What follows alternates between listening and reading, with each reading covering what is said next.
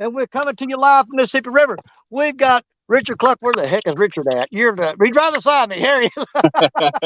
And right What's below going us on? there is Mr. Jerry Parker from Parker Pursuits. I think Jerry's still getting set up. Richard, you got lines in the water, right? Yes, sir. Got 4 out. All righty. I'm running 6 rods right now. I got 5 on screen and 1 off screen. I had to run up the truck, grab some more gear. But who all we got in here? Let's start saying hi to some folks we got in here. Hillbilly Hippie, what's up, sister? Whisker Dreams, good to see you in here. Missouri Live Outdoors. This time, let's go. We are going, brother. We are going. And let's see, WildKatRigs, let's go. We got 14 people in the house. So many, that's all we got on chat so far. But we're going to get it going. Creole may or may not pop in tonight. We'll see. He had to work today. Lisa Elliott, how you doing, sister? Possum Outdoors, let's get it. Possum, are you set up? Give me a yes or no if you're set up. David Smith, my friend, how you doing? Fishing for Whiskers. Let's see. Now, if you guys look at the top of chat, you'll see I'll have the link to the WildKatRigs that I'm using tonight is up there. It is also in the description down below and in the little banner running across the bottom of the screen there that way. And we're going to be showcasing these WildKatRigs on my part of it tonight. It's all mine, Michelle. Love you, sister. Hi, Michelle. Possum Outdoors, we are headed there now. Okay, Brandon, when you get set up, as soon as you get set up, let me know. I will drop you a link and you can come up and fish with us because he's just going to be right over yonder there. We'll be able to see Brandon from here. So he is on the Mississippi River. We are going to bring him up on the show as quick as he's set up tonight. Paul Boyd, welcome in. Dave Garcher, how you doing? I still didn't get time to rebait all my rods. I need to reel all these in and rebait them because I want to put some special bait on there tonight. I'm going to throw some big chunky monkeys on there. Big honky donkeys are going on the hooks tonight. But I got 6 rods. I'm going to bait 3 of them up with baby baits and 3 of them up with big donkey baits. Oh. We want to give them a variety pack. Martin S., what's up, friend? Stonefly. Terry Stanfield, good to see you. I've already got 1 fish on the board, and I got 1 that tangled up on me out there, and I just couldn't do nothing with him, and I had to break him off. He got up in them rocks, and I could not get him out of there. And it was a lot better than the one I brought in, but you know what I brought in, I'm happy with. It's a good fish.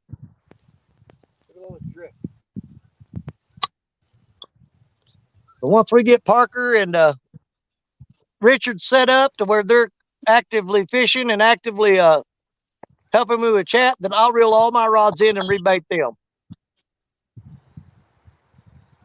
Yeah, I can't see chat, so. Go ahead. What's that? I can't see chat, so you have to be up. No, that'll be up to Jerry. Okay. Uh-oh. Trish, come on, girl. Well, I was going to rebait them rods, but she just got bumped, so I think I'm going to leave her alone. The lineup tonight we got for the rods here, you guys. I've got No Name Jane is down here in front off camera. You guys can't see her because she ain't nothing special, but I love her anyway. First rod coming this right here is going to be the Michael Murillo rod that was given to me by Michael Murillo. It is a Chopsticks 2.0. And its name is Trish, after Michael's sister Trish, because we love naming our rods girl names. Because, you know what? Here's the thing. The ladies seem to do better on this than the men do. So we just go ahead and let the girls go ahead and take it. So there's Trish, the Michael Murillo rod. Next to that is our brand new Mad Catz Panther. Now that is Madison. And we got that from Brokeback Bob during the challenge between Brokeback Bob and Pontoon Jody on Hog Legs channel. We won that rod earlier this week, and they already got it to me in time for me to use it tonight. So we'd like to introduce you to Madison right there, second in the lineup on the screen that you can see. The third in the lineup is our Muddy River Blue Cat's rod. That is Medusa. And that's spelled M-U-D like mud because she's a Muddy River rod. So we've got Medusa there. Right behind that, the big white 13-foot Akuma rod. That's Bob. That's just Bob. And down on the end, the star of our show on my show every time is Black Betty. She's way down there. I don't have the batteries for the epic lights in her tonight, but we've got that taken care of. I ran a 100-foot extension cord down there, and I set a special light that I'm going to turn on tonight that shines up into the sky on nobody but Betty. So Betty's got her own special light tonight where you guys will be able to see her. All right, so there's what I got going on. I've got one fish on the board and one tangled up in the rocks out there that I can't do nothing with.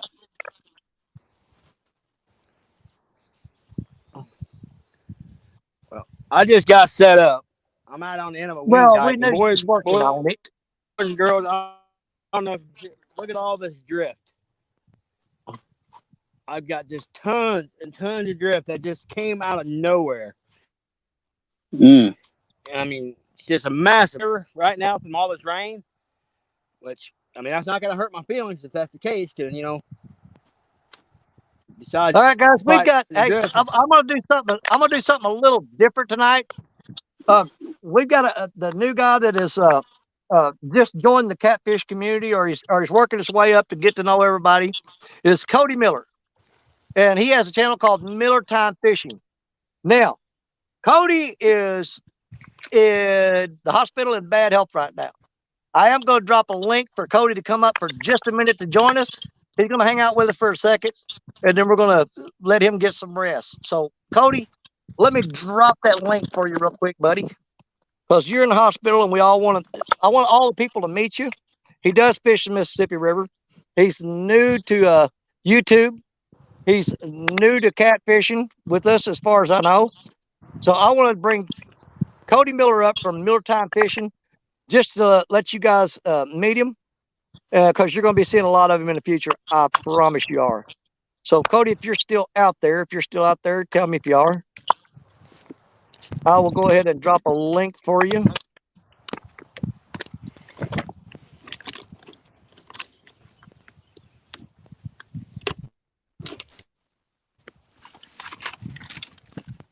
Okay, let me get this drop for you here, buddy. Hang on just a second.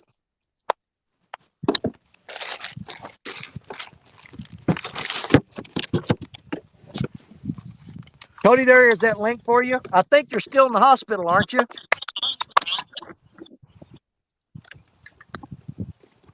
So if you'll click that link, it'll put you in the basement down there, and I'll bring you up, brother. I'm getting feedback off somebody.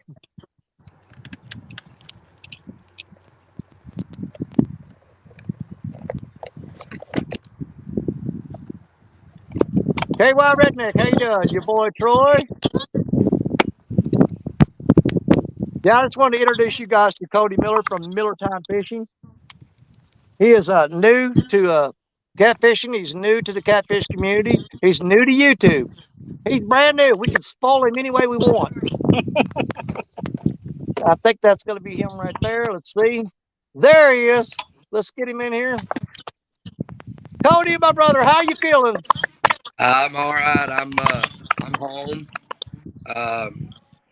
I am COVID free, but I do have pneumonia. You got pneumonia? Yeah. And they said the COVID and the pneumonia together I've got to be careful with my heart. They said it does affect my heart, so I've got to take it easy for a few days. They've got me on quite a few inhalers and things like that, but I am home. Okay, good deal. The wife and kids wanted to do a little fishing this morning whenever we all got up, and I felt all right, so I just kind of took it easy and took them, and we caught a few. I've got some videos to put on our channel here later on this evening. The whole reason I ended up going to the hospital is because I woke up in the middle of the night to use the bathroom, I passed out, bounced my face off the wall in the toilet, and messed up my eye pretty Yeah, I good. saw you had that red spot in your eye. Yeah, and it just kind of freaked me out a little bit, and I didn't really know why I was passing out, so I went to the hospital, and my oxygen level had dropped on me because of everything. So, but yeah, I'm doing better. I hate that I can't be out there with you guys tonight, but Hey, I you take your figured time and get better, man. There's going to be plenty of time for that later. Yes, I sir. You definitely get better, figure I Cody. need to. I'm sorry. You get better, Cody. That's all we care about, man. Get yourself better so you can be in great shape when you get out here with us. Oh yeah, that's for sure. I'm ready to get back out there after it. I told my wife I wanted to, but I don't think I'm ready for it yet. Yeah, don't rush it. Don't rush it. Because all you're doing, if you go out there too soon, you're just going to make yourself sick all over again, and you're prolonging getting to come out here. So it's That's better to right. take your time, heal it up, take the time you need to get healed up, then come out here at 100%, and you can keep on going from there. Right. Yeah, that's definitely the plan. But my wife and I, we've got you on the big screen here in the living room. We're gonna watch y'all through the night. So good luck. Okay, Catch buddy. a nice one. Thank you, All Cody. right. Well, we're glad to Cody, have I've you. been praying for you, buddy. You and the family. Heal Man, up, I get better, so appreciate you can it. get out here and go fishing with me. All right? That's right, man. I appreciate it. Yes, sir. Y'all take it easy. I'm gonna be watching. All right, Cody. All right. We All appreciate right. you, Thanks, buddy. buddy. All right, later. All right, you guys, that's the newest member to our catfish community, Mr. Cody Miller. Yes, Miller Time Fishing. If you see his link in chat, if you guys don't care, some of my mods out there, I don't care. Go ahead and drop Cody's link in chat. You guys pick him up. He's just starting with YouTube. He's just getting started in the catfishing community. We definitely want to welcome him in with open arms. He's a great guy. He's going through a tough patch right now. He had the vid hit him, which gave him pneumonia. So he's in pretty bad shape, but he's a strong, big old boy. So don't nobody worry about that. He'll be back, and he'll be back in aces. All right. But there's the introduction to Mr. Cody Miller for you. We're glad to have him on board. Now, some of you guys start talking some too, because I'm getting dry throat. It may be a bad omen, boys. I just counted 26 buzzards circling around over top of me. They've been here all day. They're right over top of you. Might be a bad omen. They've been Well, there I all got day long. massive piles of drift come down the main channel. I mean, it just come out of nowhere. Must have had a pile break loose upstream of you. Yep. That sucks, man. Well, hopefully it won't get over into your lines, cause you too much trouble. Richard, them buzzards are Danny, landing in that tree right above you right now. Yep, you there's a all, whole slew of them, man. you're Good talking Lord, about they're buzzing. coming My in right buddy above you. Devin is sitting behind me, and he just pointed. There's probably 50 of them behind me on circling the way to hell up in the ridge top. That's crazy. He's got a ton of buzzards on him. No. Oh, I mean, I'm kind of hot, but I ain't figure I stunk that bad. No, they've been there way before you got there. I figure somebody's either poached a deer back there or something. I mean, in all honesty, I hope it's a deer. I hope it ain't another dead body back there. Yeah, no doubt. It won't be the first one. I think it all know over the last 15 years they found 2 dead people back there all together. But one of them was a drug overdose that got back there and partying with a bunch of people and OD'd, and all the friends just loaded up and left the body there because they were scared. And the other one, they never did say what killed them. Jerry, did you bring your big boy reel out tonight? Yes, I do. It's the one on the very end right here. I got it on the very end on my on a heavy action surf rod. It's an ugly stick tiger shark. My mad cats won't be in until midweek, but yeah, I got that sucker out in the very end, hooked up the big old donkey bait. Well, how'd she cast? Unreal. You like it? Good deal. Oh man, smooth, real. I mean, rips that line in and that thing. It's a Penn Squall 30 I just picked up, and I got a 12-foot Mad Cat's rod that's gonna coming in for it. Should be here early in the week. So I was wondering how it's going to work out, man. There's Oh, Bobcat man. Outdoors popped in. So what you heathers doing? What's up, Bob? How's it going, buddy? Bob. Now, see, you guys talking about big boy reel, and you got Josh from WildKatRigs laughing because he does not consider that a big boy reel. I promise you No. don't. He's got to remember, though, No. this ain't freaking salt water, Josh. This ain't salt water. This is Mississippi River. Yeah. Mike Turner, how you doing, buddy? Your boy Troy. What's up, Mike? See, I saw somebody else come in here a while ago. Outdoors with Otis. Trying to go back and catch some of this stonefly. I may have already said something to some of these people I don't know. Who I did can't I see miss? Cat tonight, so Oh, you guys are freaking killing me. You know it? yep. I'm going to have to Yeah. pay that extra $9 a month so you guys can see this crap. Yeah, because I think I've got it set up for Creole. I had it set up for Parker. Now it's set up for Creole because I can only have one co-host. I can have up to 4 on the plan which when we do the tournament, I'm gonna have to pull 2 you guys off from the host to give it to Mark and Brian B for the tournament at the end of the month. I got no freaking problem with that. But I can pay an extra $9 a month and add 3 more people, so besides myself, so I can have 4 spots on there. That way, you guys can all have a spot as co-host. But my wife told me don't spend no more money until I get back from Florida. I was going to do it tonight. She goes, "No, you don't spend not a penny until we get back from Florida." Well, the wife was supposed to be going to Florida this weekend, but she is going to wait until the end of the month. And actually, the weekend we do our tournament, she'll be in Florida. Okay. I can't get away from work. Now, Jerry, you was talking to me earlier, which we're going to keep this secret. As far as I know, we're going to keep this secret. Was you talking about next weekend, that deal that you was mentioning to us? Yes, sir. So you're going to have to like host next weekend, and then you're going to have to host the 27th, correct? Yes. Okay. Well, I mean, I don't care. It ain't no big secret. We can tell the folks what's going on so they got something to look forward to. Well, it'll be next weekend because I'm going to be out of pocket. I will be on the show, but I'll be on the panel. But I will not be on the river fishing because I'm going to be in Montgomery, Alabama at that time, heading toward Florida.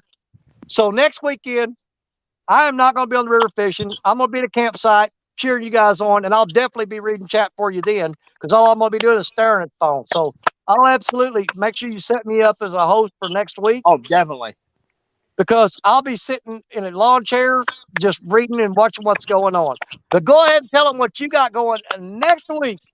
Well, folks, if the weather doesn't mess us up and everything goes right, Friday and Saturday night, I will be in a boat with Epic Catfish. Heck yeah, man. You be with Sean too? Yes, sir. So you're going to be with Epic and Sean Friday night on their channel, correct? Yes. And then Saturday night, you're going to be on the River Rats with Tim Scott, Epic Catfishing, and Catfish Heroes Sean. Yes, sir. Will be on the River Rats channel Saturday night. That is correct. And Danny Stone will be stuck in Montgomery, Alabama. You see what they do? They wait till I'm out of state when they bring in the ringers. Oh, wait. Think about this. They had to get Epic and Sean to replace me because I'm not going to be able to fish that night. I'm going with that one. I'm going to go with that one. There you go. I'm going to use that one. But that's going to be a great show. And then we'll have, I can't remember if it's going to be Creole or Richard will host the week after that. And we'll have something special planned for y'all then. But then on the 27th of this month, the last Saturday of August, it's going to be the showdown of all time. It's River Rats versus the Boar's Nest. And guys, guess what? We're going to have a ton of giveaways during that competition. So make sure you don't miss that show either. On August the 27th, on the River Rats, it's going to be hosted on Jerry Parker's channel. We're going against the Boar's Nest, and we're going to be catching fish, making those little pigs squeal, and giving away a bunch of prizes. So there you go. That's what the next month of August has got in store for you. Great time coming up. Well, now that may not be all, Danny. You was talking about doing some giveaways. Yeah. You remember when we was at Trail Tears the other night? We was trying to push me to 500, right? Yep. And said if I got to 500, I was going to give away a reel. Okay. Well, you guys got me to 500, and actually above 500. And I think next time it's my turn to host. Okay. We're gonna do our fishing, do our show, and throughout the whole night, I think I'm gonna do some giveaways for my 500 sub giveaway. And I've got some pretty good ones coming up that y'all ain't gonna want to miss. There you go. So every episode of the River Rats coming up has got something fantastic going. And then you got me hosting it tonight, and hell, I don't know what's going to happen. We lose Parker. I believe so. He was beeping like a robot a while ago, so I'll have to keep my eyes open for him. Yeah, his signal was getting a little sketchy. Yeah. I'm still getting a couple bumps on a couple rods, but I think I need to freshen these baits up. Yeah, I was getting hit on that Bill Dance rod just a little while ago. Hit it pretty good, but it's either a dink or gar. Ain't sure which yet. Well, I'm going to wait until Jerry, there he comes back. When Jerry gets back in here, there he is. And I'm going to reel in and freshen up some baits. Where'd you go, Pokemon? Man, the spot I'm at, for some reason, when it's daylight yet, my service kind of is wonky. But once it gets dark, it's always good. Well, let's just all sit here and push the sun on down in. I wish we could. I'm ready for it to get down. I'm sitting there hiding behind this little umbrella best I can. I'm hiding behind this hat. It ain't horrible. Hey, I'm hiding behind this J-Dog's Gone fishing hat, which, hey, there's only 6 of those. 6 of them in the whole wide world, folks. Only 5 other people have one of these hats.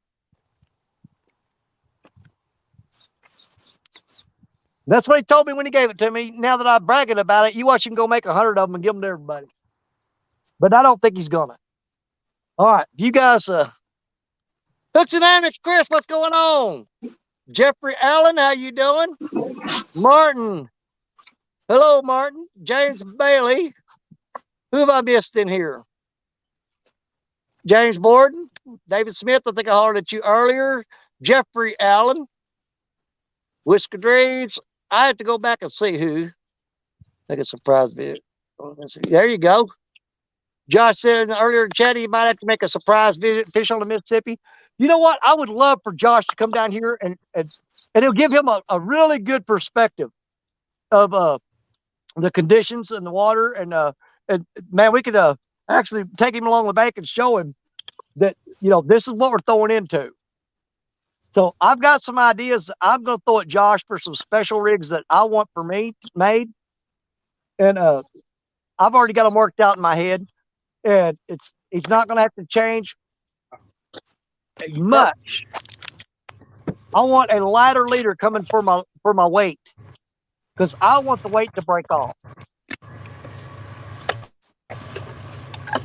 But I'll get with him and work that out. But these rigs are perfect for like upstream there in that sandy, muddy bottom where you got just like a little bit of structure here and there and everything, with a few sticks and logs floating down.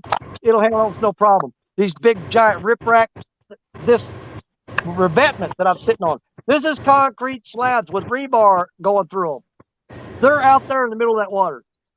I promise you, if I hook into one of those, I am not pulling it up.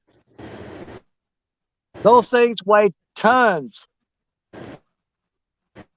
All right, let me check some baits, guys, because I want to get some fresh bait out there.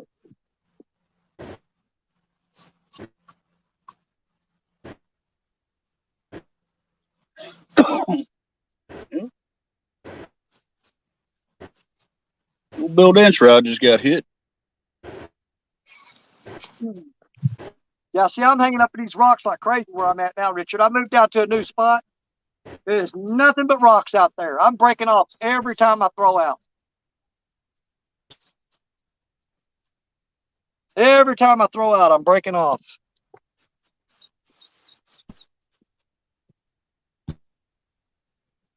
So I am going to go through some rigs tonight. I guarantee it.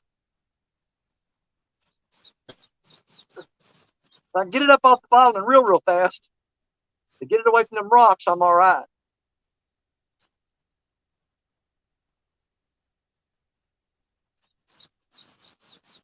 Old Bill Dance rod just got hit again. It ain't acting like a gar. I'm thinking it's a dink. Well, I'm fishing on credit on that first rod there. No, I broke off the first rod. Second rod, fishing on credit. This one, I bet it's going to be hung up. No, I got it up off the bottom. Or did I? Nope, it's hung up. I was telling Jerry before we started, me and Stephanie went out and got on some channel cats this morning. We went a little lake south of us there. You know what I'm talking about. We went down there and took the boat out, did some dragging and stuff. And, man, we got on some channel cats. I was wanting to get some eaters. We brought home a few. I'm gonna clean up tomorrow and have for supper, I guess. That's the first time I kept fish in a while. I don't keep many. Well, you know what? Here's the thing. We talked about this. When I get ready to have a big fish fry, we're going to make another one of those Baldwin trips. You dang straight. We lost Jerry again. But yeah, that little lake down there, it's so overrun with them, and some need to be took out. Oh yeah.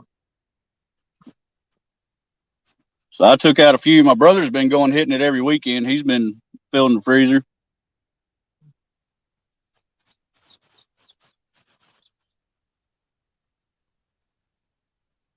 I think they caught around 30 this morning.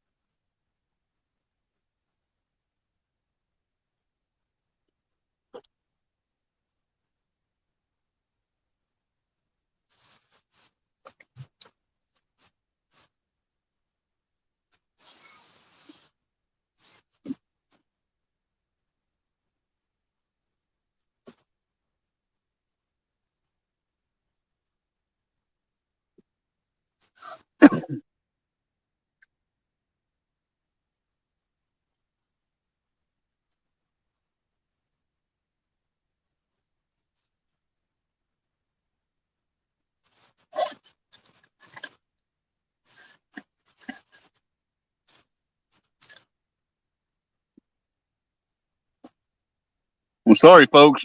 I can't see chat, so if y'all saying anything to me, apologize. I had to wait till Danny get back. He's the only one who can see chat.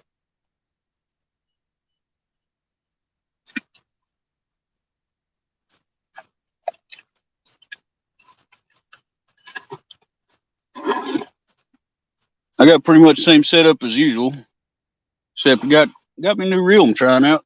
This right there, that Muddy River rod. I got a pin rival 15 on it. I got it. I'm tapping that Bill Dance rod again. I got a pin rival 20 down there on that orange meat hunter, and I got the 15 on this Muddy River rod. So far, I like it, man. That thing will cast. I think it'd be better for a boat rod because the line capacity ain't there. But I wish whatever it was would go ahead and take it instead of dinking with it.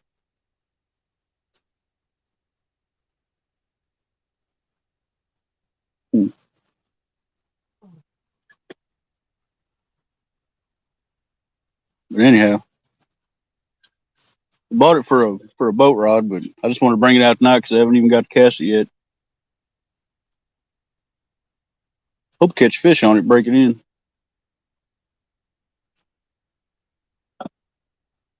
Just bear with me. I've got 2 more rods to bait up, and then I'm going to sit there and read chat and rig up the other 2.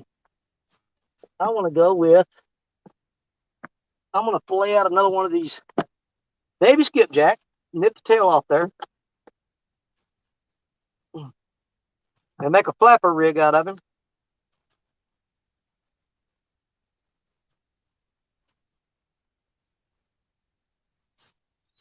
Like that.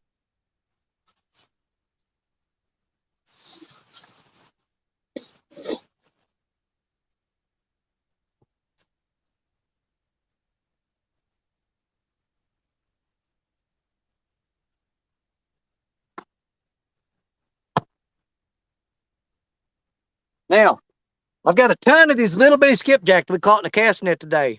Little baby skipjack. They're about 4.5 inches long. I'm going to put them on their hole, but I'm going to fillet it out to where I make a split.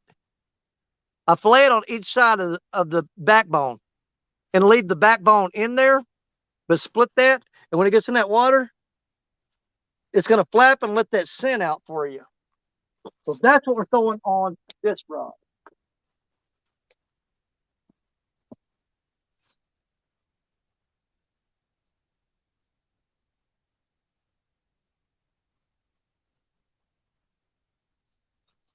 I've got a bunch of these little bitty baits, so I'm going to use them up. And then we'll start cutting into the big donkey baits. I just want to use these up while they're fresh.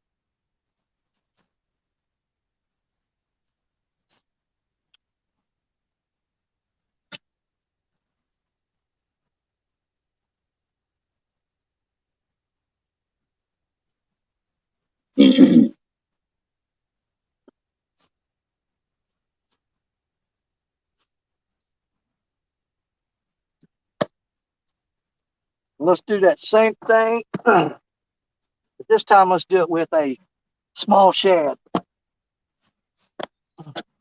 Put that tail off there and get rid of that.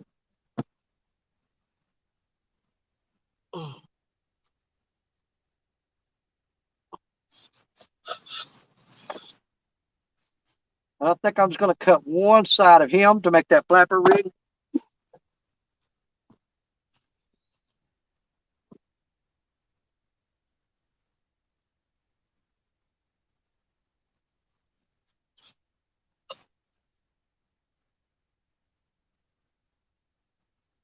Just like that.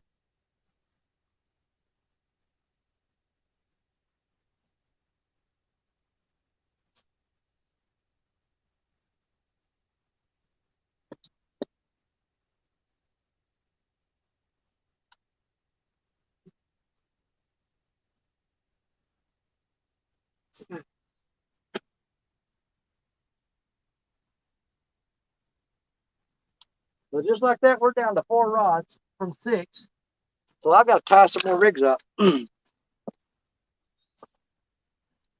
me see what we got going on here. Jerry back again. There he is. He's going to be in and out until he gets his signal straight. Stop! Martin, A1 Fishing. I'm waiting on yeah, there's A1 Fishing family. Let's see if we got Brandon's Outdoor Adventures. Try to see if we got anybody new in here. I done said hi to Mike Turner, James Bailey, Working Class Fishing Podcast. Good to have you in here. I don't think I've missed anybody. If I did, I apologize. Because if you guys know me, you know I suck at chat. KC Fish Page. All right, now, let's go back over what I was talking about a while ago. Because now I have brought down a big box of WildKatRigs. Now, I'm going to show you how I'm going to take this single hook rig and set it up for the area that I'm fishing. So first thing let's do, let's go in this box and get us out a single hook WildKatRigs. Go in here and find one of those. We're looking for a single hook rig, and there's a ton of rigs in here.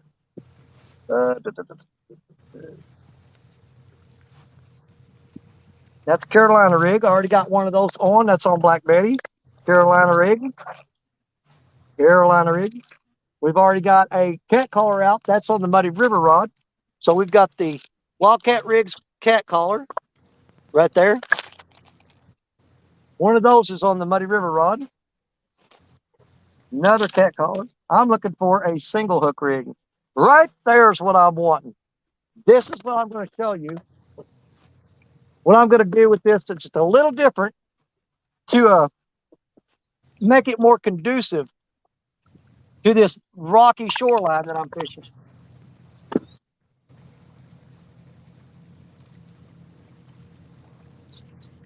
Get that out that package.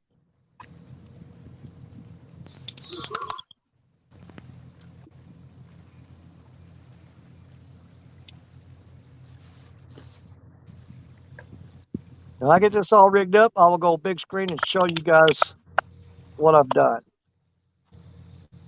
Okay. Let me go ahead and get this tied on here. Well, that braid just sticks right up in that daggum bushes there.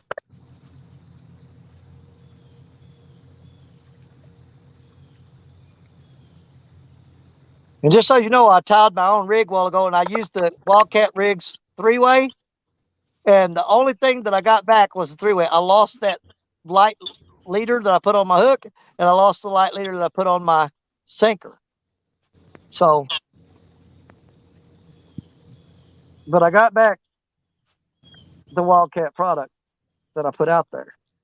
Let's go ahead and clean that up, and we'll use it here in just a minute on that rod over there. But for now, we're going to go ahead and rig this up.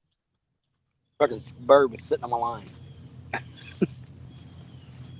Good God, man, Richard, all those buzzards have landed. They're all in that tree right above you. Don't scare them.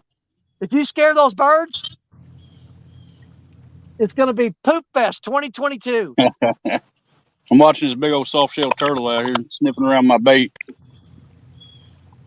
I got freaking swallows flying around, and I'm off the end of the dike, so my lines are pretty high off the dike. And the swallows are landing on my line like it's high wire.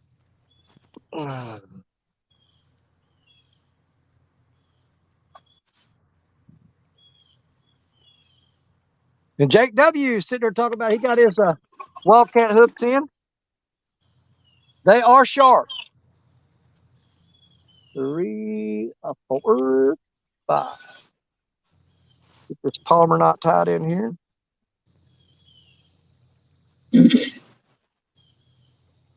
That locked in. Trim that tag in up.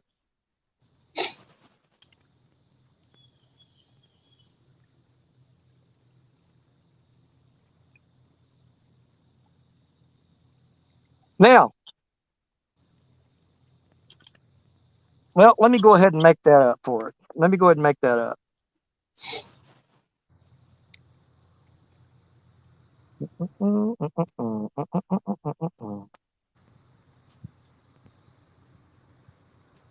Get this like I want it right here.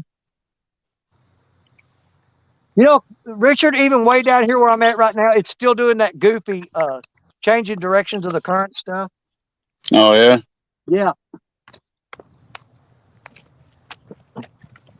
That's weird, man. There's got to be something down there like a big hump or some kind of contour that's making it do that. Absolutely. Still don't understand it. But it's like glass down here right now. I got current moving probably about maybe it's not real fast. Right in front of me, it's 1 mile an hour. If you go out about maybe 60 yards, it's moving about 4 miles an hour. So I'm in the transition point between the fast and the slow current. Okay, now I'm going to take this 15-pound test line.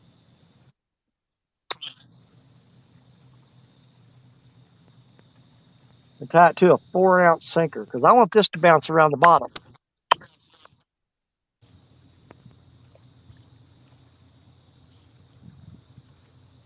Three, 4. 5. Boy, I sweat it's so hard down here today. I got on 2 shirts. I got on an undershirt underneath this Uncle Lou shirt. If that holds that sweat on you, and man, I tell you what, sitting in the sun, yeah, you get pretty ripe pretty quick. My wife will not let me in the house. Most of the time I have to take a shower out in the camper when I come home. Because you're not coming in here smelling like that.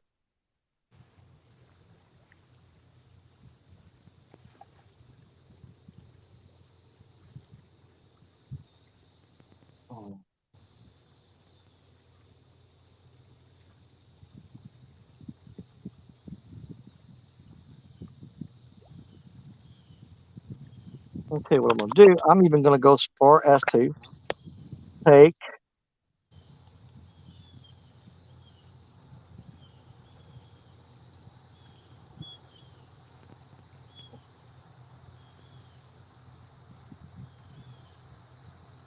I'm going to take this 150-pound WildKatRigs single hook rig. It's got the swivel. It's got the WildKat leader crimped to the hook, and it goes down. And what he has on here is a crimped loop that has a snap on it. Now, because I'm fishing this rocky shoreline, what I'm going to do is I'm going to go ahead and pop that crimped or that snap swivel off of that crimped loop. We're going to put that up right there. Then I'm going to take a piece of 15-pound test line with a 4-ounce sinker. Now I'm going to tie this into that loop where the snap swivel was with this 15-pound test. And it's going to be a breakaway sinker. It's a sacrificial sinker. 2, 3, 4, 5. So when this sinker gets caught in them rocks and that catfish grabs that hook, either me or that catfish one is going to break this 15-pound line going to that sinker. And then it's going to be all me and him with a 150-pound leader on that hook, and he ain't getting away from that. It ain't happening. So we've got Madison all rigged up. And it's going to be down like that right there. So let's go ahead and get this one baited up and get it back in action. What you think you doing, Danny? Huh? What Creole. do you think you're doing? What's going on, buddy? You know what? Everybody done give up on you, and I said never give up on Creole. Well, this might be all you get tonight. I just slid in from work, and the reception in the old cabin ain't too good, so I'm not sure how long I'll be able to hang out. But I'm gonna hang out for a little while. Well, it's no problem. We got you got 3 of us, and Brandon Bronner's on his way getting set up. We're gonna go ahead and let him come in early because he's just right downstream of me and Richard. Okay, that'll work. We had Cody Miller. I don't think you've met him yet. He's new to the catfish community. He's new to YouTube. He's in chat right now, Cody Miller. He's just started his YouTube channel, and he lives over there right by me and Richard, and he's starting to get into it. He fishes here in Mississippi right down there, same spots we do. But he is bedridden right now because he got the nasty vid and was hospitalized. Oh, yeah. Well, he wound up catching pneumonia, so now he's at home with pneumonia, taking breathing treatments and stuff like that and everything. But last weekend he was right downstream fishing from us, so we've got quite a bit going on since you wasn't here. I managed to land a nice little blue cat right before the stream, but I had my live going, so we got that on video. And I hooked up onto a really nice one and got him caught up in the rocks and could not break that leader going to the WildKatRigs snap. Uh-oh, Richard, that fish on. I see him running. Fish on. I got him. I got him. You got him? Get him. I got him. Oh, yeah. Look at this. Right, Richard. It better not be a turtle. It better not be a gar. Oh, no. Did he get off? Oh, no. Oh. Man, I saw when the tension come off the rod. I was afraid of that. Yep. You know what? I don't know what's going on with the year 2022, But I've been seeing fishermen all over YouTube, all of our friends in the country. I have seen more fish come unpinned That this year that is than any other depressing. year I've ever seen. Yeah, you're right. It seems like everybody's. I mean, it's like 2022 is the curse of the unpinned catfish. Yeah. That is freaking depressing. He felt good too, dude. This is a 10-foot heavy action.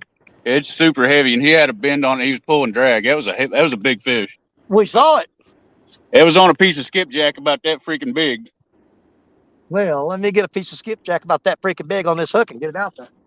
How confident are you that that was a catfish, Richard?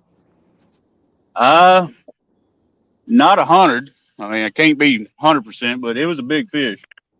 Yeah. It could have been a great big old gar, but it had to been a big one. Well, do y'all have alligator gar that far? Yes, we do. Yeah. I will say this: a really big alligator gar feels just like a big blue. You don't feel them rolling around like you do those smaller gars. So that is a possibility. Yeah, I can feel him. Boom, boom, boom, boom. So, oh well, it is what it is. Is It was is a the leader bullhead. Leader's good. No, but I mean, is there slime on your leader? Ain't no slime. Well, then that's I bet that's what you had, the big alligator gar. Probably big old gar. Well, Which I'm gonna lie, if it was an alligator gar that big, I'd probably try just as hard because those are so good eating for me. I love those things. whether it was or not, I'm gonna tell myself this gar make me feel better anyway. Well, the fact that your leader does not have any on it, that's what I'm gonna go with. That's probably what you have. Yeah. Hey, he felt good anyway. I was all excited there for a second. Now, I tell you, a gar that big, that would have made one heck of a show to put him on the bank. I will say that. Yeah, no kidding. Lost my 10-ounce sinker too. Dadgummit. Oh wow. Oh well, rig did its job. That's what it's there for.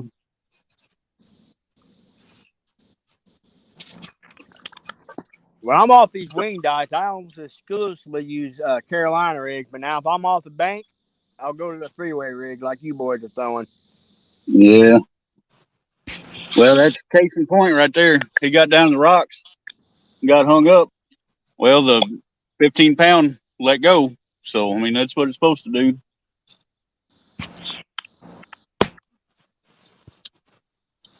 See what my phone's on. It's on 35. So I'm going to go ahead and a little early, but I'm going to fire up the generator anyway.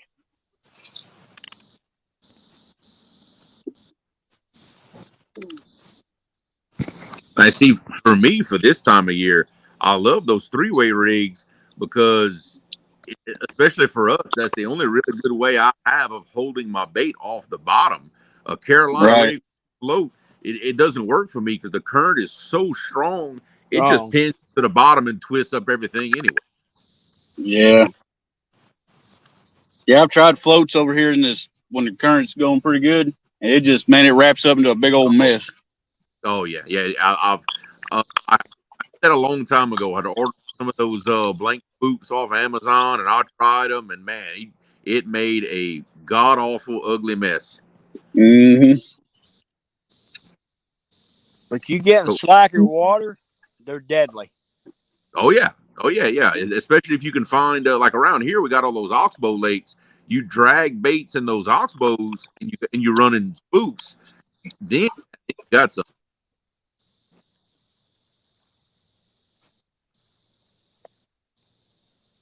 Here's a little not so pro tip. Them little guys right there, the lifesavers. Get them at Walmart for like $1 back there in the camping section.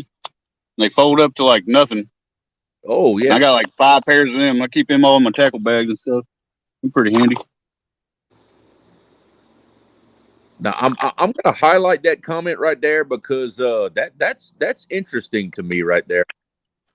Y'all read that. I see that, and I'm intrigued. Yeah, I'm now I don't know what kind of weight it would take to hold that sucker down, but hey, I keep plenty of lead in my box. I got 30 weights if that's what it takes. Yeah, I got everything from 8 to like 16 ounces in my bag. So could we possibly see a mega size cat collar? Maybe. Throwing that out there. Might be on I something, could man. I have a way of saying stuff and pressuring people into doing things. You notice that? Yep. I'll give it a shot. I'm not very subtle. Definitely try it. In About a $700, a certain someone is going to be sending me something soon to try anyway. So maybe that can be in the box as well. Just throwing it out there.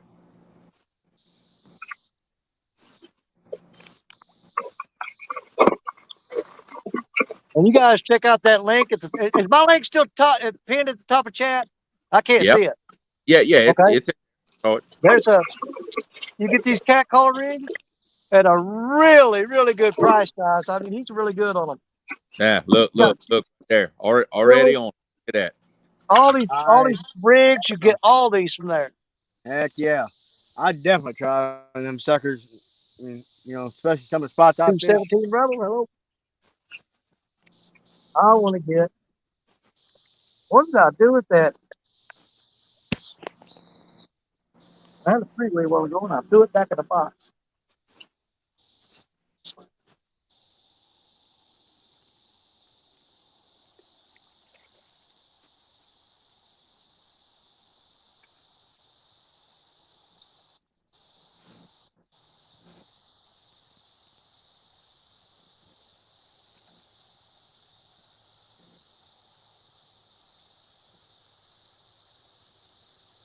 Boy, it's going to be an absolutely beautiful night already. I can tell that.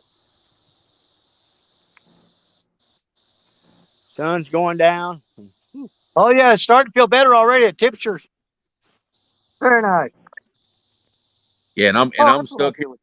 Rub it in, why don't y'all? Oh, it feels wonderful out here now. It's glorious.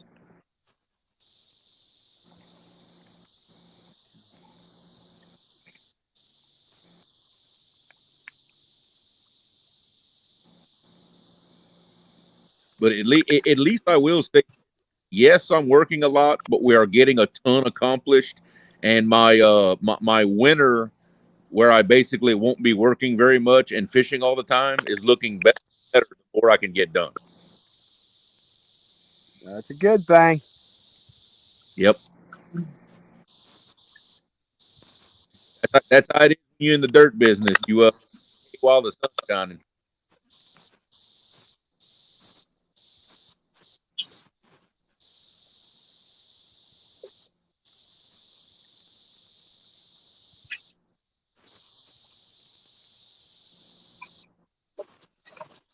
So how? I know y'all are. I think y'all are on the back side of that rise y'all had in the river. What y'all look like as far as the rise, falling water and clarity and trash and everything else? How's that affecting y'all? To me, right now, it looks about normal, like if nothing had happened. The river looks. The water clarity is what you'd normally expect to see on the Mississippi if there wasn't a flood or there wasn't any rain. Okay. I mean, it's not bad. Go for it. How about here? I know. I heard you say something at some point about some trash in the river. I had a massive amount of drift come down at one time. Now the channel's completely clear, and I am it crested last night, and I am on a very, very slow drop for the next 3-4 days. And then it's just the bottom's just gonna fall out of it for about a week. It's just gonna drop like crazy. But next weekend, yeah, I'll be way up north fishing. So if not, I'll be above all this, and the river should be stable where I'll be at next weekend. I'll be up around Alton Dam next Saturday. Oh yeah, that's right. That's right. I heard about that little excursion that you're going on, and I will say that I am insanely jealous right now. It's gonna be a good time. Yeah, I believe so. You're talking about debris, Creel. I got a tree coming. Looks like it's coming right toward my line. Oh yeah, get them in, or you gonna lose everything. You know how that goes. Probably be all right. I got two barges passing at the same time. Probably fixing to push it all right over toward me. Yeah, that's exactly what's gonna happen. Well, see, I'm downstream of him about 150 yards. So if he catches that log and pulls it in, then I ain't got to worry about it. Yep, on my way to work this morning, I passed I passed all of my fishing spots. I passed over every dam I fish. I pass over it, and the water is nice and muddy and trashy right now. I think ours is going to peak out within the next 2 days, I believe. So for next weekend, I should be on the downfall with the water coming out of them little bayous again. I think that's going to make for some good fishing if we play it right.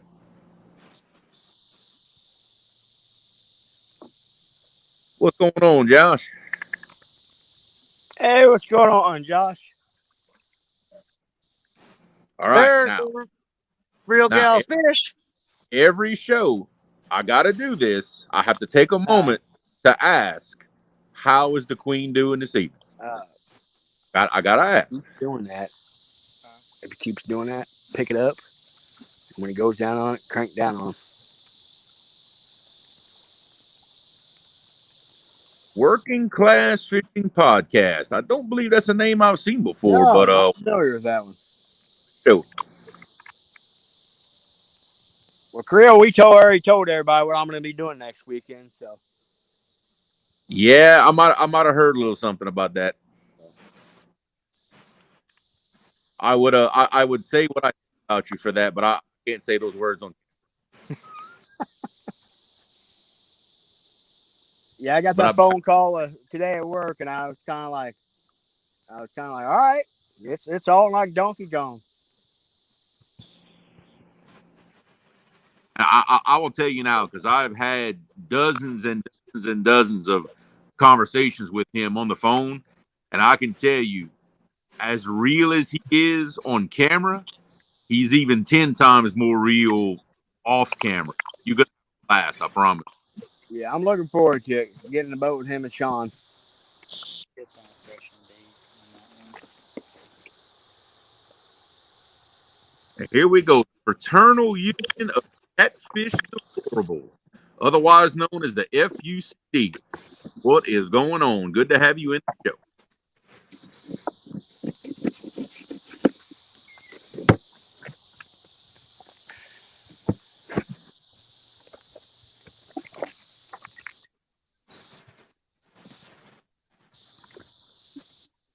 Oh, and just here a bit, I'm going to reel everything in and freshen everything up. I got plenty of bait. I want to keep everything fresh in this warm water.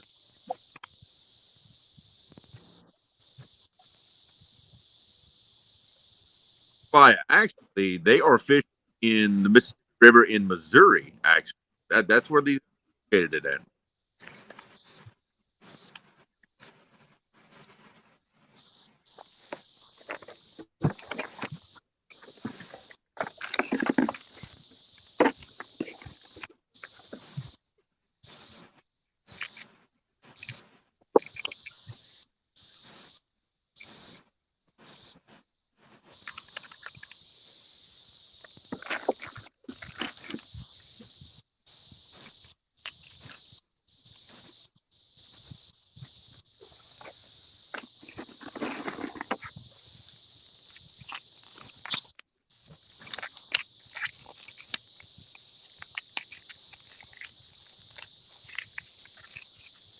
All right. We're back to 6 rod fishing again.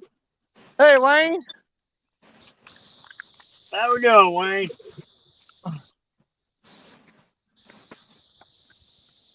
He's in the nursery catching those little cats. I think he went up to Trail of Tears yesterday. It didn't do any good up there, I don't think.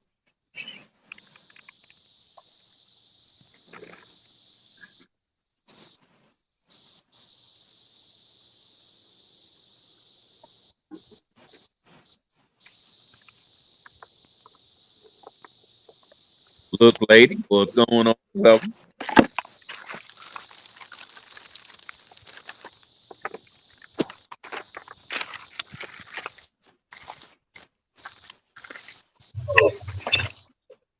Yeah, the tree missed me. It's coming down to get you, Danny. Ah, crap.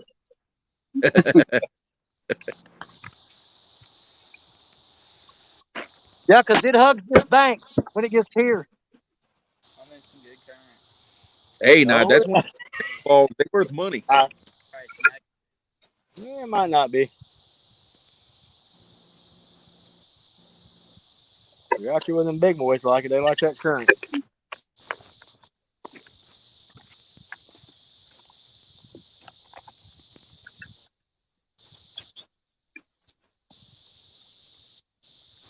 Yeah, so most people that don't know would be real surprised to know how fast current those big blue cats can not only live in, but still swim upstream and take a rod down. You'd be real oh yeah. surprised.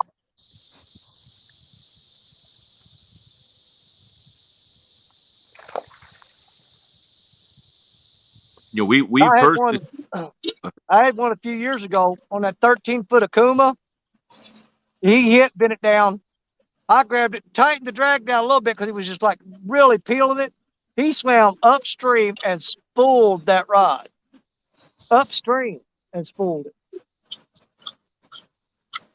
Yep. When our 76-pound boat record was caught, same thing. The current was running about 4 miles an hour, because it took about 12 ounces to hold the baits down. That fish grabbed it, and by the time my brother realized he had a fish, he had passed the anchor on the boat upstream at 4 mile an hour current.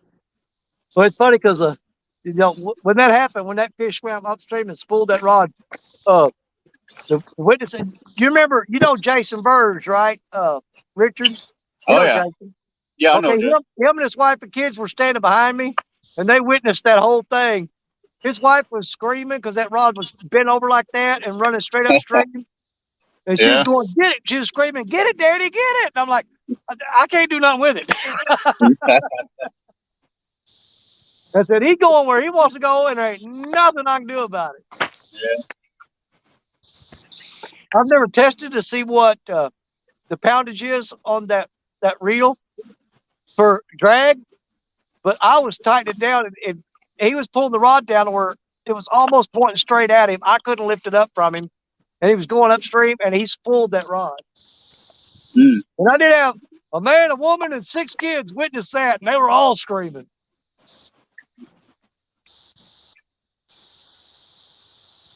Look at that cool clown over there, Richard. Yeah, I was checking it out. I was trying to put the camera over a while ago, but it wasn't doing it no justice. That right there. Looks like That's really neat. Looks like an atomic explosion. Yeah. See it? That's a weird looking cloud right there. It may be an A-bomb. I don't know. We'll know here in a minute. Yeah. Hey, you realize what the cloud is, right, Dan? Do what? Do you realize what that cloud is? Because I know what that is. What you're seeing is the leftovers of the dynamite that the hog leg crew is throwing in their water to try to find fish. You know what? That's what it is. They're trying to kill them all so we can't catch them. I bet you're right. I had to. I couldn't help it. They're trying to kill them all so we can't catch them. Yeah, that tree's going to miss me, Richard. It moved on out. Good deal. Yep, it's about 65 yards out from me, past my lines. So, gonna be good on it.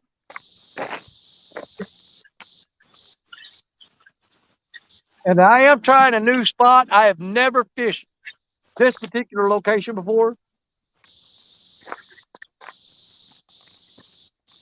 I fished a couple of holes upstream from here, right next to Richard, where Richard's at. But I've moved down. I'm moving down the river. Man, I've got 2 miles of bank here.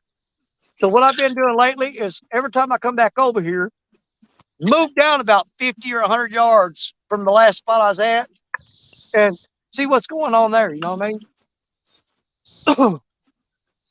And when I do good there, I'll mark it on a map or drop a pin on it on my GPS on my Google Maps, and I'll mark those spots for later. On Chili, what's happening?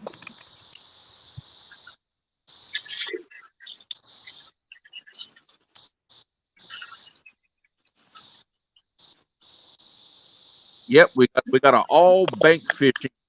Like the boat guy is stuck at work.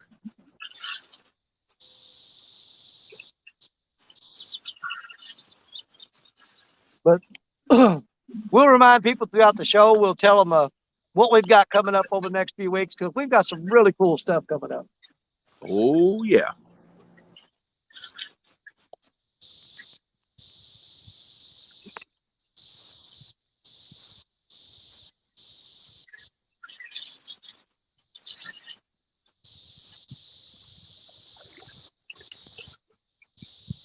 And like I said, I'll be gone next weekend. But I think if I get up early Saturday morning, the weekend after next, and drive all day, I might be able to make it back home and get over here that Saturday night for the night that Richard's going to host. But I'll be coming up from Alabama that day. I'll get up early that morning in Alabama. I got to pack the camper up, get hooked up, drive all the way back to Missouri, get the camper put up, all that stuff put up, get all the gear packed up, and then come over here to the river. And I might be able to make it on the night that Richard's hosting because Richard's going to do a giveaway of a reel, and we may come up with some other stuff to do that night. But on the 27th, it's going to be all out. Battle between the Boar's Nest and River Rat. There's going to be a ton of giveaways, you guys. And I mean a ton. We're going to be giving away all kinds of stuff.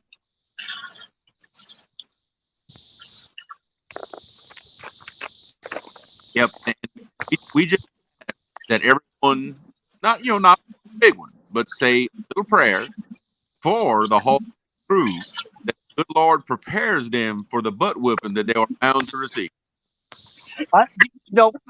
Pray to give them strength. That's what we want. We want to give them strength. It's the right thing to do. It's the right thing to do. In this time of devastation that is coming upon them. See, I ain't no good at this trash talking stuff because here's the thing. It worries me. Me too. I ain't scared of nobody fishing. But you start smack talking, and if something happens where, like, say, the river floods out or you get crappy conditions and you get beat by somebody that shouldn't have beat you, then after all that smack talking, you look like an idiot. I'll just make up for the smack talk where y'all leave out. That's okay. I got you. No, it's gonna be tough on them boys. I'll tell you that.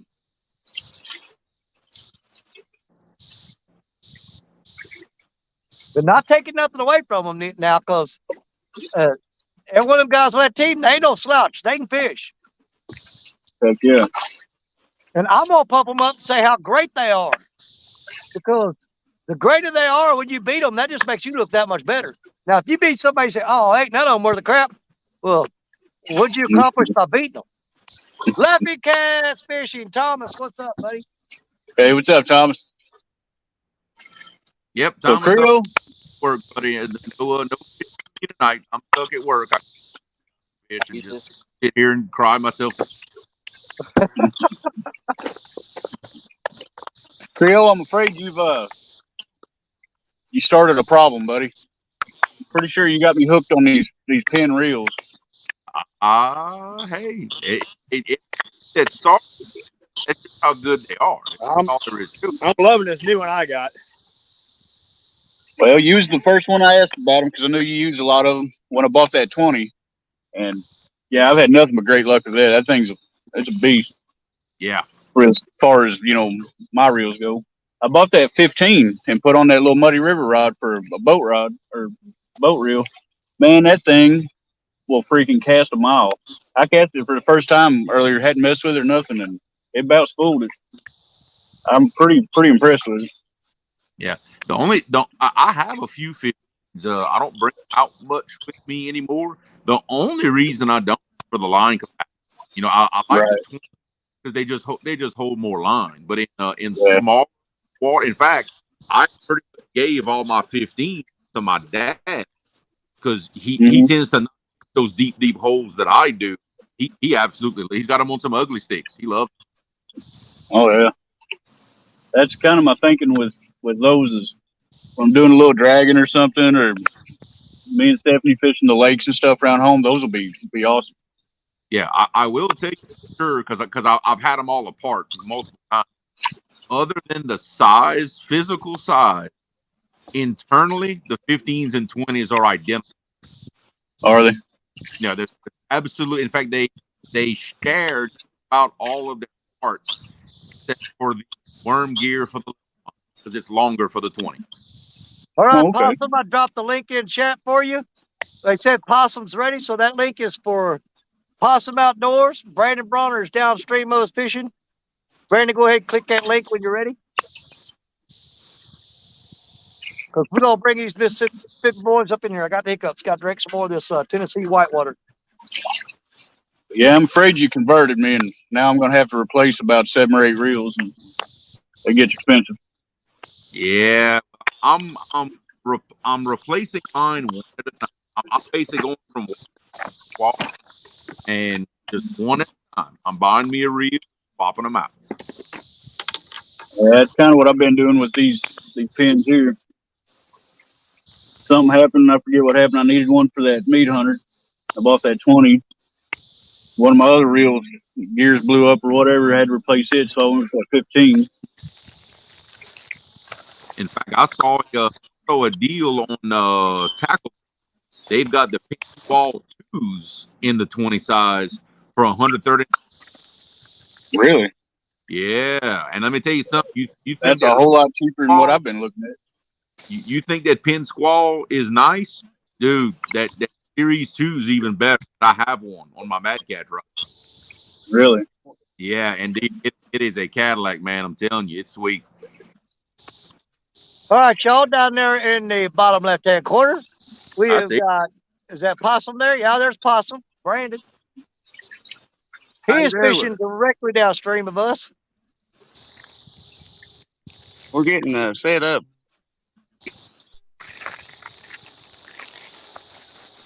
For all y'all that haven't met Possum, that is Brandon Bronner. He lives over here in our area, fishing Mississippi River right here where we're at. Evan, how you doing, buddy? What's going on, Evan? I seen him. What's up, Evan? Evan's up there in chat hollering, Possum's in there, Possum's in there, Possum's in there. I saw him, buddy. I got him.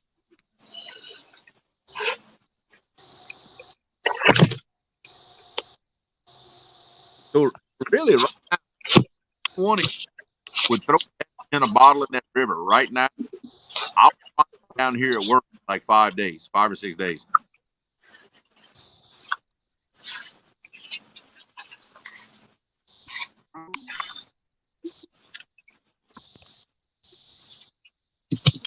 Aaron, I've been really impressed with that Mad Cat so far. It's I find it's got a lot of backbone for the size rating. Medium heavy Mad Cats is on the heavy side. I love it personally. It's a really nice rod. That will not be the last of my own. I promise you. I will be getting more.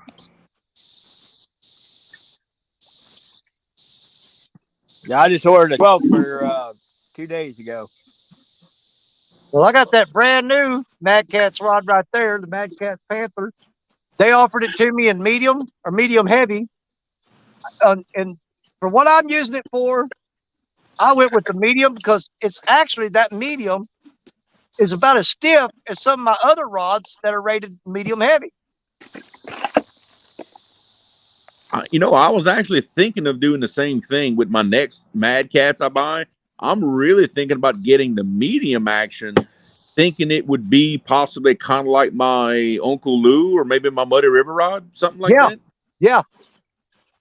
A medium heavy in a Mad Cats, to me, seems like it's heavier than a medium heavy in a lot of other rods. It's a little stiffer. It's a little stiffer than I want, but the medium in it, I love it. So Jeremy, you're saying the medium Mad Cats is going to be about like this blue cat rod? Well, possibly. I mean, I don't. Thereabout. I've never had my hands on medium, but what I can tell you for sure is a medium heavy Mad Cats is a little stiffer than the blue cat rod. Really? I will tell you that it's stiffer than the blue cat rod, but not as stiff as my heavy action big cat fevers. It's like it's right in, but it's like a heavy, medium heavy, which personally I look for what I do, you know. The only thing like that I can tell you is in the Hellcats, I bought a medium heavy. I wish I'd have bought a heavy. I bought it at CatCon. Larry and Cody was there from 3+1, and they buy a lot of them. And Cody tried to tell me, dude, get the heavies, and I did. And I bought the medium heavy, and it's a little bit light. It's good for like dragging and stuff. It's got a lot of sensitivity, but it's a little bit light. But basically, as best I can tell, that medium heavy Mad Cats has the backbone of a heavy, but the hip is a little more sensitive than let's say my heavy action cat fevers.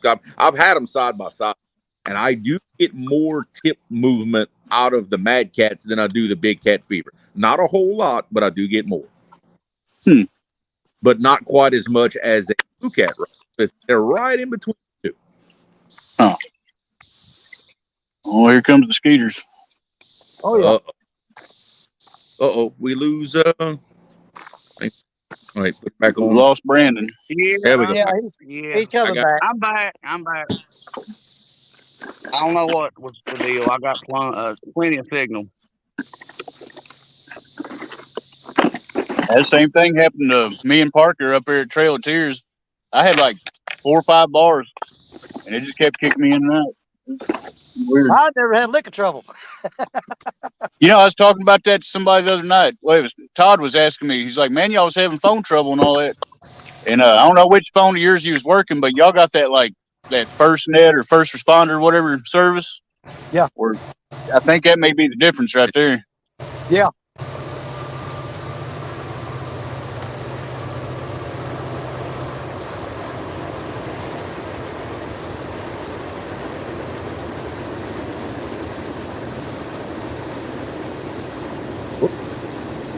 Yeah, all my phones have the with the plan that I got, they're all first responder and stuff like that. So we got way better service. Yeah, that's what he was saying. That with all that city stuff, y'all's will lose y'all's last, and it'll have signal where the other ones won't. That may be what the difference was. Jerry must have a barge passing by him because boy, it got loud all of a sudden. Yeah, dude. Yeah, I got it muted for just a second. Yeah, I was wondering what that racket was.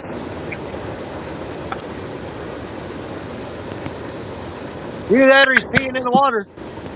Oh, I got something for them skaters.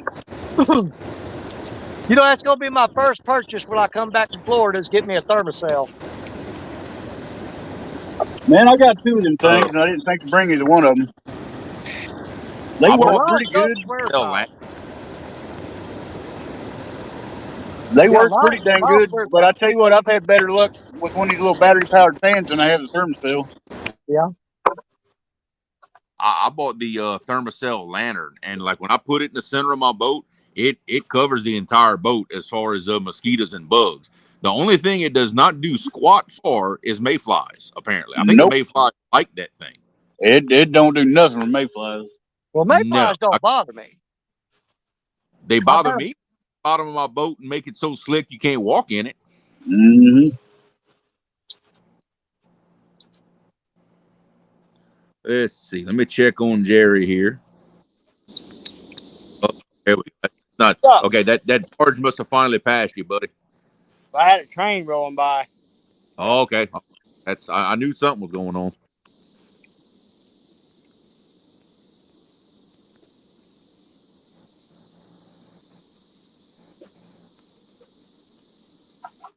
We'll turn this light on.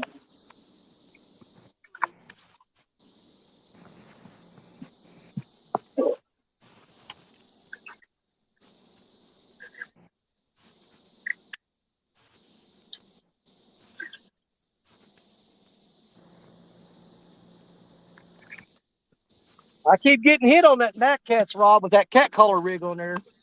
He keeps bouncing it. He's been down pretty good deal, but I've got a really long piece of bait on there. I probably should put a stinger hook on it. There he goes again. He's back.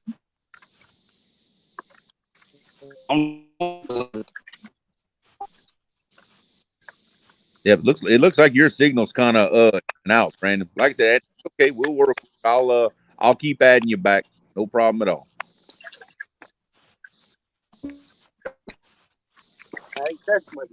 That's with me like it might be a guard. I don't believe a catfish would have took that much time with it. You better crank like crazy.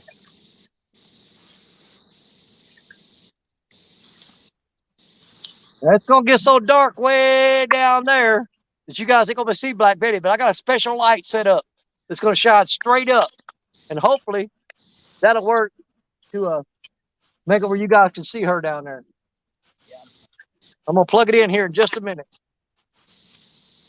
Yeah, there's a bunch of big rocks right in there. I mean, just a lot of them big fish later. Yeah, it sounds like there's another barge coming.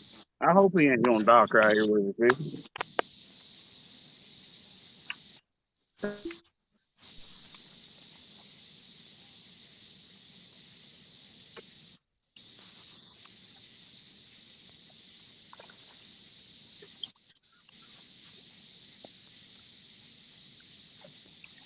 Hold my knee. There you go.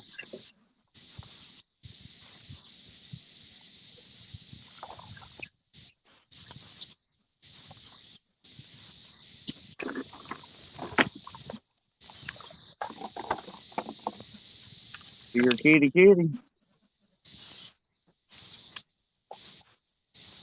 We got 59 people in here. That's good. All right. Heck yeah. Howdy, y'all. I can't see Chad at the moment.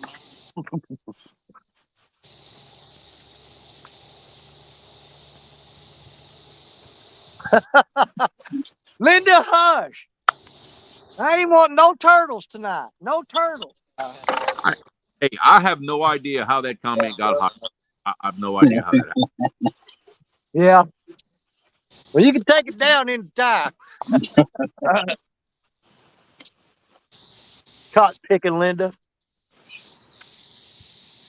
Yeah, there's another barge coming by. Hey, Linda cheers me on no matter what I catch, man. I really need a stick, and Linda will start clapping. She goes, he got a turtle. He got a stick.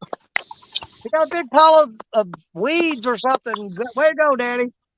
That's what I call a real supporter of your channel. When somebody cheers for you no matter what you do. Linda's good people.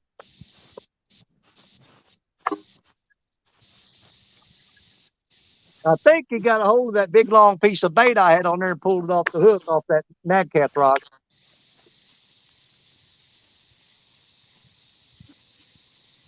If I'm gonna keep putting long baits on there, I'm gonna have to go to a stinger hook on them. How's it going, Lee? Now we have a celebrity. Lee Evans. Lee Evans. That's his Hey, name. Lee, That's what's his going name. on, buddy? My buddy Lee. Hey, I bet you Lee's got one of these right here. I bet Lee's got one of these. A J-Dog's Gone Fishing hat. I bet you Lee Evans has got one of them.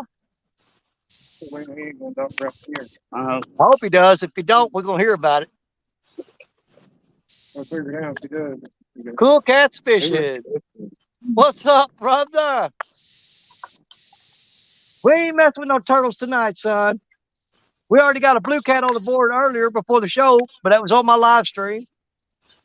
And I tied up on another one, and he got me out there in them rocks, and I had to break him off.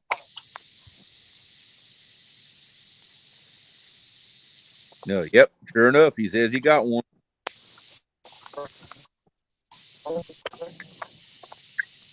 There you go. Yeah, I figured it would. Exclusive members of the Dog Pound. All right, I'm fixing to turn on that big bright light down there and see if it lights Betty up any better. Because she's pitch black, and when it gets dark, a little bit darker, we ain't gonna be able to see her at all if I don't put some light on her.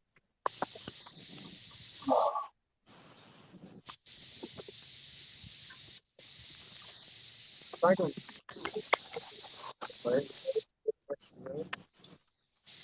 ought to work better.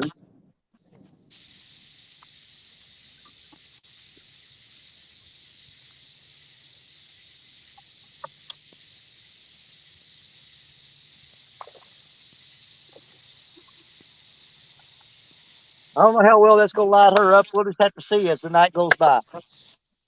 Yeah, right. I know I could see her. Yep, be your hand down out there. Hey, Boo Rocka. Rocka.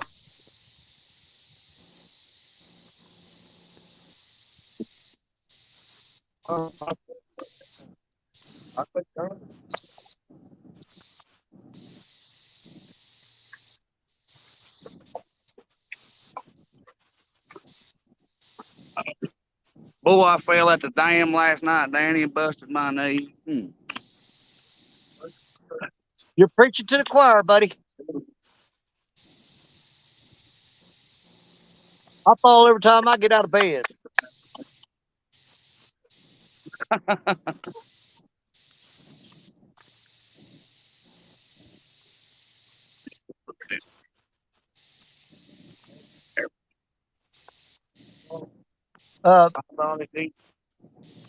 Cody, you'll have to get with Richard on those Compex lights. You can usually find some pretty good deals on them. That was acting a lot like the old G word. He hit it, got me all excited, but pretty sure it was a G word. Okay. What was Cody asking about there, Danny? He's talking about your light setup. He said he really likes that, but he's afraid it'd be way too expensive for him. Man, you can find some deals on them.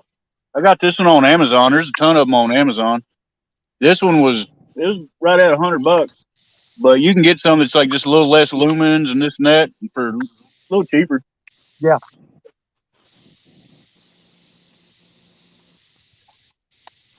Yeah, the skaters is here. Yeah, they're here. Yeah, they are. They see that light from 5 miles away, and here they come. Oh. I was really hoping. That's why I waited to turn my lights on. I wanted to let Richard get his lights on first. So, draw them all down here. Yeah, and then I turned my lights on afterwards. But they ain't discriminating. I think half of them down there. So hey, there's light down there too. Half of y'all stay here. The rest of y'all come with me. When you talk about mosquitoes, Yep. I used to fish over Wilhelmina a lot. They're on the old river. Oh Lord, they'll kill you. Oh my God, sitting out there at night, dude, you can like literally hear them coming. You can hear like swarms of them coming through the woods. Yep. Sound like somebody kicked a beehive. Mm-hmm. Yeah, they rough down there. Yeah, I tried gigging frogs on that, man, and I got tore up. Man, that is a really weird, hard place to fish. You know, there's some big fish in there, but There's some nice crappie in there. There's some nice crappie in there. Down on that south end, I got a few little brush piles in a bin. Yeah, right next to that duck line. Yeah, pretty close to it. Right there where it's a right bend and it floods out into that field on the left. Yeah, I know exactly what you're talking about. Yep, right on the inside of that, and then brushes. Man, I pulled out a bunch of big old crappie. I seen back in the spring, old boy pulled a 65-pound flathead out of there. Wow. But pretty sure it was limb line. They a lot of limb lining going on over Oh there. yeah, they jug line, trot line, and limb line the crap out of that place. Man, folks, Mississippi just ain't about catfish. There is some giant crappies in these little tributary creeks that just come off there. Sure enough. Catch them, slabs. Man, y'all see that little shovel-nosed sturgeon I found down there the other day? I posted on Facebook. Yeah. That was pretty cool, man. That's the first one I'd ever seen. I'd like to catch one of them just because I ain't never caught one. If the river gets down, how do they fight, Danny? I'll have you come up this way this fall. There's a sandbar a few miles upriver from me. That's a really good sturgeon spot. Really? Yes. Yeah, man. Just holler. Tell me when. Just say a word. I'll be there. Little hooks and red worms. Now, do you use circle hooks on them, or do you use like Big River J's? Or I've seen No, I'm Big using River J like hooks. a three, number 3 freaking tail hook. Really? Yeah, I use fairly. Cause they got such small mouths. I mean, Yeah. they're not like the big lake sturgeon, and these paddles got some small mouths, and you almost got to run a small hook to hook them. Cause they lot of times, I mean, they just suck around and bait, and they don't hit it very aggressive at all. You got to pick the rod up and wait for them to take it. So you talking like a kale hook, like one of those Eagle Claw number 3 kales or something? Yes. No, I guess I'm they ain't sorry. big. I apologize. A bait holder hook. Not Oh, the okay, kale. okay. I got you. She says, any luck yet? Well, had a massive takedown and something real big on it and it popped off. We're calling it a gar. Makes me feel better saying it was a gar. But so far, nothing on the stream yet. Nothing on the stream. I caught It's early. a nice blue cat on a live before we started and broke off a big one in the rocks. And I'm getting several hits, and they're starting to pick up. The bites are starting to come a little more frequent. I just in the past 5 minutes, I got hit on the Mad Cat's rod and on the Muddy River rod.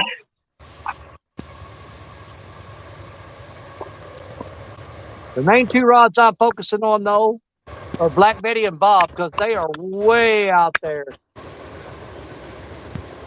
These other rods are in a little closer to shore. They're probably only about 40 yards out.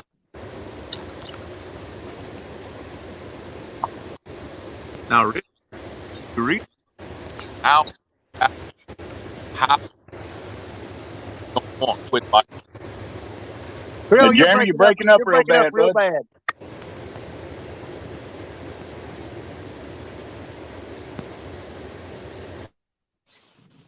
All right, Come back, Jeremy. Oh yeah, there you go. Okay. Yeah, Jerry's mic was walking over mine in my phone. It always does that to me. Anyway, you realize I've now figured out how to make a species that you don't want to quit biting.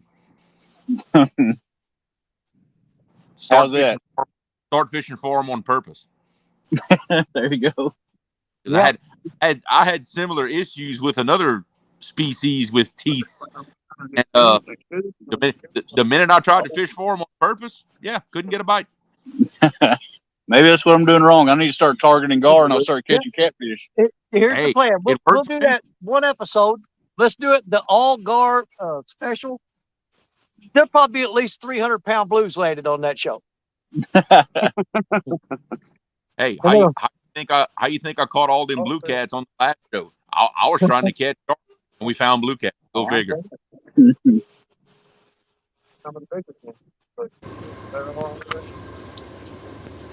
Yeah, Jerry, I need to get with you and come up there and do that. And go after them sturgeon. Maybe do that on a show one night. Give them something a little different, you know. We're giving them sharks. That spot. Sometimes I can get service there, and sometimes I can't. But that thing is, it's actually a really good blue cat spot too at night because it's there's a big deep hole just slightly below there, and it comes up into a sand flat. Yeah. Well, shoot, we'll do both. Heck yeah.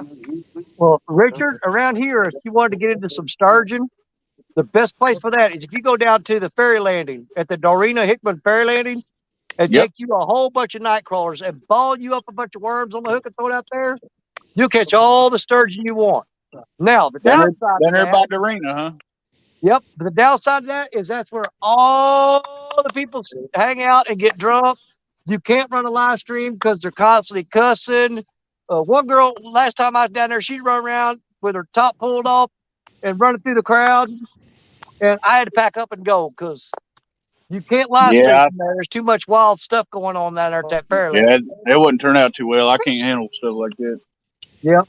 They get down there and get drunk, get naked and everything, man. They don't care.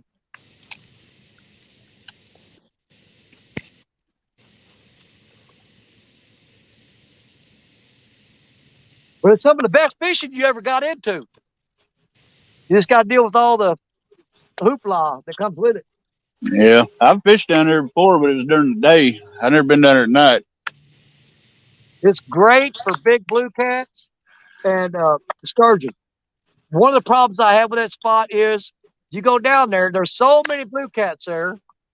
That's where everybody goes to catch blue cats to keep. And man, I went down there and found the skulls and backbones of 20, 30, and 40-pound blue cats where they drag them up on the bank, cut the fillets off of them, and throw the head and the spine up on the shore. I went down Yeah, one time, there was like 25 or 30 of them laying up on the bank where they catch them, flay them, throw the fillets in the cooler. But they're taking them all out of there. But there's a lot of them in there, but they're cleaning them out. Guys, if y'all don't mind, I saw something in chat. If y'all don't mind saying a prayer for Avid, his knees past Friday. I know she's been failing health for many, many months now. So if y'all mind, keep me in y'all prayers. absolutely, Avid. I'll be praying for you, buddy. Prayers up. Absolutely. Man, hate to hear that.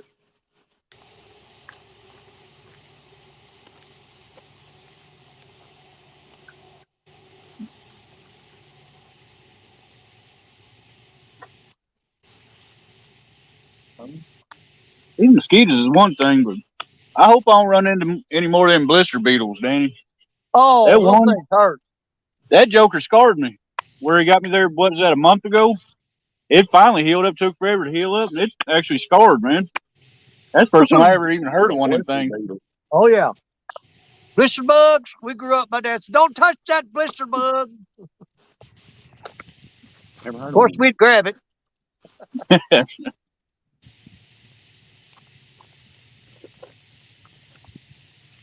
Yeah, let's keep Ernie Brown in prayers, like Catfish Regulars was talking about. Yep, Ernie's having absolutely. all kinds of heart troubles. Well, these mosquitoes. I hope it gets really cool tonight and they clear out of here. Me and you both. I think there's one of them thermostats in the bed of my truck. I have to crawl up in there and find it. I think it was about out of juice, though. I don't know how much good it do. Yeah.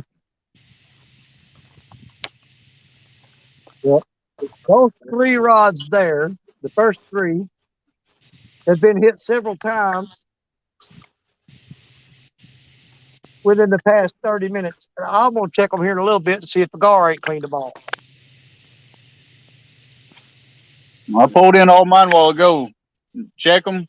3 of them was bare. Yeah. See, what I hate about this spot I'm fishing now is there's big giant ripracks and that revetment out there under the water. Yep. If you don't get that line up off the bottom really quick, you're going to get hung up and you're going to break off a rig every time. Now, second thing I hate about it, I got really fast current blowing through here. So when you throw your rods out, you have to start with the downstream rod, throw it out there. Next one, throw it out there, and you have to go in that order. Because when you throw it out there, they sweep downstream. If you start with the upstream rod, when you throw out the next rod, you're going to throw across it. You Yep. got to throw them all out, let them all sweep down together. So Me and Stephanie fished right there one evening. I don't know how many we broke off and finally quit and moved. We broke off probably 7 or 8 rigs. Oh yeah. It was every time. Every time you threw out, it was done. Oh yeah, there's solid slabs of concrete with rebar. There's giant riprap rocks. It's all out there on the bottom right there. But that current seam right there in front of you looks good. It looks textbook, like they ought to just be laying right on this side of that current seam. Exactly. That's what I was looking at when I stopped here. No, Eric, unfortunately, I'm not fishing. I'm stuck at work. I just wanted to hop on panel with these guys for a little while so they don't forget that I exist. You know what I mean? I will never forget you.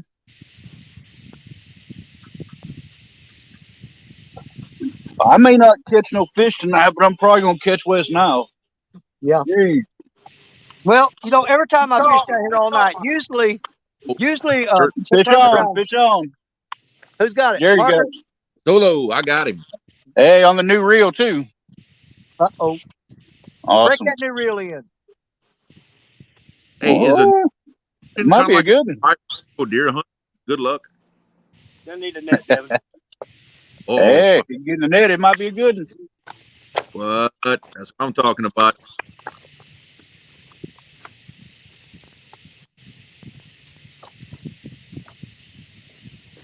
Get him, Jerry.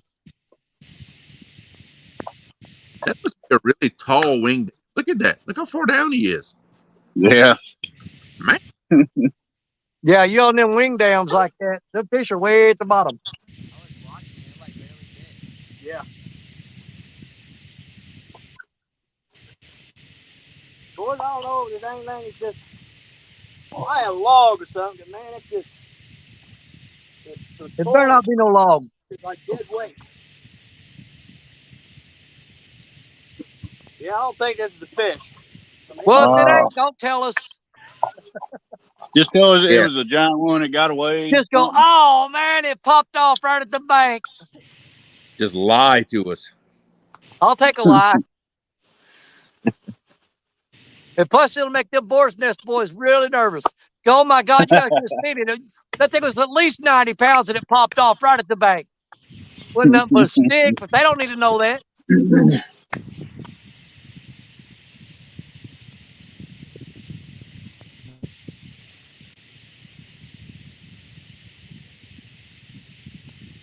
Well, he's getting in his reps anyway. Yeah. Oh, it was a fish. Oh my God. Dadgummit. What was it?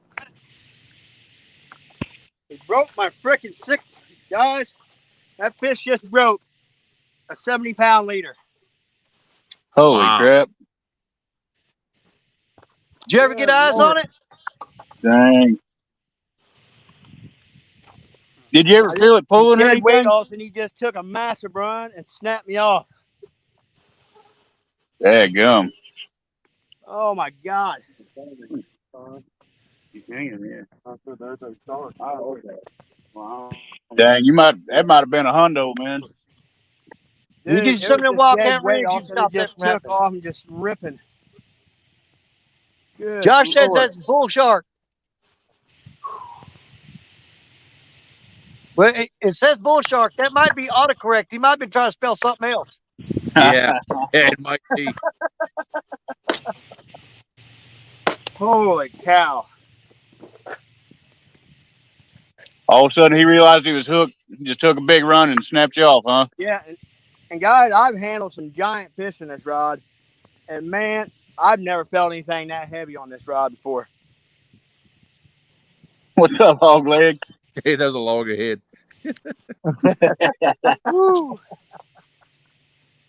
Dang, I hate that, Jerry. I had a big old giant carp head on there. Dang, man.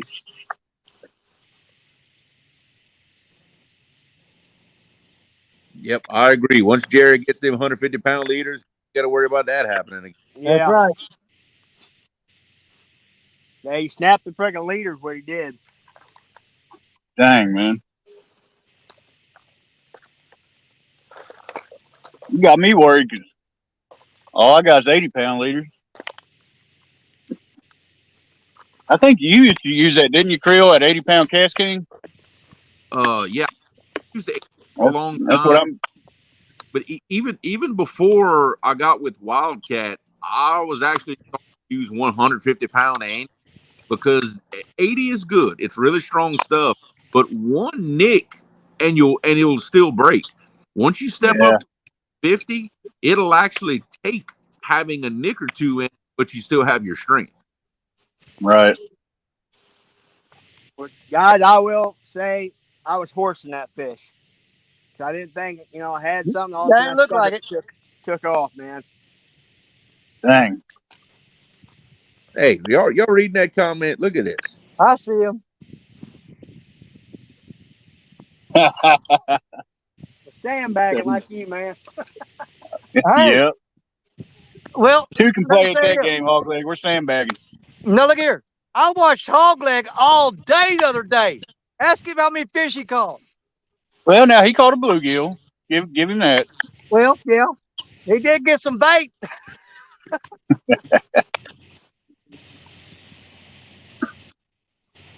Dang, I wish you could have landed that, Jerry. I'd just like to see what it was, man. That's the fish, kind of a fish that we come out here for. Yeah, I had a carp head that was probably, bigger than my hand, probably two inches down my wrist. I gotta check these 3 rods. This drives me crazy. I just almost bit the bait saw off. Mm.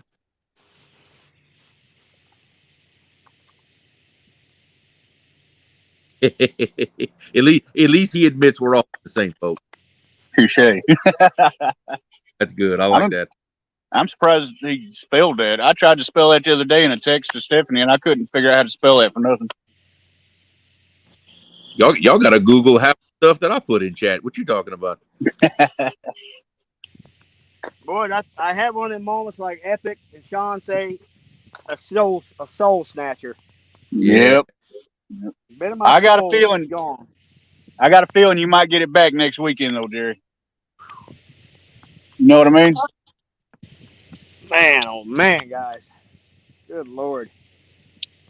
It's happened to all of us at some point or another. I remember mine was last year live on camera. I still ain't over that. Mm.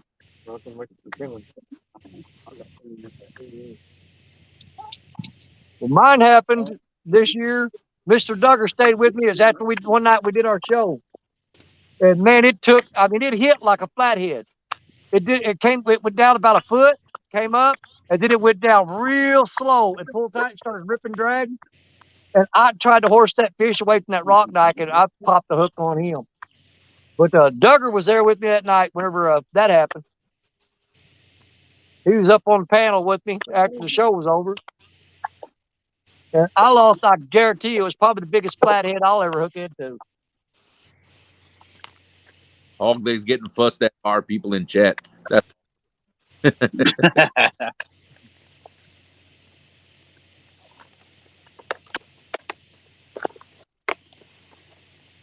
I'm gonna lay in these rocks for a second and have a good cry. I don't blame you, bud. Yeah, me either.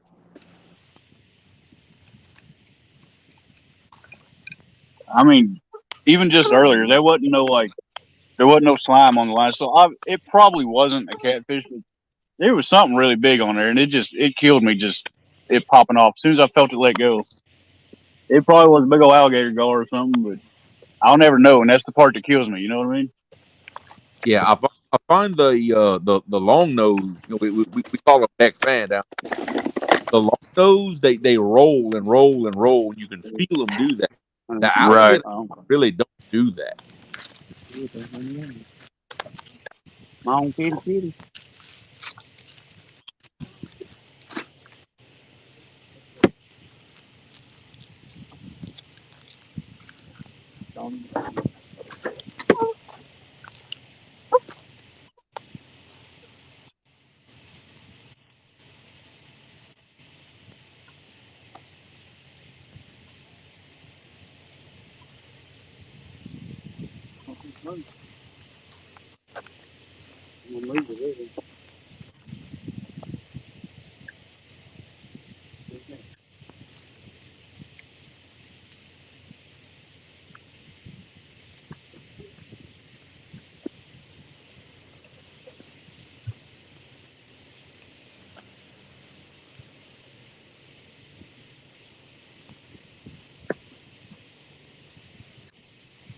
You see that? From Stan, Danny. What's that? Susquehanna Stan is asking too early for a link. How long we been in it? Just about 2 hours. We're going to go ahead and let them come up. Let's just make a party out of it tonight. Yeah, well, I tell you what, Beans going to do that. About bedtime for me. I'm going to step on out and give more room on screen. But I'll be watching in the background until I go to sleep. You know what I mean? All right, Creel, take it easy, buddy. All right, take it easy, boys. Y'all go get. All righty.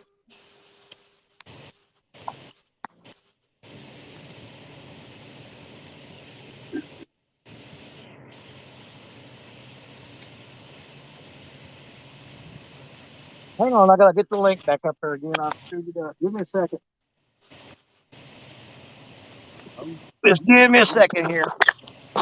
I got to copy the link again.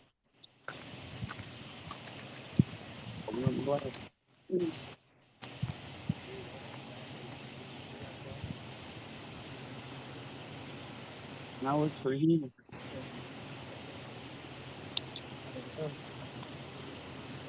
There you go, Stan. I'll be watching for you in the basement, buddy. Man, these skeeters is eating me up. It's pretty rough. I'm waiting on Stan to come up, and I can go ahead and get this rig tied up.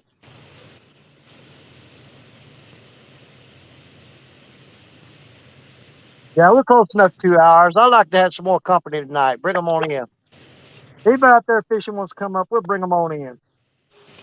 Man, I cut that leader way too short.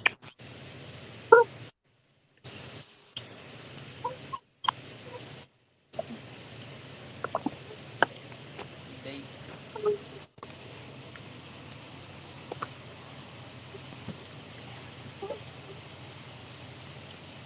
What's that fish do? I shouldn't have.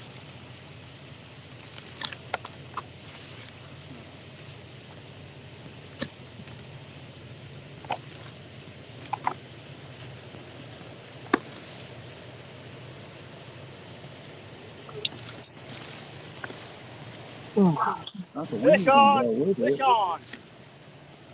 I'm all right. Got you. Needed that.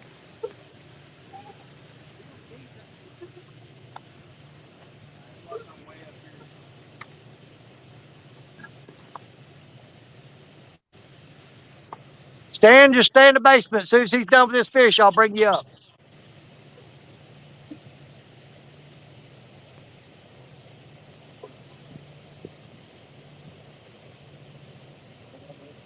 Oh, I like that cool little there. Middle right there got hit. It's a lot better.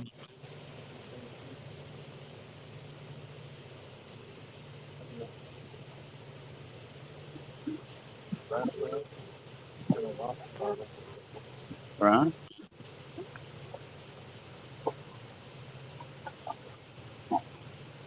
Oh yeah, let's just take it together. 3D. Our fishing adventure started at the This has got to do like that. Yeah. That was the best first year of my whole career.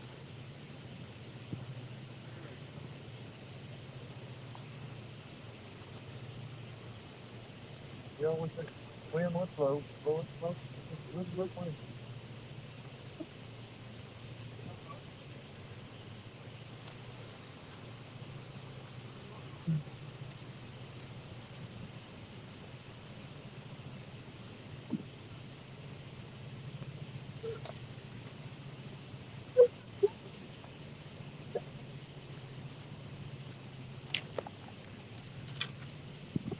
oh yeah, blanket.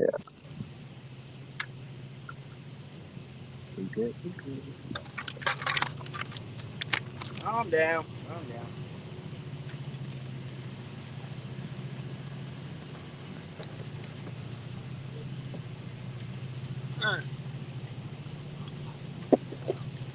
Just a little guy, but Hey, all skunk right. buster. Skunk buster. All right. Ain't bad.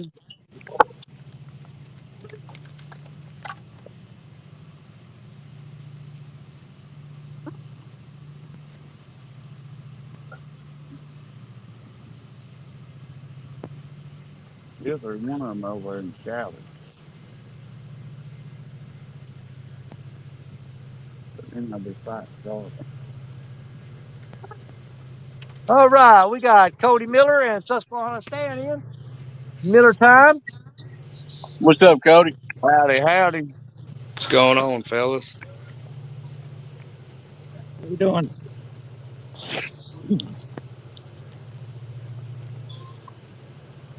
I'm trying to get my camera brought back up.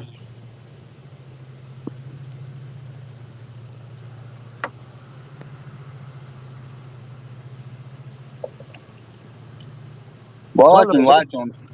Look, them light stands got. oh, They I look like good. that. They look good, man. I like that. Let me do solo on that real quick. I want a better look at it. Oh, Oh, yeah, man. that's Nice. sweet. That is freaking sweet, dude. I like There we that. go. Wow. That's sharp. Dang. Hey, that boy's uptown, ain't he? Why is my camera working? All right, that's enough of looking at his crap.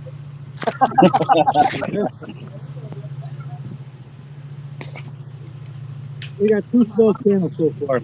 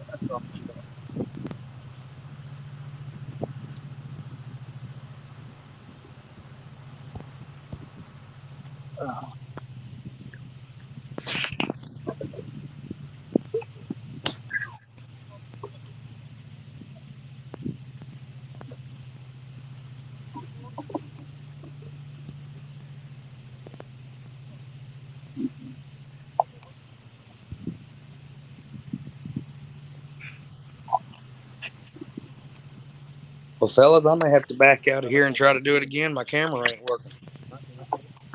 Okay. Hmm.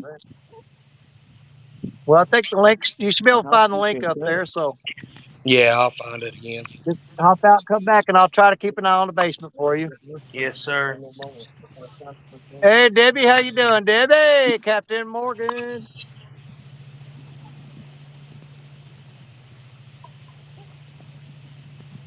I got to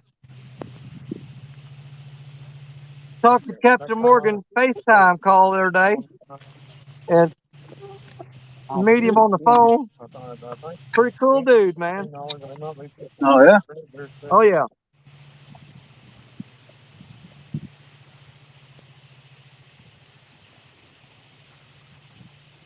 Pretty cool dude. Boy, I hate tying these things up in the dark.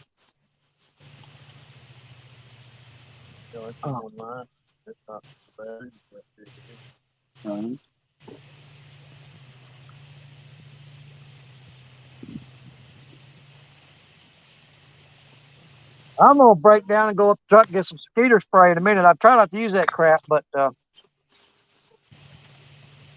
I hear know you, it'll take man. this abuse for so much longer. I'm wishing I'd have brought that other fan. I just grabbed one. I need 2 of them blown on me. I might have to run and grab some batteries for this one. Yeah, that's what it sounds like. I got a little small, uh, little portable fan that's on a stand that'll plug right Yeah, into that generator, and I always leave it at home. that'd help a whole lot. Dude, I had that little generator you did. I'd bring me a box fan down here and set over. Oh yeah.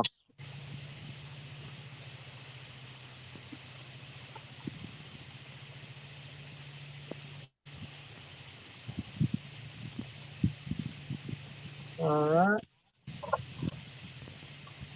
got that ready to go.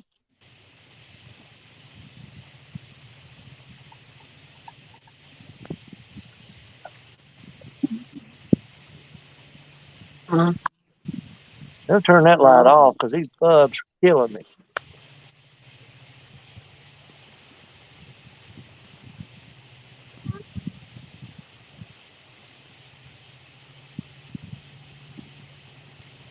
Yeah, I got another rod ready to set out. As soon as I build these other 2 in, check them, I'm sure they'll break off.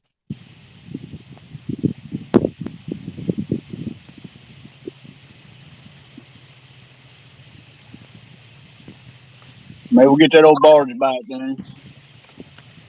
Yeah, I'm looking for it. Coming downstream or upstream? What do you got? That one coming up in front of you. Oh, I see it now. Yeah.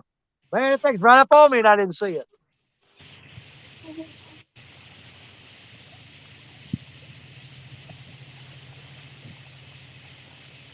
It's one of the only things that sketches me out about being out here in a boat at night, man. Oh, yeah.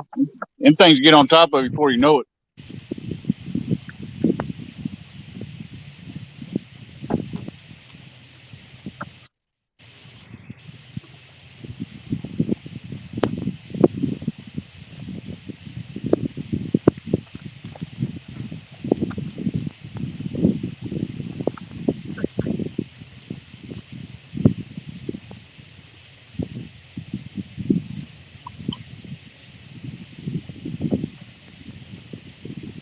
Wishing I'd have wore some long sleeves now.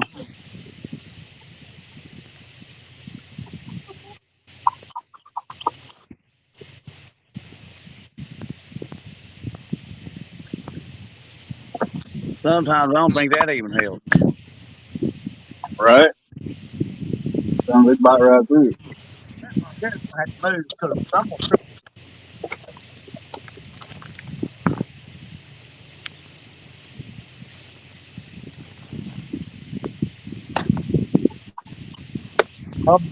I'll throw that rod out after this barge goes by.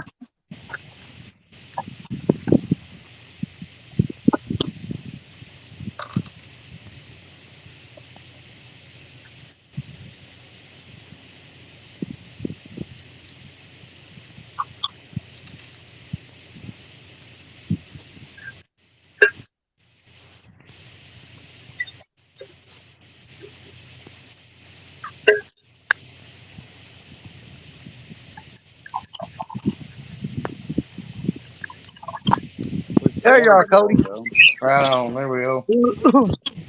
Hey, I can see you now. Wish the water was lower. Tell you what, the more I watch, the more I get the itch to come on out. No, you I stay hear in you, here man. better. No, At least wait till Boy, we it did. start hooking some big ones and make it worth dying for. You know what I mean? Boy, it did wall up your eye there, didn't it? oh yeah, it. I got up top here, right along here. Hang on, let's get a good look at that. Got smack down here. And Show got me that eye. Look up. There it is. Oh. There you go. Yeah. Popped him pretty good.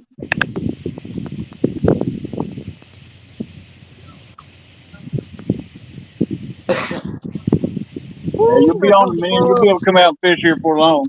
Oh yeah, we did a little bit today. I just, with that, still having that pneumonia and everything, it's Yeah. I got pretty winded pretty quick, so I just kind of sat down for most of it. Yeah, that stuff ain't no joke.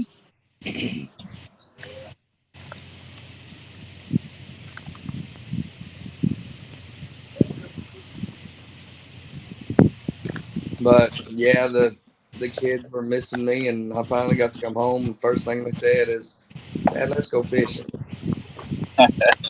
All right. Didn't have to twist your arm too hard though, did it? No, they sure did. Yeah, after this barge goes by, I'm gonna get a few minutes. I'm gonna reel them other two rods in and rebait them too. Then I'll throw all three of them out.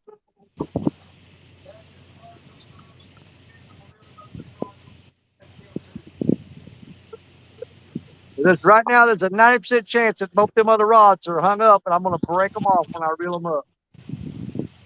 Well, Danny, you got to do something a little different then. Now, this is how you fish this spot. Are you just down from the what is the pier or the river walk where I usually was fishing at, or? Oh no, we're way around down. If you go upstream of the river, Yeah. right around that horseshoe bend, we're down at the bottom side of the horseshoe on the east side of the horseshoe. Okay. Okay.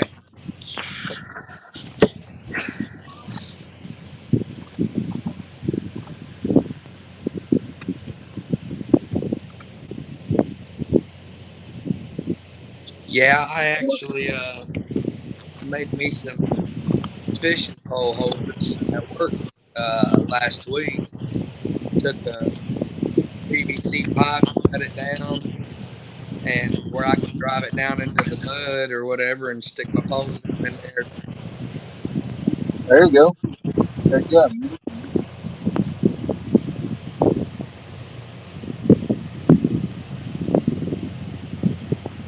It helps a lot. You'll get some stove. You ain't careful to stack them in the rock. You go and drag them right off in the river. Yeah. And Cody, make sure you read his chat there. Buck Williams is talking to you. Okay. Hold on a second. There it is.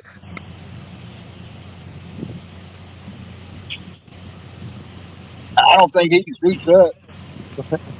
Oh, you can't see chat? No, you're the only one up here to see chat right now. Well, y'all's at my mercy, aren't you? No, I You ought got to it. hear all the stuff these people are saying about y'all. He said, "Don't be a hard head. Take your time to heal up. Health is more important." Just advice from an old man. Yeah, and Buck is a wise man. He knows what he's talking about. Yeah, we'll get it. I'm gonna get all healed up before I get too hard at it.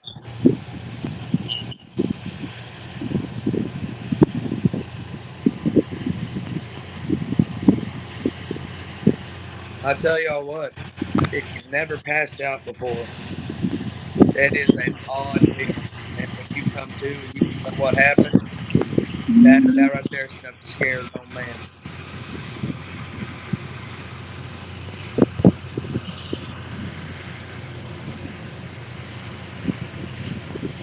It's a weird feeling, ain't it? And not only did I do it once, I did it once, came to, called my wife. She came to check on me because I was bleeding. And it happened again while she was talking to me. And that's when it was time to go by ambulance. Something wasn't right.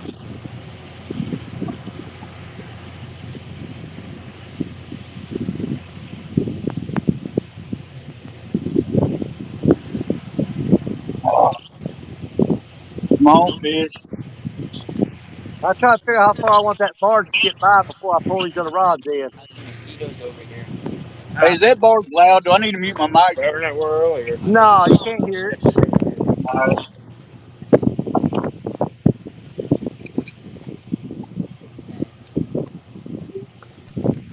Oh, trying to catch a few bugs in.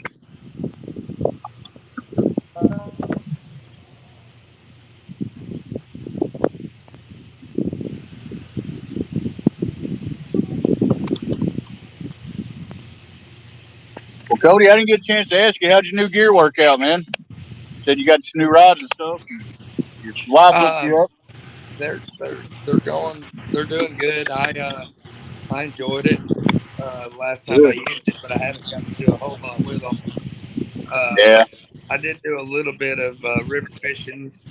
That what was it last weekend, I believe. yeah, yeah. I Uh, watched your video. and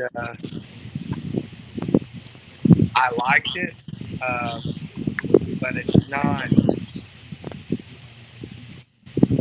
as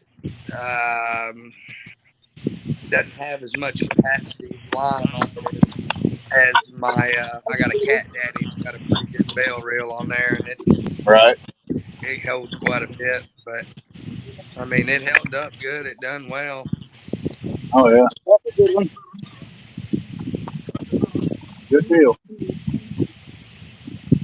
But I'm Yeah, still, I'm constantly looking around and doing research, trying to find different things, and just trying to get a little heads up on the next time I go out there. Just try to do something a little different, make it a little easier, and maybe have yeah. some more luck. That's the thing. Just like anything else, going into something kind of new, like bigger gear, going after bigger fish in the river. Just pay attention to the guys that's been successful and ask plenty of questions, man. Don't be Oh, scared and to ask Stan any got a Hey, questions. fish. somebody got him a fish. Yeah. Hey, there we go.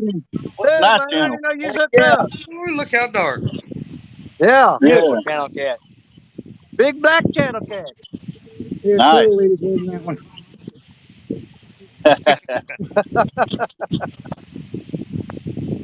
Now you got to give it a good old sniff and tell everybody how much it stinks. That's what Danny likes to do. Who we missing? Brandon? Yeah.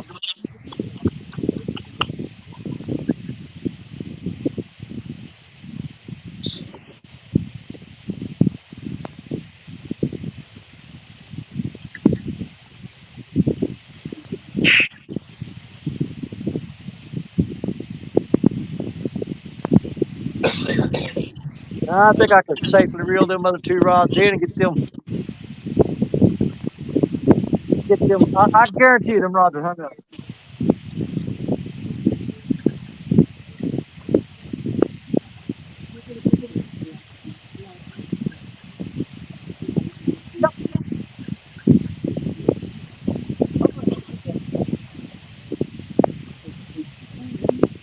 Yeah, Richard, I'm gonna have to get with you and find out how to order some of them heavier sinkers. I'm definitely going to have to do that, and probably some bigger hooks. Yeah. I've been using either a 4 ounce and a 3 ounce or two 4 ounce on each pole because I don't have anything bigger than a 4 ounce right now. Right. Yeah. There's several places you can order from, or if you've got access to some lead, if you can come Yeah. up with some lead, I've got the molds and the pots and everything. We can get together and make you a bunch. Okay. Just come up with some lead somewhere, and we can melt it down, clean it up, and come over to the house one day, and we'll pour you up a bunch. I can All make right. anything from 3 ounce to 10 ounce. Yeah. I we probably have some lead laying around at work and some of them scrap piles we got all over the place. I might be able to snag some up, to be honest with you. It ain't got to be nothing special. It ain't got to be real clean. I mean, just making sinkers. We'll clean it up when we melt it down. Right. That's a way to do it. Get started, or if you want to order some, there's several places you can order from. Yeah, and I've been looking at some of them what is it, WildKatRigs? Is that what it was? Yep. Oh yeah, I've been looking at them, buddy. Them look pretty stout. Yep. man. I tell you what, if you're wanting to get into some bigger stuff, that's really the cheapest route to go. I mean, Yeah. time you go out and buy all the disposal leader line and all the stuff to do it with, you can Yeah. just buy them already made up from him just as cheap. Yeah. Looking for like extension cords and shit like that. These things are handy as shit. These things are handy. I get those anything? Huh? They just tie up stuff, you I'm know. trying to get me some of them bigger reels like you've got, the kind of like my new one, the Yeah, baby casting reel or the inline reel or whatever you want to call it. right, But I need some, like you said, I need some with a bigger capacity because right. the ones that I've got, they don't have as much as I need to get it out there. Yeah, you start getting into needing bigger line and stuff. It'll chew up your line Yeah. capacity real quick. Yeah, I could see that one I had. I think it only had like 15-pound line on it, but heck, it had quite a bit. And I was like, man, I'd like to put a little heavier line on it going to the river. So I had some 50-pound line. I put it on there. And it didn't hold a whole lot of that. Don't hold very much. Yeah, you break off a time or two. It's time to respool already. Yeah.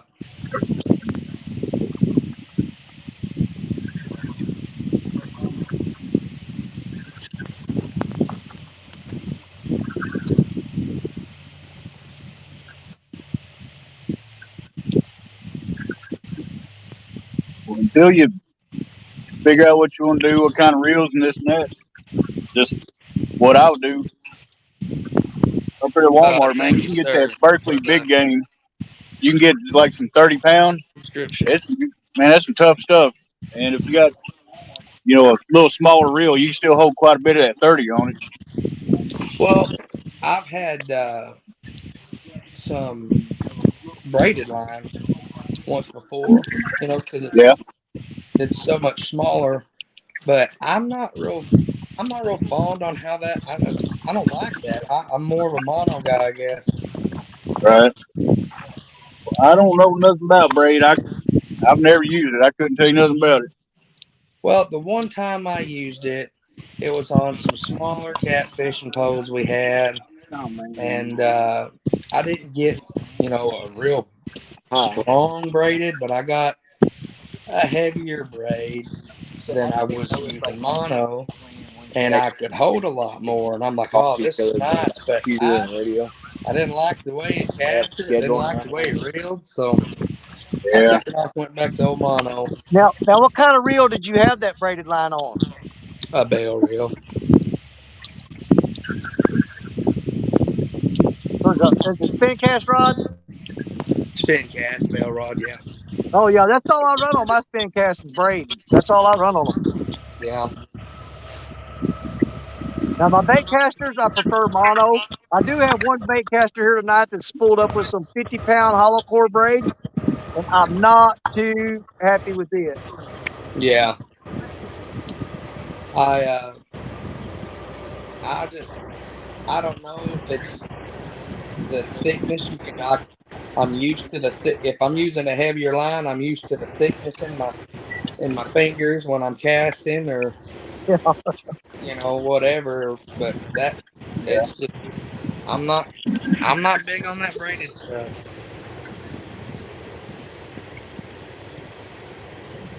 I guess whenever I lose a big old fish on that mono, maybe I'll get me some braided.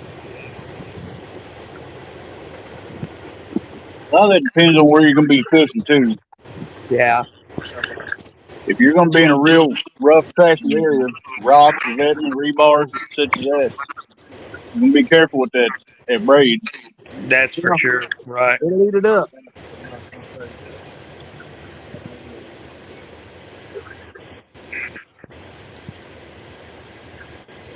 See, this most of the braid that I got on my, or not most of, all the braid that I got on my big spinning rods, it is high abrasion, salt water, 50-pound braid. And that stuff, you can rub it on a rock quite a bit more than regular braid, and it does pretty good.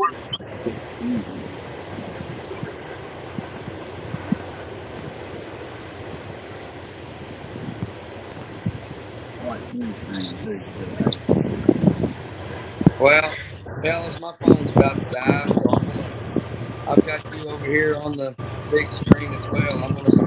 I'm still watching, but I'm gonna have to get off camera for a bit. All right, All buddy. righty, buddy. But y'all, Take it good easy, luck. Cody. I'm Have still a good one, watching. Cody. Hope you get feeling better. Yeah. Appreciate it, Whoop, fellas. whoop. Well, All I right. might be here all night. I don't know. We'll see. All right. Well, I'm watching. All right. Later.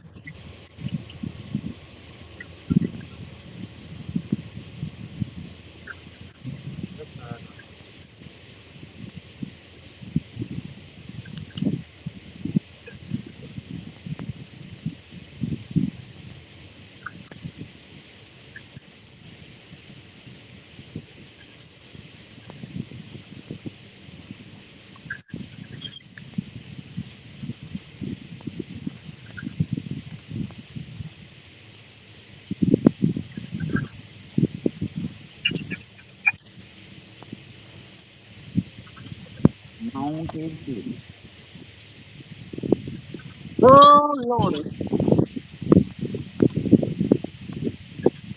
Boy, if it cools off enough, get rid of these bugs. Well, I hear you. Or just a little 5 mile an hour breeze. Hell, Yeah. That'd be lovely. yes, sir. I got a nice breeze right here. Well,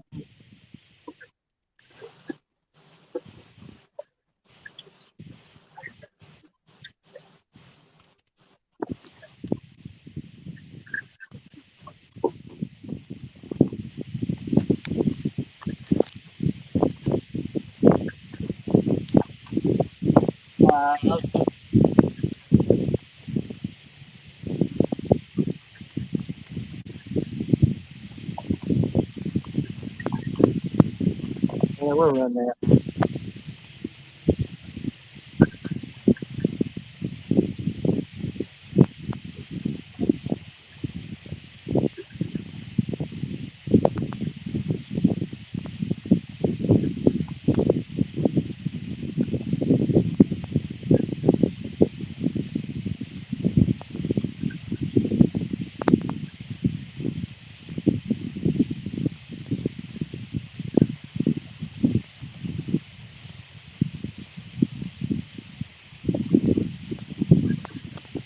Spanish mosquitoes.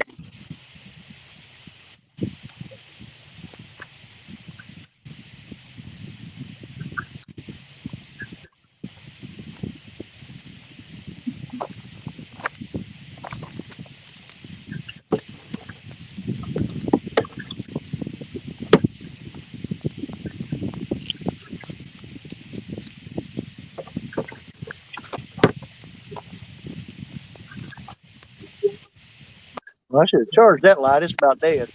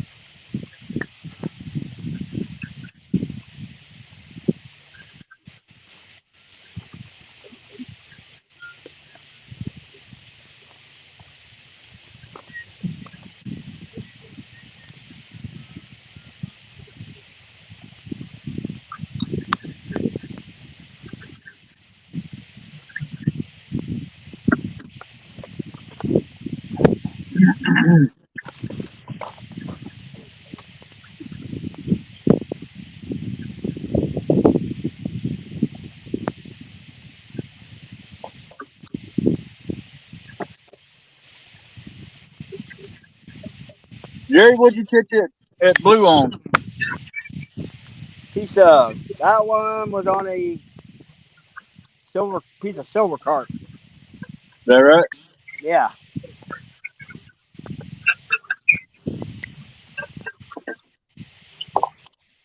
And that big one that broke me off is on a big old carp head.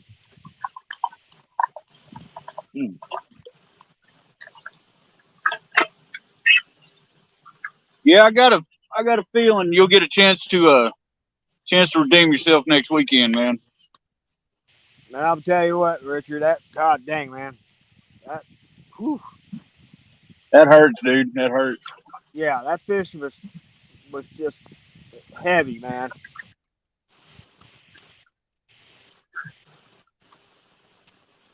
Dang, he's fun.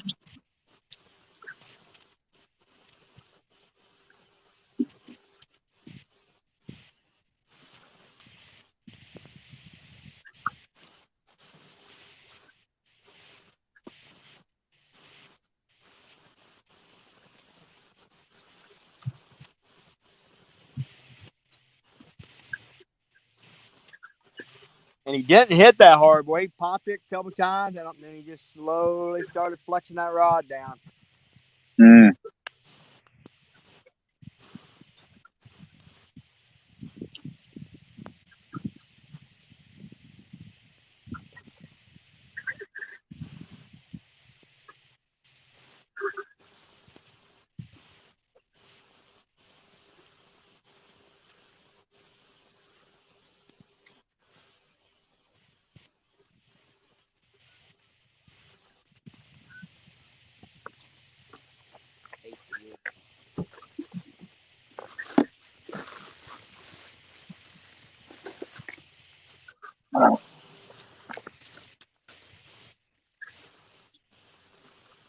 Running out of bait, man.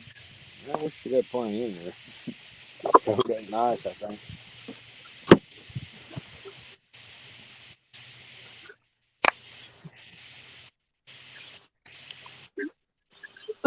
Now, just food for thought. I've got 6 rods out. Just fine. Only one rod has a cat collar rig on it. And the rod with the cat collar rig on it is the only rod that has not got hung up in the rocks out there tonight. Heck yeah, keeping it up out of them rocks. Yeah, it is. Every one of these other rods is hung up and broke off. But the one with the cat collar on it is the only one that has not hung up tonight. Now, I probably just jinxed myself saying that, but that's the fact.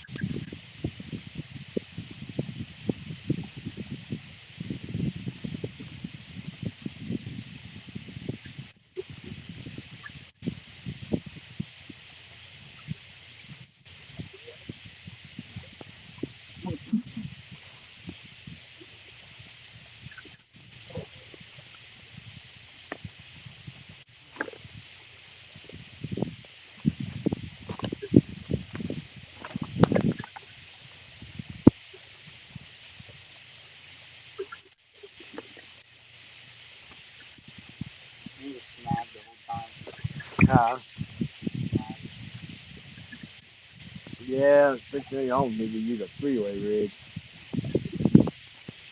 You lose the sinker, but you won't lose your bait.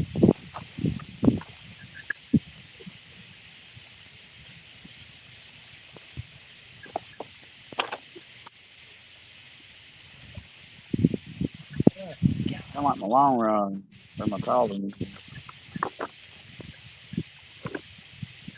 Come on, kid.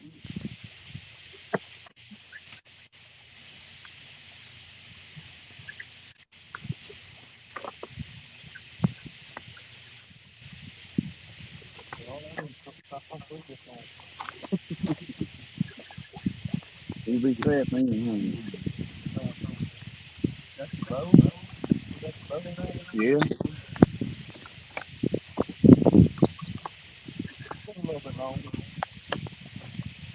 I just figured it out. Popping around after pretty good. Thanks, right, Craig. Oh, it ain't nothing like it. I know, that's what I'm saying. By the time it goes, just a few minutes before we go crazy, it's going to be, you can, I can't do it.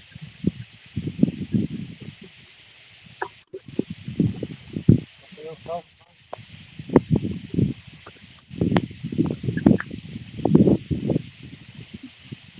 Uh-oh. Come on, dude.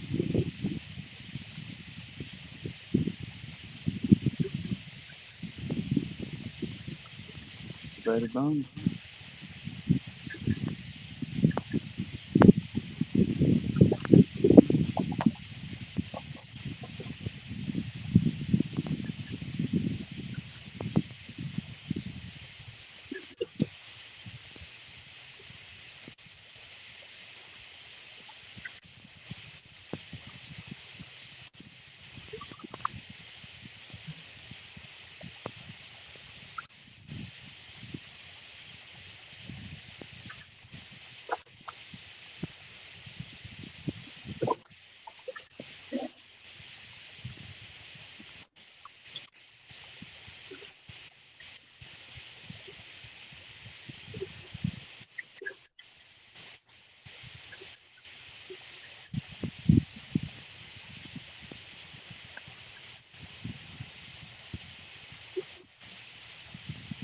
Yeah, there's quite a few right there. Stay out there. Well, that's close enough I can hear them. That was. Mm-hmm. You should actually do a different rig. You should actually do a different rig. Yeah, if you Something spooky. grab a hook and a weight, and I'll get a swivel on it, get you rigged up here.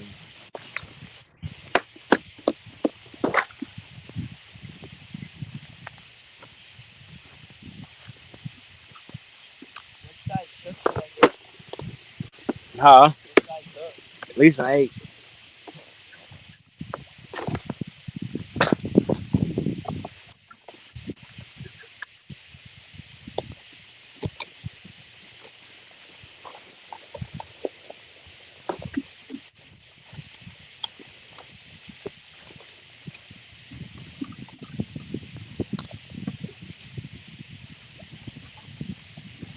The three, boy.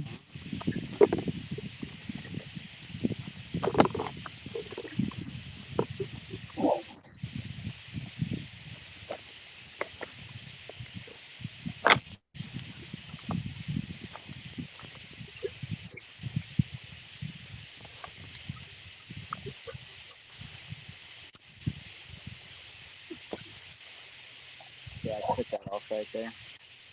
Yeah, I was debating on how long I was going to stay tonight. Hey, damn River Boys. Stay raging I got to thinking, I said, after tonight, the next time you see me fishing will be in the Gulf of Mexico. Yeah, no.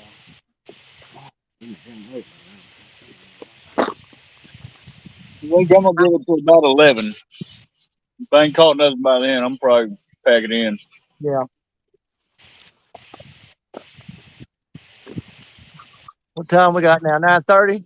If I ain't got nothing by midnight, well, I don't know how I'm going to get all this crap out of here. It's straight up this hill with these rocks and there's trees and brush and briars. But I'll figure it out.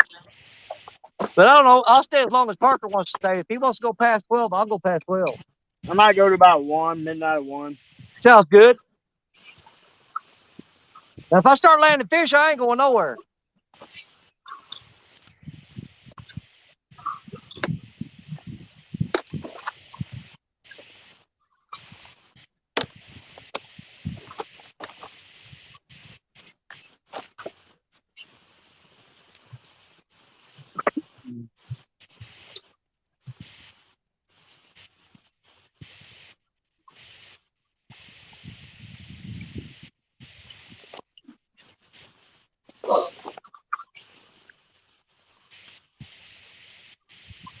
I'm thinking about putting that big giant buffalo head on Black Betty.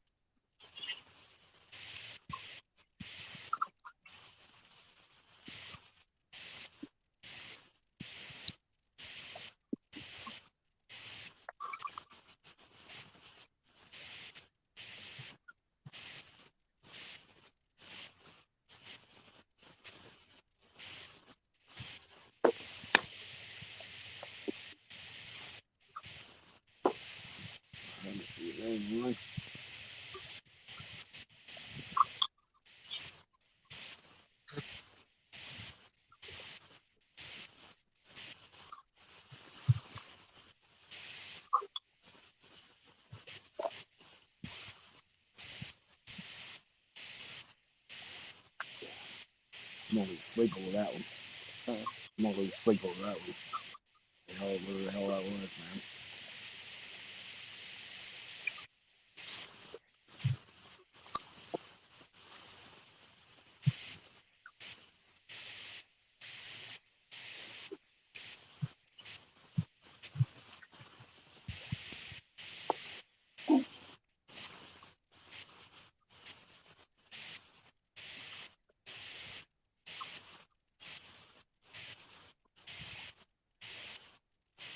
You thinker.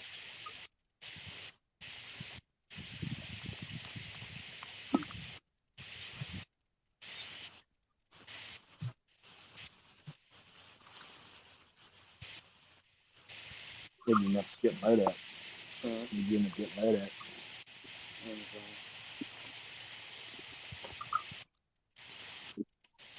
Well, I did only order 2 bags of 5, but then 5 of them came in, and they charged me.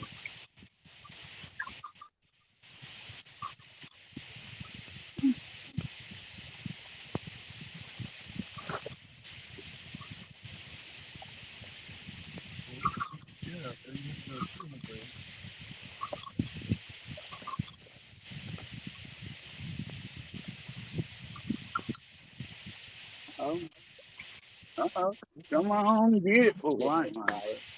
Good bite. Good bite.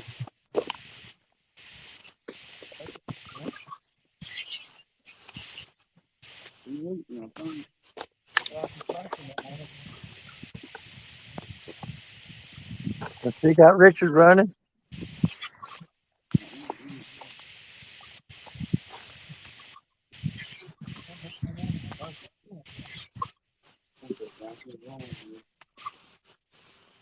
It is flat. It's flat to the book.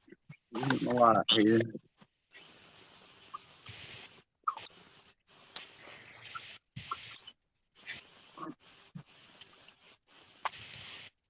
Holy flat. We live on that.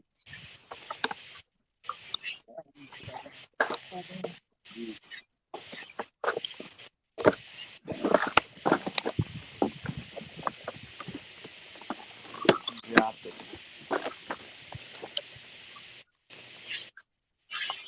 Let's see the guard.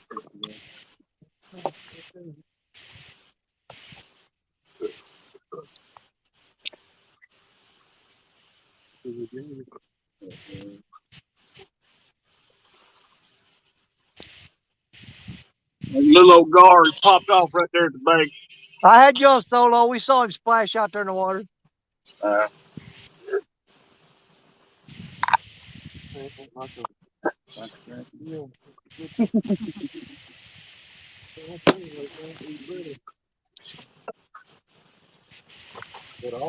That, wind guard, I got Oh, stuck in my shirt. When I lean back, when I'm scared, just stuck it in.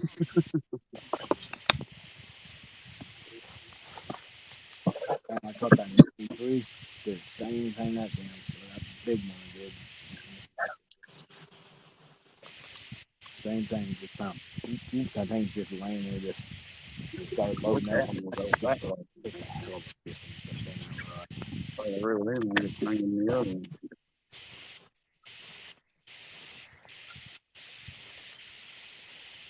Really so close to that.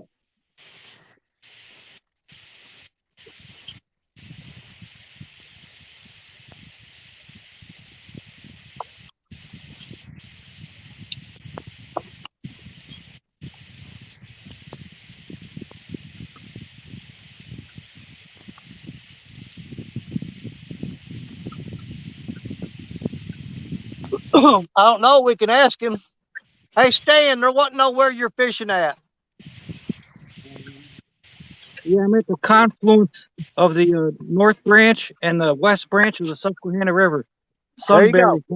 Sunbury, Pennsylvania. There you go.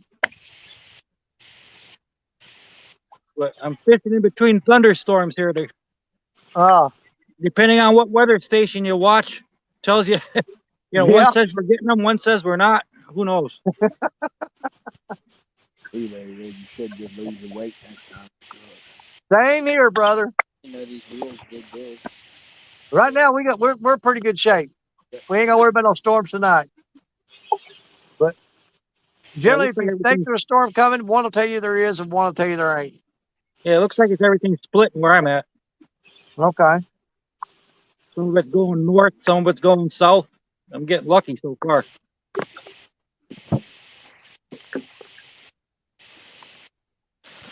I'm gonna rebait these big rods.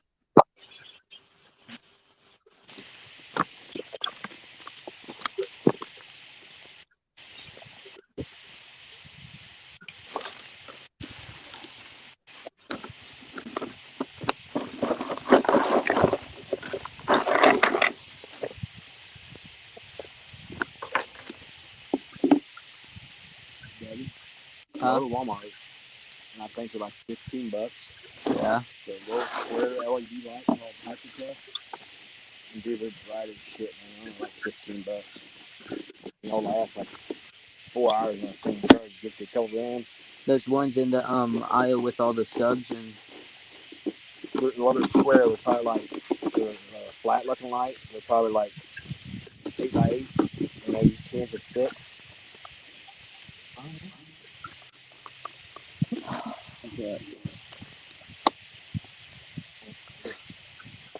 how did my Oh. Yep, mine did.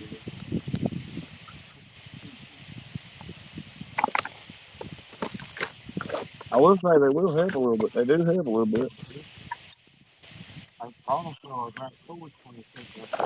What did you give them? $1.03. Really? $6 $1. Huh. I was like, hey, what's $1 if they don't work? Hey, Ryan. What's crying? Hey, you think it's $1.25 thing? Oh, they go up. Yeah, $1.25. You get that for $1.25. Oh, yeah. Yeah, chargers and then off. I mean, I get all kind of stuff. You never think you get for $1.25.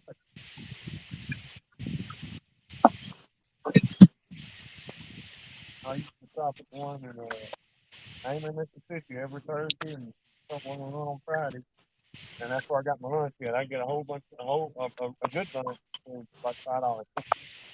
Oh my god. And that was a couple cold drinks and a big box of chicken biscuit crackers and a thing of cheese. Usually cheese and crackers have most of them. Sometimes they had a sausage, big crackers with sausage and cheese. And stop there and get a whole loaf of bread, a pack of bologna, and a little jar of mayonnaise for $3. And some change. Like $3.21. They have bologna sandwiches all day. Can't beat that. You know?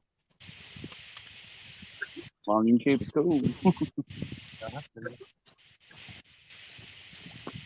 drove on Friday, when I checked the trailer, I drove about 300 miles a day. And that day, driving around the different furniture factories and factories that we deliver to, Mm-hmm. and checking the trailers on the lot. Sometimes I drive about 400 miles.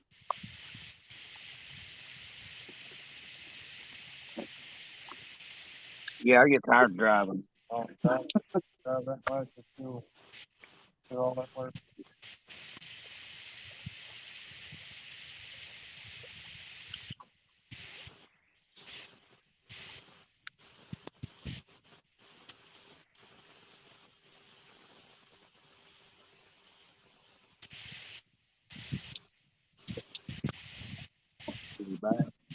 Come on, get it this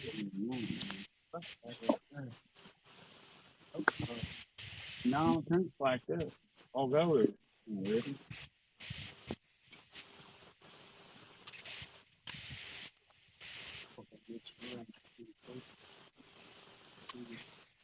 Now, in the corner of it,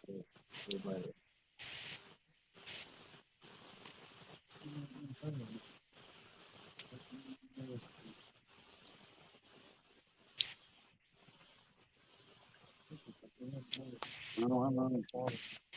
That's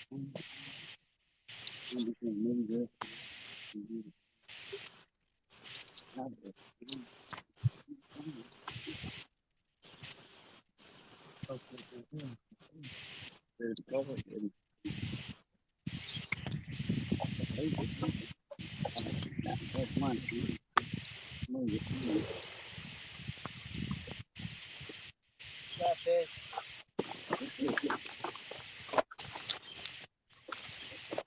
Oh my god. All right. And the fancy riverway. I ain't got that. No, I didn't think that's about using a chain when it's like that.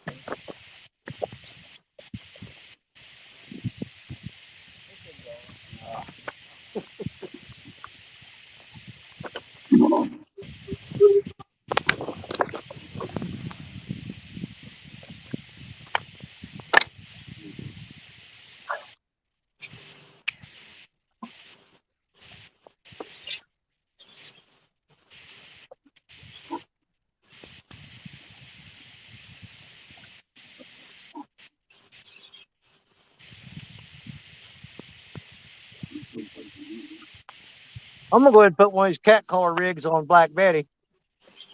And she just got hung up, and I don't need that crap.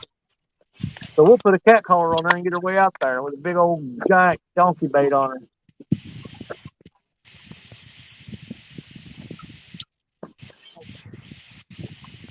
Out of all those fish on that river,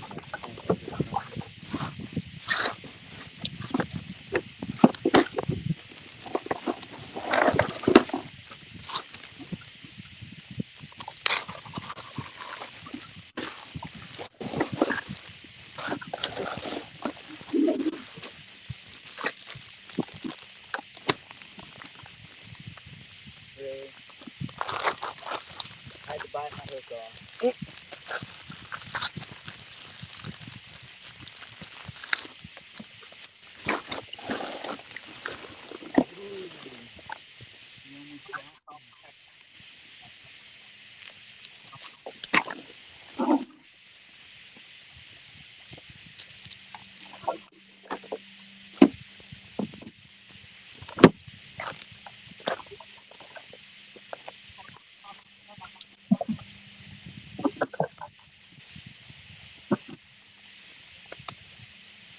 want me to throw him back? Throw him back? Pitch him back, yeah.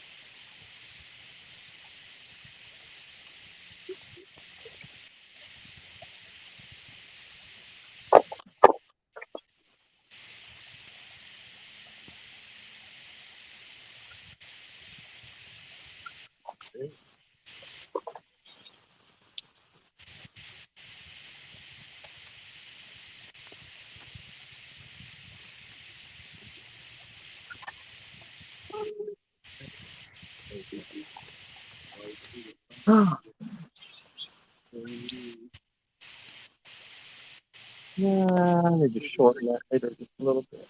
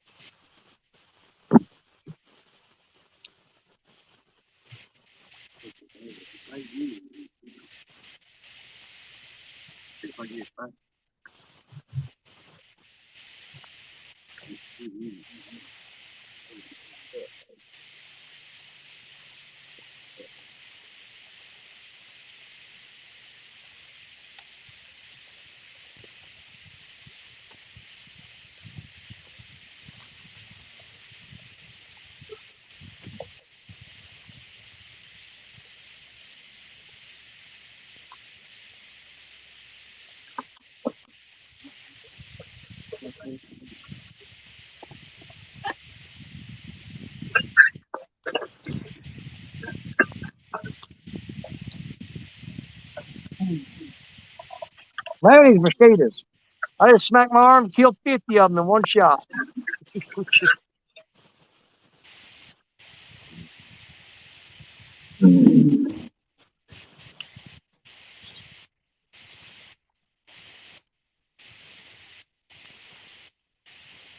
Right stand down here.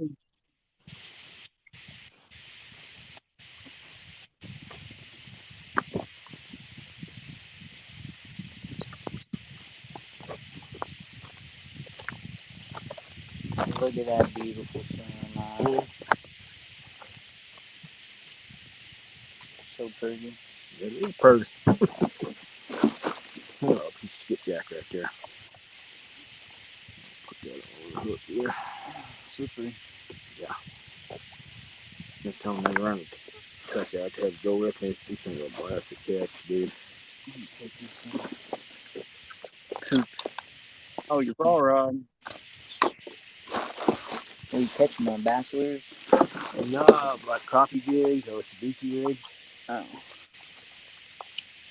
Is that too far in the head? A little bit.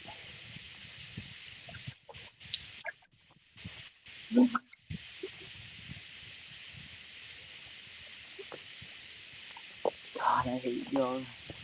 Yep. You both, buddy. They come on. His head shaking.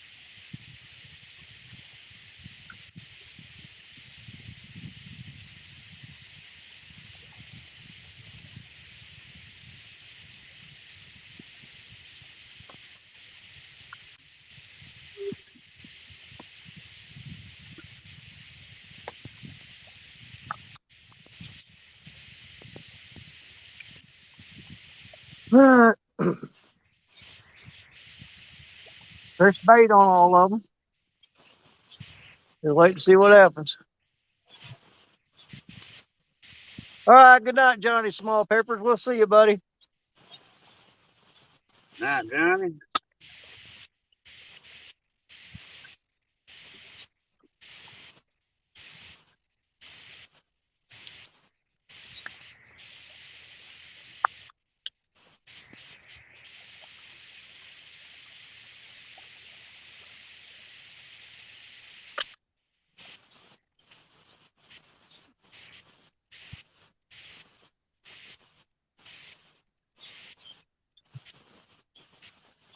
Be back in that.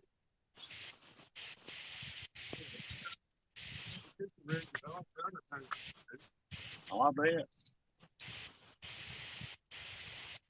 It was really spoiling one of those.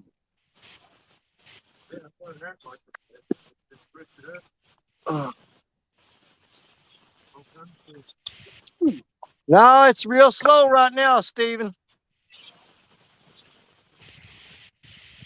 I just put fresh bait on, see if that makes a difference.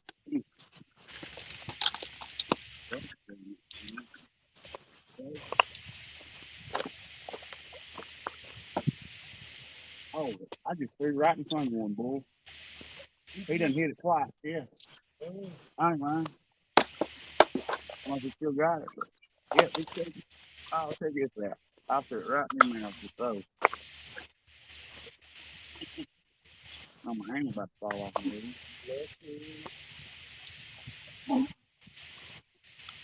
What? Why is it laying away?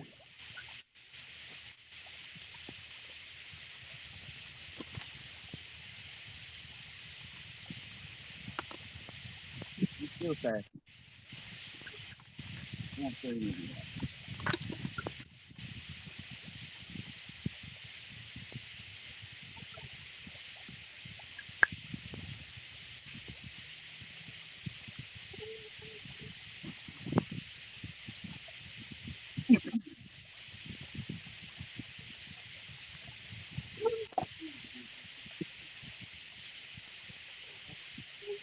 I ain't lying. Bring it in here at the bottom, boy.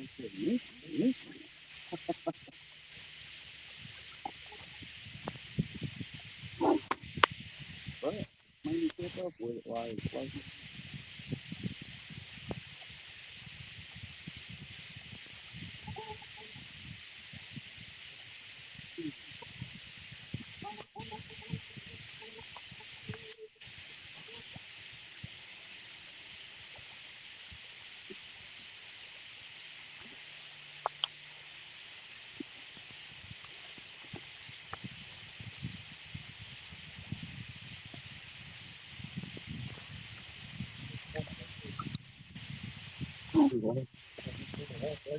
Oh,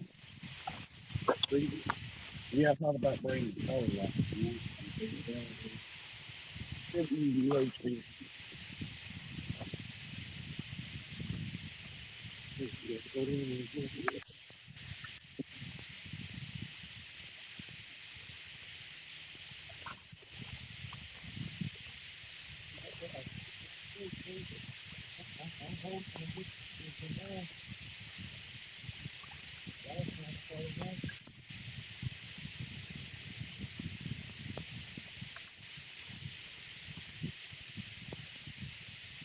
I'm still waiting on taking.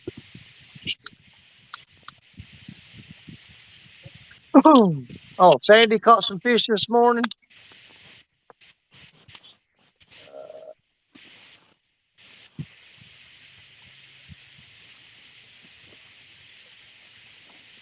Helping them get out there in that other one.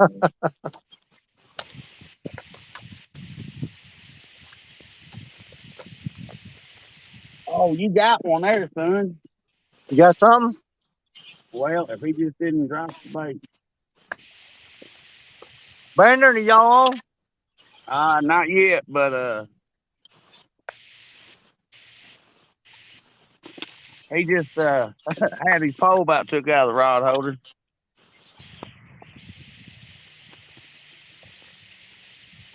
Oh, I wish he'd have held on to it. That'd have been a good one.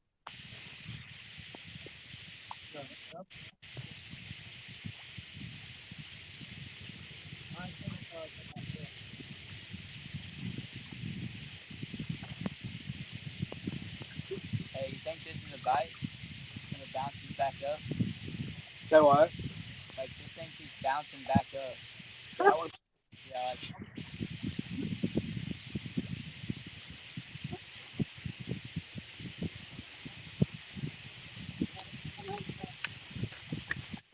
A mouse?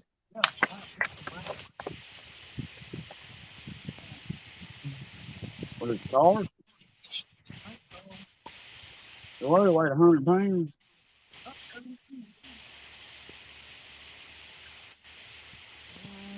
it was getting its slack every time. Yeah. Keep an eye on it. That is a sign of a bite when it does that crap.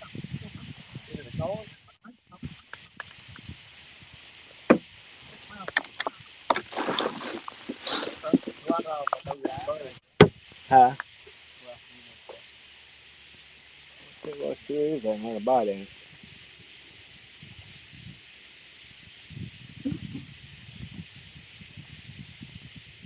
Oh, yep. Start flushing down, crank down on it.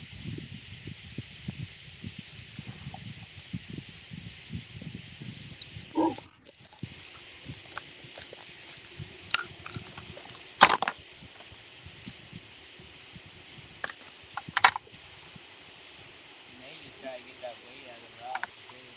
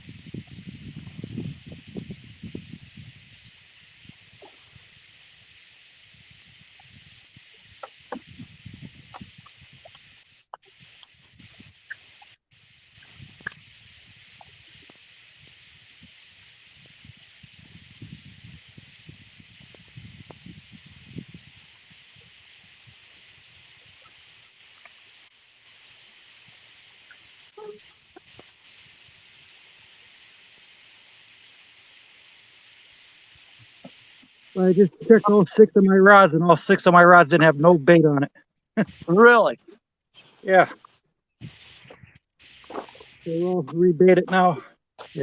Wayne, I would show you how that cat collar rig's set up if I had enough light, but I don't have enough light here right now. I may be able to try to show you one here in a second. But I've got a cat collar on the Muddy River rod, and I just put one on Black Betty and freshened up the baits.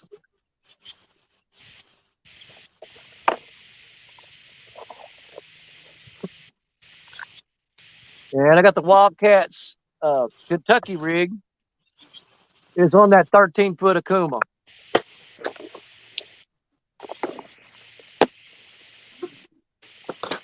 Yeah, right here in the river where I'm at, I'm in 6 foot of water, and the water is crystal clear. I could shine my light and see the bottom of the river. Wow.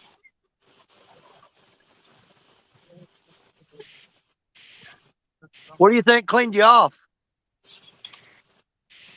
I think there's a bunch of channel cats around here. Okay. They're just picking at it. Yeah, probably some small ones that can't get the hook.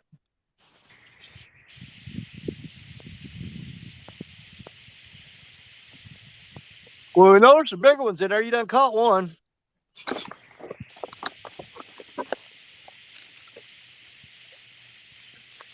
We got 3 altogether tonight, but nothing huge. Yeah.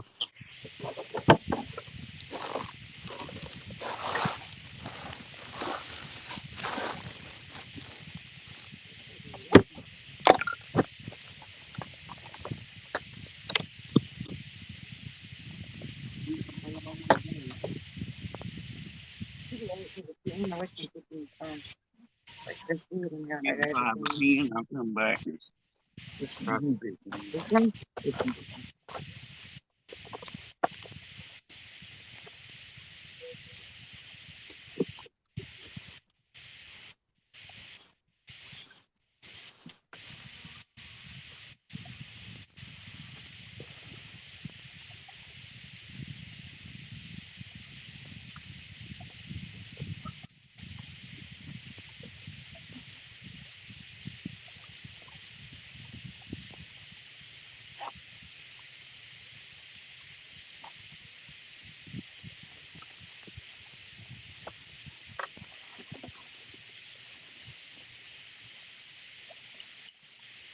Dang, he's mosquitoes.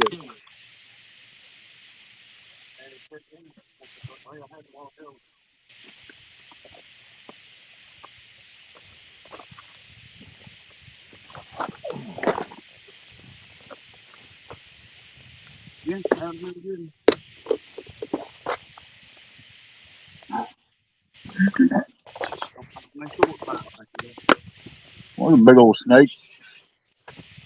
Got one down there? Yeah. If I move, he'll go. Yeah. If I turn my camera around, you might be able to see him. See him right there at the edge of the water.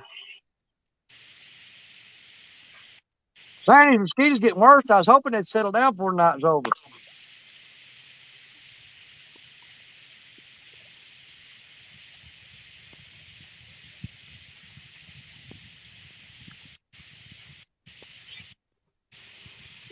He's gone.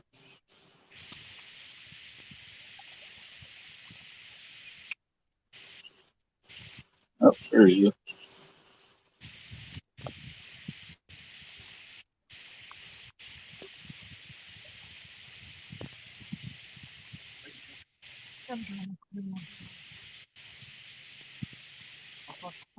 Oh, yeah. Yeah, I guess I might quit messing around trying to find new spots and start hitting some of my regular holes. Go back to the old faithful ones that I know the fish are there. I've been trying to find new spots, so Yeah, same here.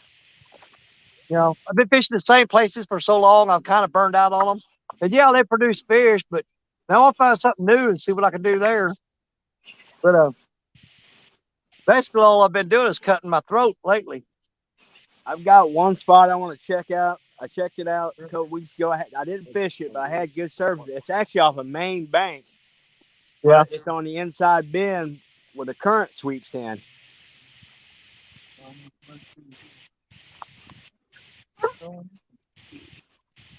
Then I got that 500-watt light down there beside Black Betty. I got it pointed straight up. The bugs are landing on it, and there's just so many of them. It's starting to smoke. They're fixing to catch on fire. I can smell them bugs too, cooking, coming down the wind through here. It's just roasting them bugs, but smoke's rolling off that light from those bugs laying on the lens of it.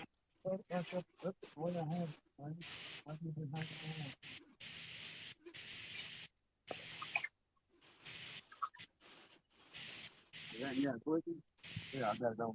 I'm about to say, yeah, that helps. Well, most of the time, I leave it. Blues, they hit it. It's big when they fucking inhale it.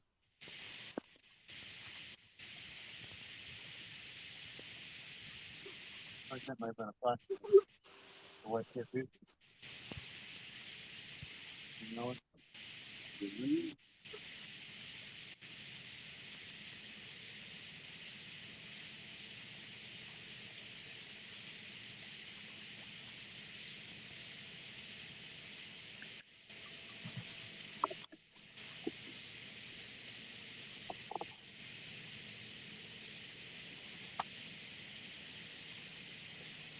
Come on, kitty. What did he call that when he put the fish on fish?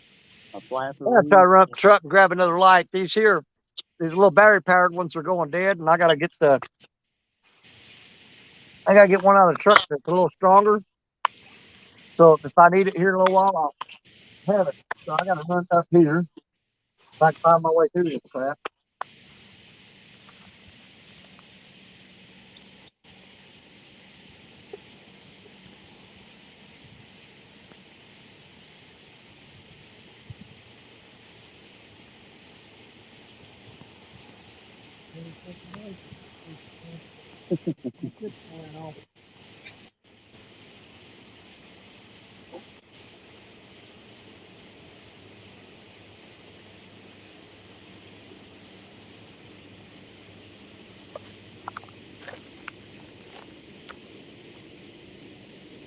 I got some of this and then try here. He don't burn it for it.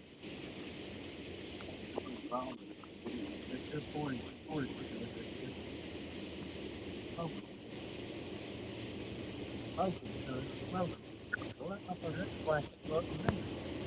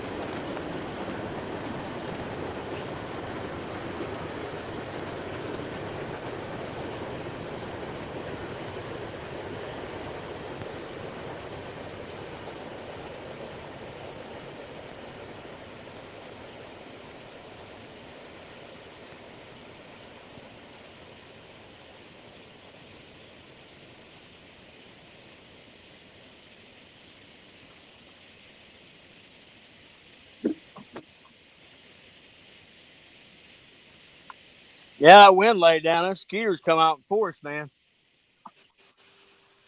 Yeah, they rough, dude. Ooh, Lord, that's rough. I feel like I need a cookie and some orange juice. Like when you give blood. Yeah.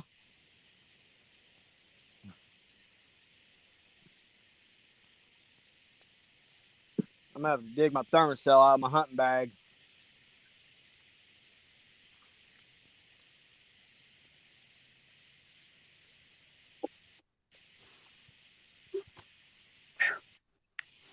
Big Man, old that's beaver. hard getting up them rocks in that spot. Can y'all see that beaver? Yeah. That's pretty cool.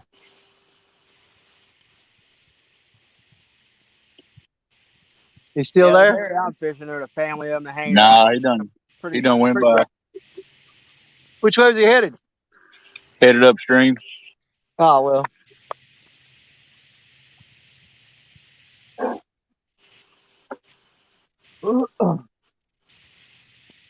You know, I've never seen a beaver dam, even a lodge, on this river anywhere. So I wonder where the crap they're going to. I've wondered that myself. I've never seen a lodge or a dam. I don't know what they get up to. They got to just burrow into the bank or something and make their den. Yeah.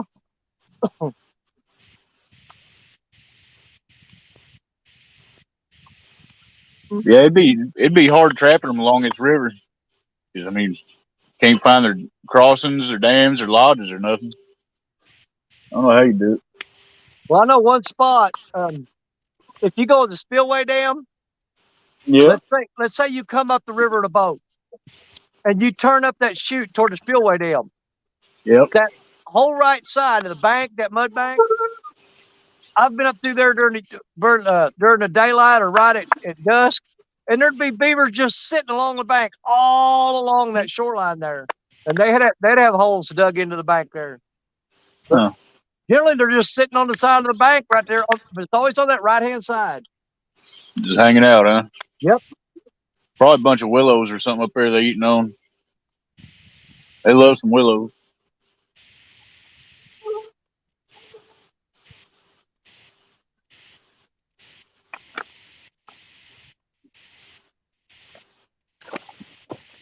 I'd sure like to know exactly what's going on. If it's like between, the flooding and the water coming up and down, what's going on because post spawn, generally,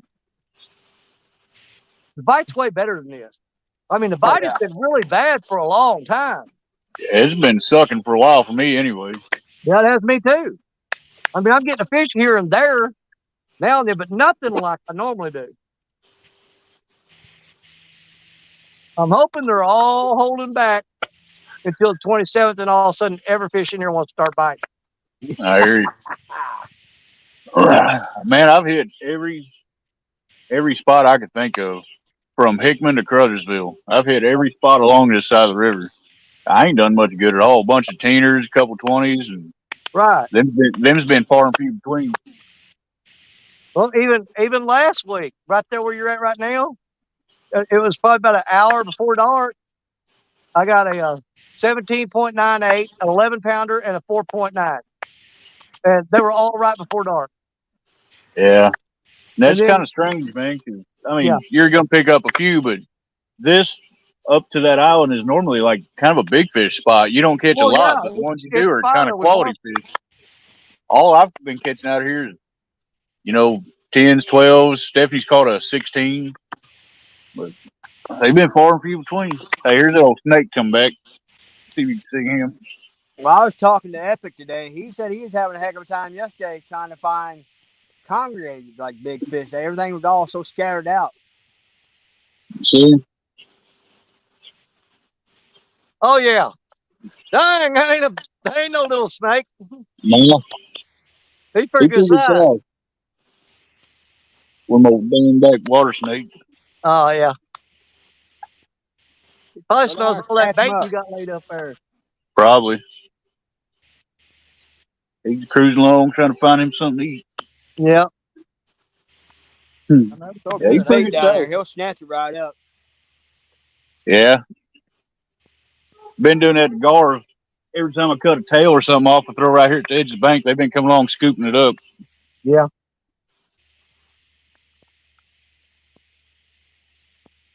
I was fishing off one of these dikes one time, and a snake come up there, and I had a bucket full of shad. I bet I fed that dang snake like 10 pieces of shad. Really? He's just sitting there looking at me now.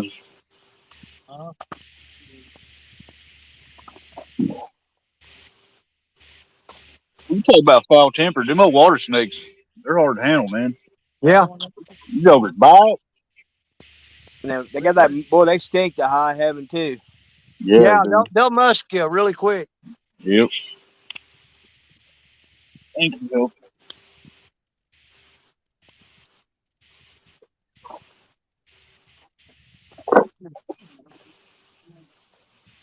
I remember one time I was fishing over there on well, Richard, I don't know if you're old enough to remember, but there used to be a Crawley's Ridge Resort up on top of the hill.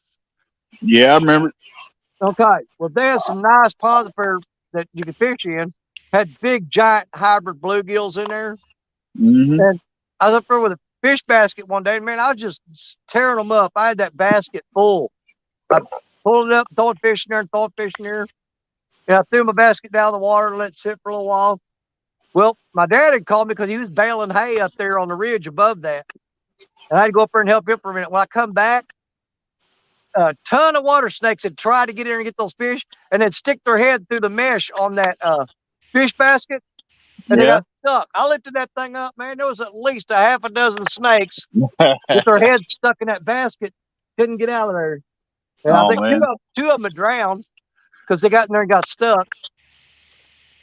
Man, I was wading up a creek years ago, catfishing, and I was going to a hole. I wanted to get up on this cut bank. There was a big old cottonwood tree laying out in the root wad. And, well, I climbed up beside that thing. There was a big old brown water snake. When I climbed, that thing was right in my face. And that thing struck, boy, hit me right in the dang chest. I about trapped down both legs. Hey, Lance, Parker caught one earlier. Susquehanna Stan caught one earlier. And I caught an 8-pounder, but it was before the live stream. I did a little pre-show before that. I was live before this show started. And I got an 8-pounder and broke off on a really nice one. Parker broke off on a really nice fish tonight, too. Soul crusher. But so far, we've got 2 fish on the board. Parker's got one on there, and Susquehanna Stan has. Well, I don't know if Stan, did you catch 2 more during this stream, or was that earlier? That was earlier. Okay. But he got one for sure on this stream that he caught a while ago. But the bite is just bad all over tonight. The whole thing biting is the mosquitoes.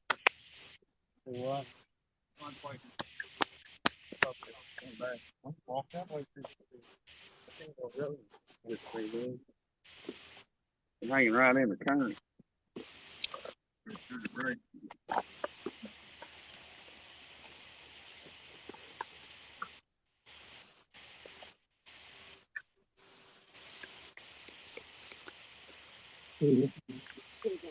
Storm's coming. We gotta lose it in about 10 minutes. Yeah, I'll be shutting down in about 10 minutes. I got a big storm coming. Okay, buddy.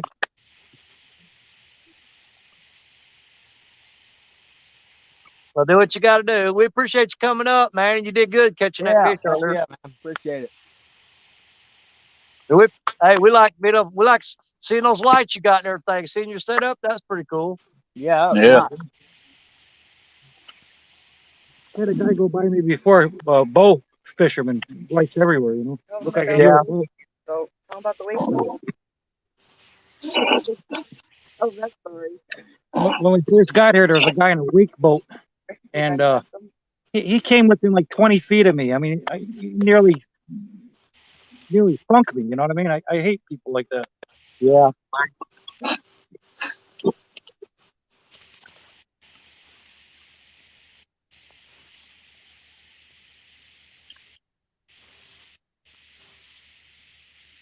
The turtle lady, she got it all on video. She put it on Facebook.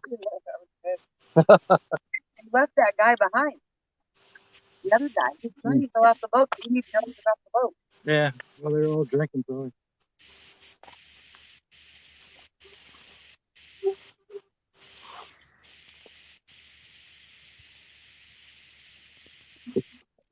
I'm gonna have to go down here and knock all these bugs off of this light before it catches on fire. It's smoking. Let's see, Yeah, hold that'd on. be terrible. Try to see here.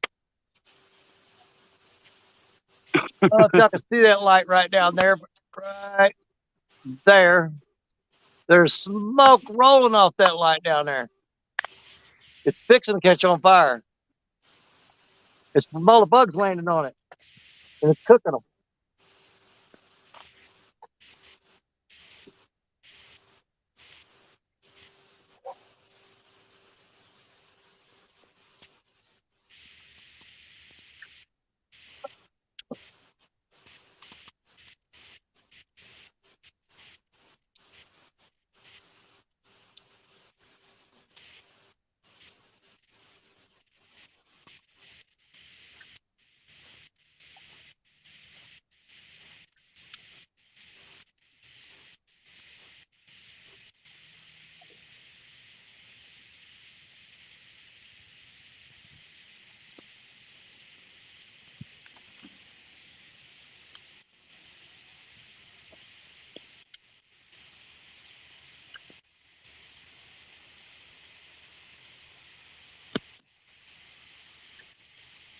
Your back is full of bugs. No what? Your back is nothing but bugs. Oh, I know. Yeah, I just don't know if it's going to happen tonight or not, boys. Yeah. Well, they got about 37 more minutes out of me. Yeah. I'm calling it quits. Okay.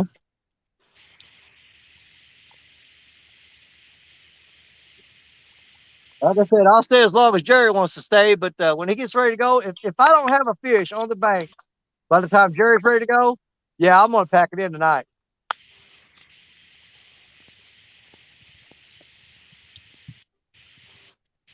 Heck, I might peel over the ball tomorrow and work on some eaters. Yeah. There you go. I got some I got to clean tomorrow. We brought some home. I threw them in the bait tank. Didn't want to mess with them. I clean them tomorrow. And I've done that before. yeah,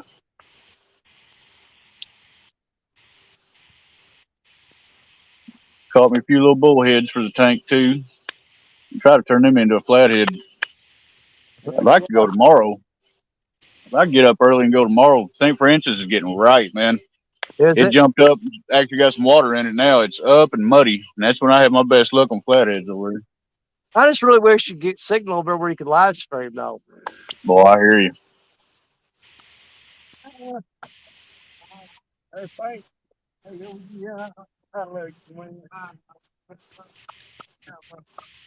I'm just feeling real froggy in the morning.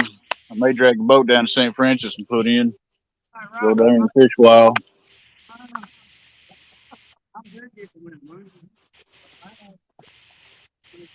You know, I've been looking at where they tore out the old bridge and built the new one on, you know, when you come up, you heading toward Papa Bluff, Yeah. coming through, when you go up Jay, Yep. man, that's been looking pretty good right there.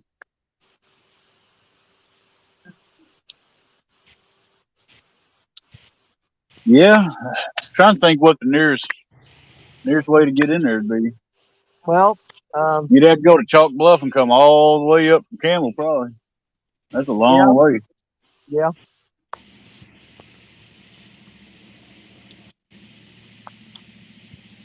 Yeah, they need to put some more boat ramps in there for sure. That ain't no joke. Wouldn't hurt nothing.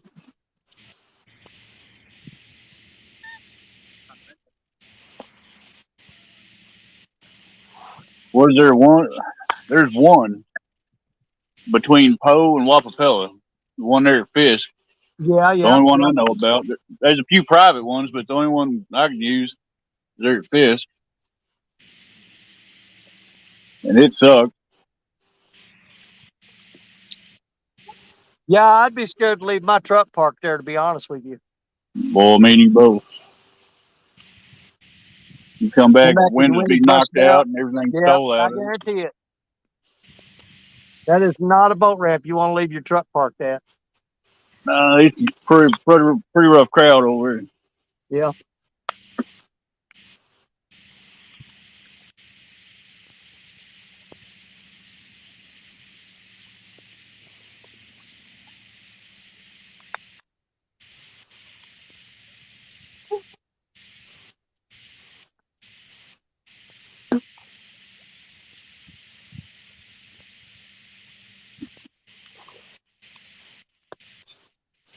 And what generally happens here is once I've already thought it through and made my mind up to set a time limit and say when it hits that time mark, I'm quitting and going home.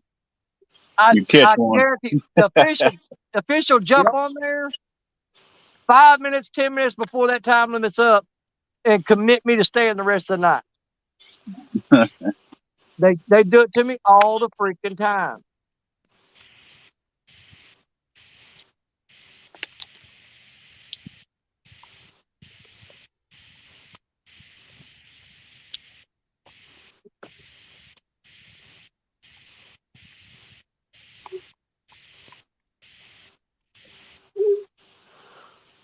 Oh, well, I got a sandwich up there in the cooler,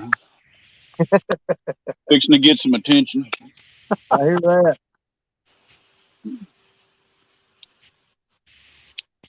You know, Richard, the way you see all those little tiny skipjack that's up around the spillway dam right now? Yeah, I just wonder if them catfish wouldn't be moving up in their blood spillway dam chasing those skips and those shad. At night they would, I bet. Yeah. very well could be. You gotta always have Very light. well could be. See, do. the reason I generally don't fish there is because you fish right there at that spillway dam. You got them concrete ledges. There's really no place to put your rod to keep it from going in. I've lost 2 rods right there that's been pulled over the side of that spillway dam, went right in the water. Hold that arrow. Anytime I've Stuck me some anytime fresh I've ever bait. fished there, I just had to set my bait clickers, and that's On a pliers. about all I can do. Yeah. Is there I any know like there's old. mud or There's rocks right there? Do what, Jerry? Is there any mud or rocks right there? Or? Not really. I mean, there's a muddy spot, but the rocks, the mud's only a couple inches deep, and you can't get a rod holder down in those rocks. Anybody need fresh bait? Oh, we stopped there at Spillway Dam and got a bunch a while ago. Oh, I just stuck a cart with my bow. Oh, We got something else to throw out there. well, I threw a cast net at Spillway Dam before I came down here and got about a dozen skipjack that were about 4.5, 5 inches long, and one that was 8 inches long, and one that was 10 inches long, and a big old buffalo. How big of a cast net? Mine's an 8-footer.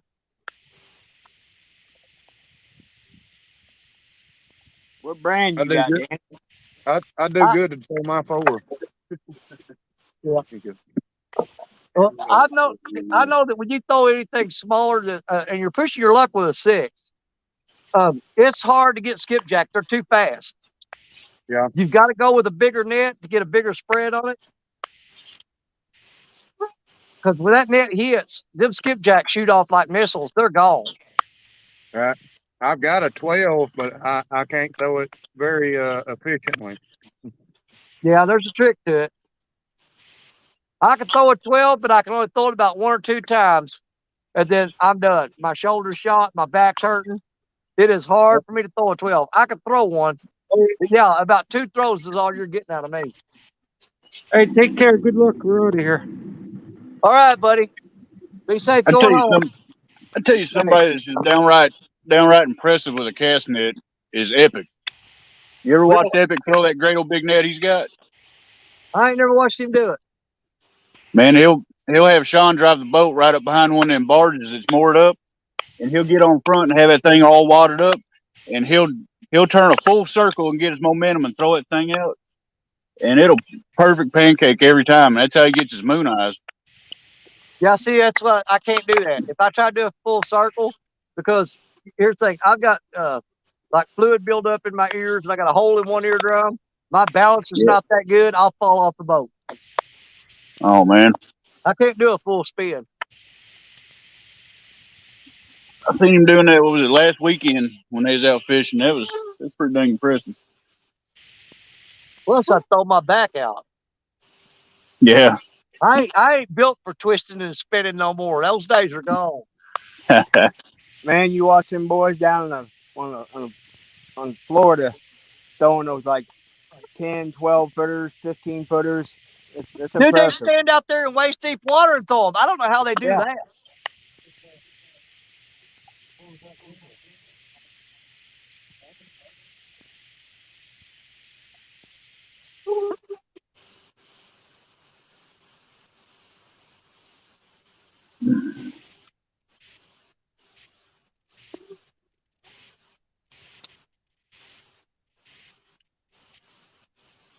I need to get me a better net that's got more weight per foot or Yeah. pounds per foot. Need to get one that sinks a little faster. I got one of those vet super spreaders. I really like it. Yeah, I was looking at them. I don't know anybody that had one, so I didn't know anybody to ask. But you like yours? I love mine.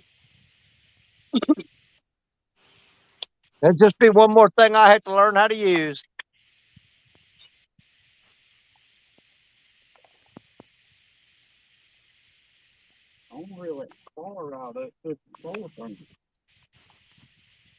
Gary, is throwing that super spreader a lot different than throwing a regular one?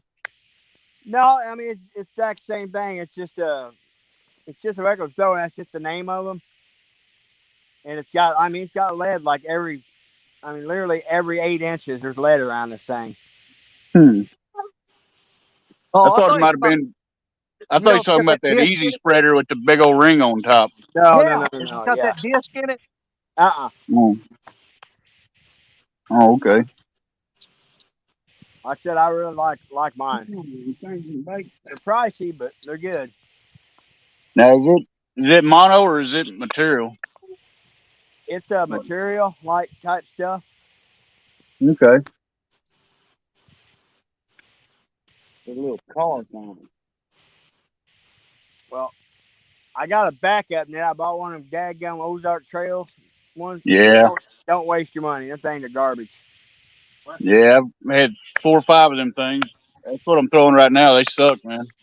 I mean, they spread, but they don't draw up worth a darn, and you get too many, your fish will shoot out the bottom of the thing. It don't Yep. draw up very well.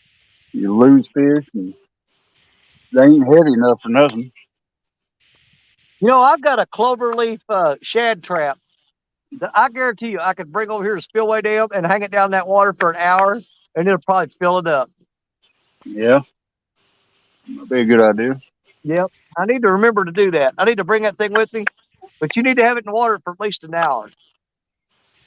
Well, I don't know the way when they get to chasing the bait fish up through there, they'll probably run through there in a few minutes.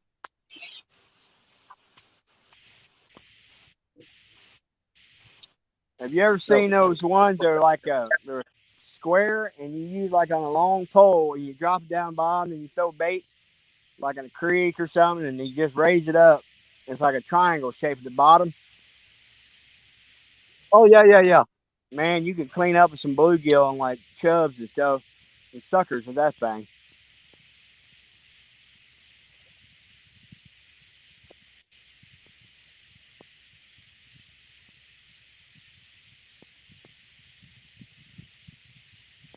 Danny, you hear that over across the river from you? No, this generator drowns out everything for me. Oh, okay. At first I thought I heard a coyote or something, and thought it might have been an owl. I don't know. It sounded like somebody over there hollering. It's coyotes. They're thick up in here. Well, I don't know. I got to listen. It don't really sound like coyote. I mean, Well, if a bunch of coyotes get after you, all you got to do is grab a stick and chase them off. that's right. That's right.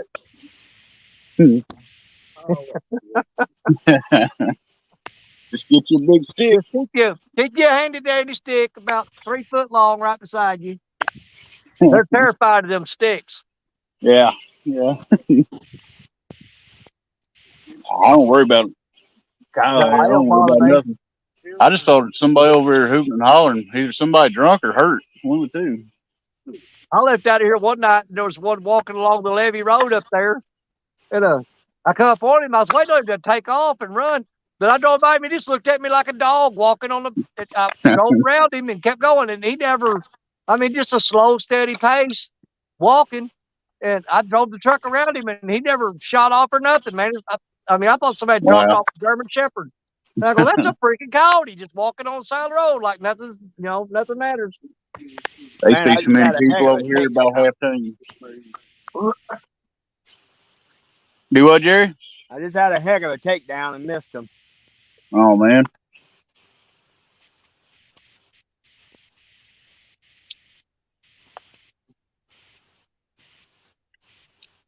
I just let the bait drop it, let it drop back out there. I'm hoping he didn't get my bait. I'm gonna leave it sit for a few minutes and I'll reel it in. But I've got a bag full of frozen shiners, and there's a big red horse sucker in there.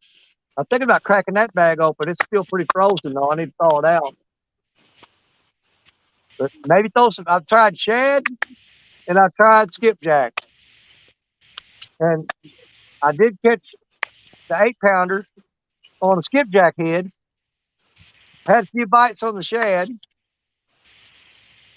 but it's just like when we went up Trail Tears that weekend. And didn't do that good. Well, you guys left the next night. I went down there at the point into that island where the boat ramp is, and I threw skipjack out, I threw shad out, and I threw the big shiners out. The only thing they were touching was the big shiners, and they were firing them up. That's what that little flathead Jerry caught was on that night before. Was on them shiny. Was it? Yep. Yeah. The next night after you guys left, I went down there fishing, and I would have probably slaughtered them that night. I was getting all kinds of crazy bites. I caught 2 nice catfish real quick, real close together, and was getting bites like crazy. But man, when that lightning and thunder started rolling in on me, and the rain started just pouring down like crazy, I had to get out of there. Yeah. I fell down twice and slipped into the river that night, and the light did not got out of it the second time. The bank was that's so very thick I good couldn't look get back up anyway. on the bank.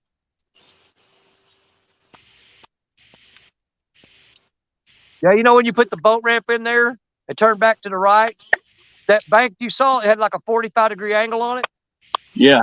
That's gumbo mud. I walked down that bank to get down there to even with the point of that island. Well, after it rained and I walked back, that was slick. I bet. Man, I bet I fell Yeah. at least 10 times, but 2 times I fell and started sliding and couldn't stop, went right into the water. Yeah.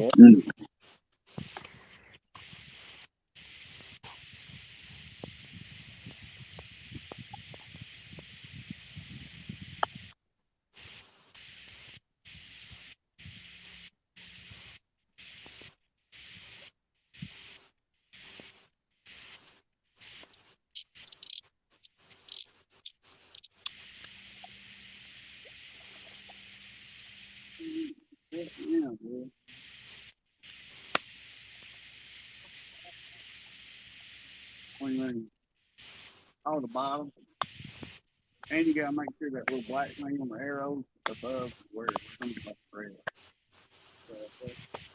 Yeah.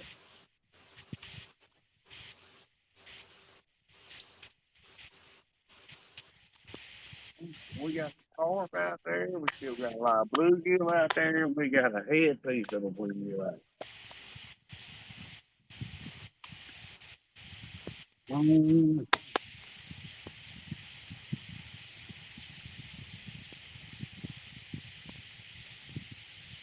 Well, I'm starting to think these fish are really going to drag this out until fall. I know, right? Well, we Then all haven't of a had sudden they'll be on fire. this dang river has been up, down, up, down, up, down. We have not had stable conditions in months. Yep, I mean, that's got to be effective, but crap, they still got to eat, Oh, 100%. right?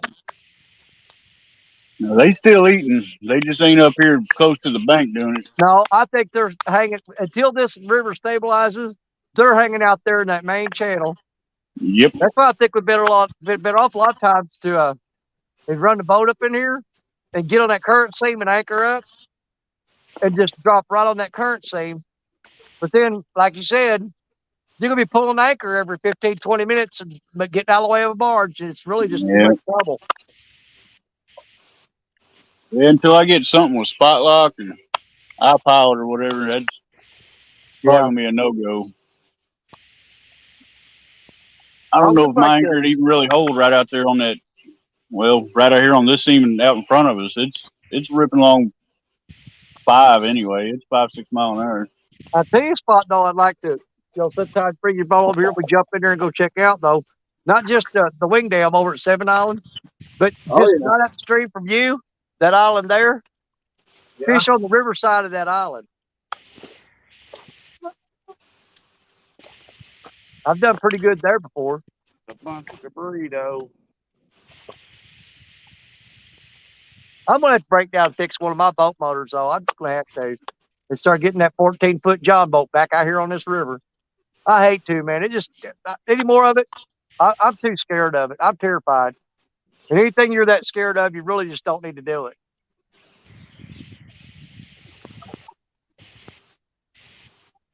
Well, if you ain't got a bilge pump in your boat that'll pump 25 gallons per minute, I'd advise you to get one. Yeah. I got mine off Amazon. Oh, I've been swamped. My boat's been swamped a couple times.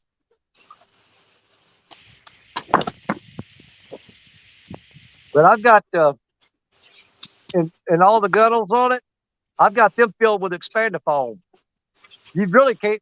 I mean, you can't hardly sink that boat. You can fill it full of water, and but if you try to climb in it, it's going to go under. But if you let go of it, it'll come back up. That's always good.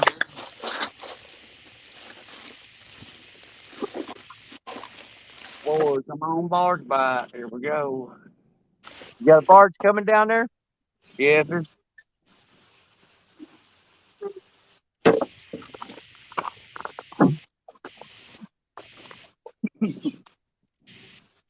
I heard you shoot twice. Yeah, I didn't see no car pull up in the door. I tried to fix gun. Well, it'll be 2 weeks before I'm back over here on the river, and hopefully something changes by then. Right. Well, I think they've been biting there today or something. Well, I mean, you look back last Saturday, the 3 I caught was during the daylight, about a couple hours before dark. The one I caught today, during daylight, a couple hours before dark. Yeah, that's the way my video's been. It might be that way. I tell you what, it's been so rough over here lately. I was actually looking forward to today. This morning, me and her went over and actually targeting channel cats, trying to find some eaters. Yeah. I don't care nothing about catching channel cats unless it's like up in Mendota, them big donkeys up there. But oh yeah, I don't even like fishing for channel cats around here, man. But I was excited just to go do that because I knew I'd catch some. You know what I mean? Yeah.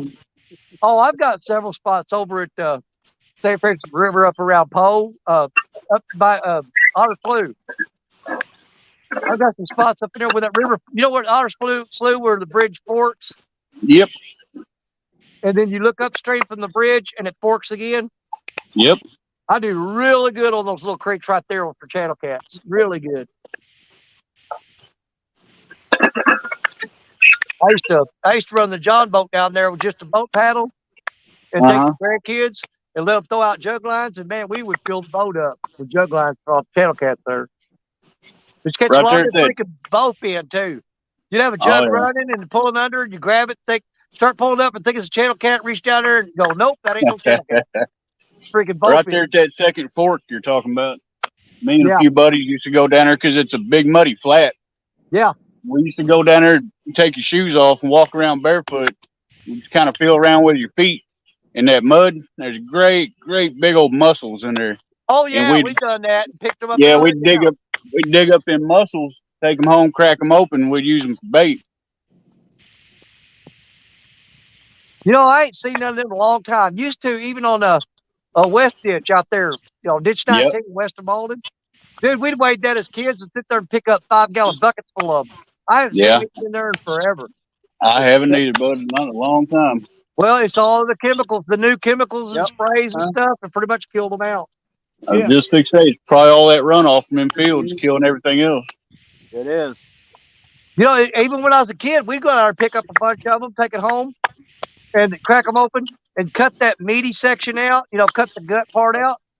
Yeah. And salt, pepper them, roll them in flour, and deep fry them. Man, those things were good, man. I wouldn't eat one of them right now if you put $100 bill on top of every one of them. Nah, man. But we used to get them and fry them up and eat them when we was kids. And no way I'd do that now. Well, they say mussels is big reason, like that determines your water clarity a lot of times. The mussels is what filters so much of the water out.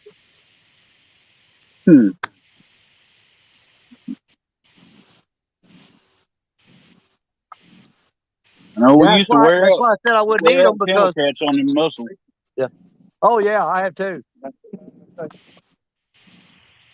I've caught big blues on them. Mm-hmm. I ain't never caught a flathead on one. No. You catch them blue cats out Kentucky and Bucket Lake, them dang things will rattle because the thing will be so full of mussels. Yeah.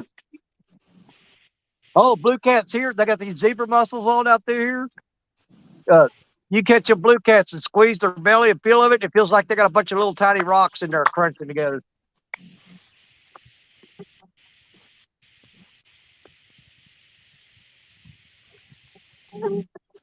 You figure they can't pass those shells, I wouldn't think.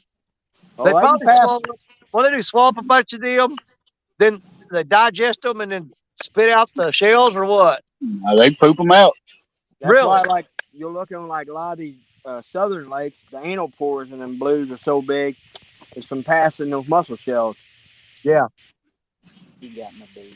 Be like a dog trying to pass a peach pit. Yeah. See them all hunched up, and walking around the yard all funny.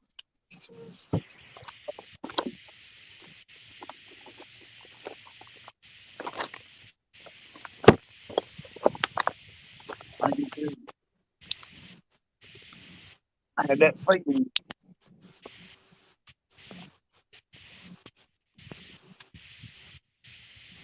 Still full, goddamn. I don't think it's fish,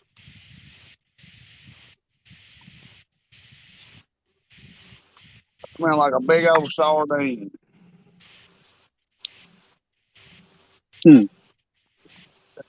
Yeah, after having that carve all over me.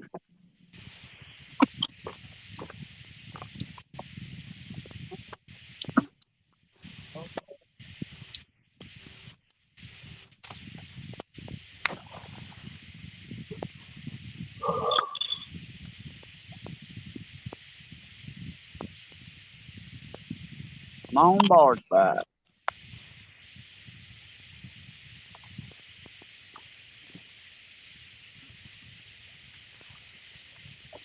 least we had a fool with a guard, though.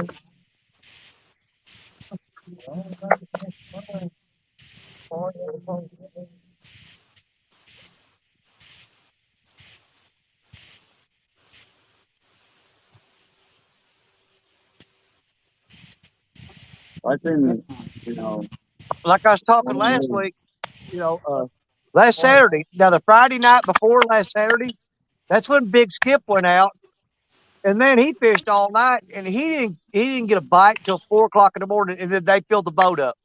And I tried that crap last week. I thought, man, surely maybe that was what the situation was at 4 a.m. I ain't got the energy to do that tonight. I don't think.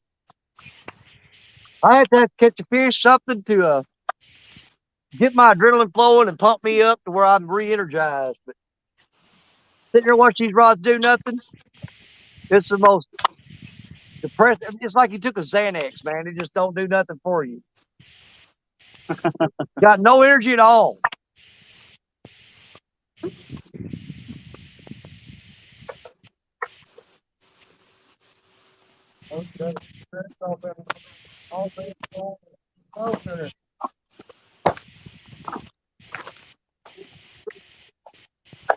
Jerry got some action over here.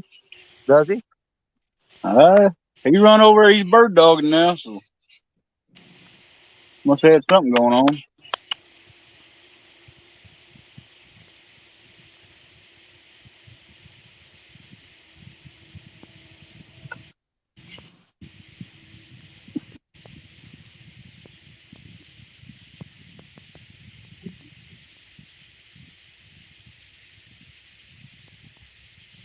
Come on, kitty.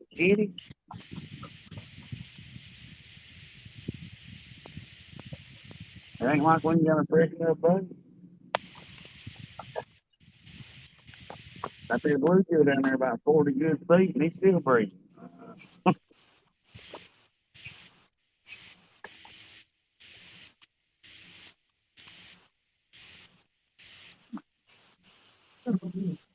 That's the thing. That hole that Brandon's fished in, that's one of the best spots that I fish in. If they ain't biting there, man, you know you're pretty much in trouble.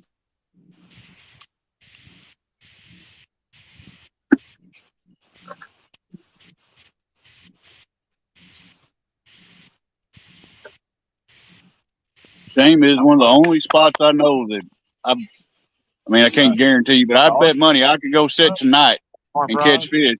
I can't get a signal from there. Yeah. That's the crap about this live streaming, man. Exactly. I've got some spots that are a lot, way better. Oh, me too. I've got about 5 right now. I can go to. I guarantee I catch fish.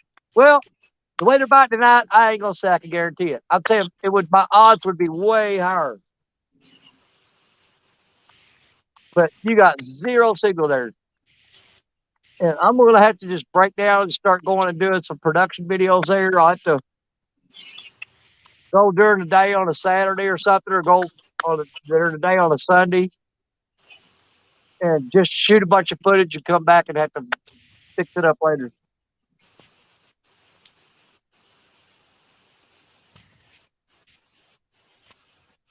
See, I know I got good bait out here on these rods, so for them not to be biting, it just tells me everything I need ain't to on know. the bait. Sure ain't the bait.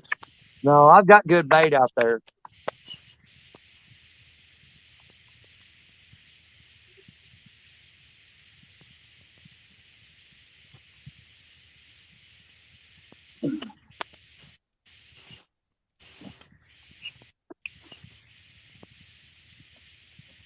Well, they got 6 minutes. If I catch something worth catching the next 6 minutes, I'll hang around a while, but Yeah.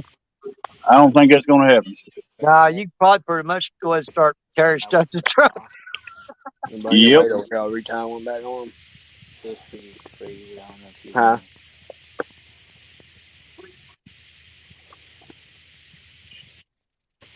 I still like to know what that was, man. That I hooked earlier. I mean, it Same could here, have been, brother. it could have been an alligator gar, I guess, but my God, that thing was pulling. I mean, pulling. Oh yeah, we had you on full screen. We're saving the rod. I was trying to get. I pulled it up, and the rod holder come up with it. I was trying to get that off. I couldn't even hold it one hand. It was trying to pull it out of my hand, strip and drag, and I could feel these big old just thump, thump, thump, thump, head shakes and everything. Yeah. That could alligator gar will fight just like a blue. I've only caught one. Man, it had been a big one. Well, I've seen dozens of them on this river. I've only caught one, and one I caught wasn't that big. It's only about 5.5 feet long. It wasn't a big one by no means. All I've ever caught the little ones.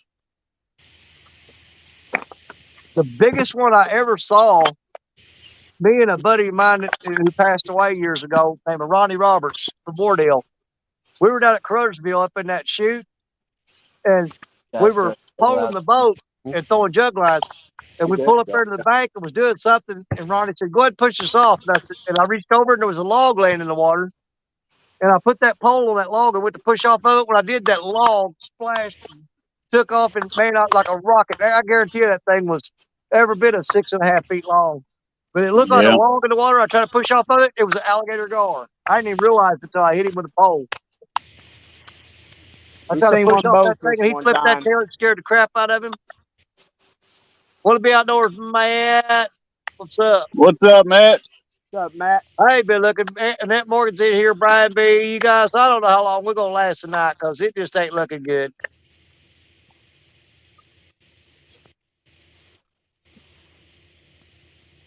I'll go for another hour or two, but if I ain't got to fish in the next hour or two, I am out of here.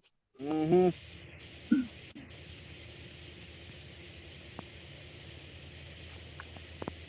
I ain't gonna know how to act though. Going home on a Saturday night, taking a shower, cleaning up, getting something to eat, and going to bed. Normally, I don't get home till 1 o'clock Sunday when I come over here. I ain't gonna know what to do.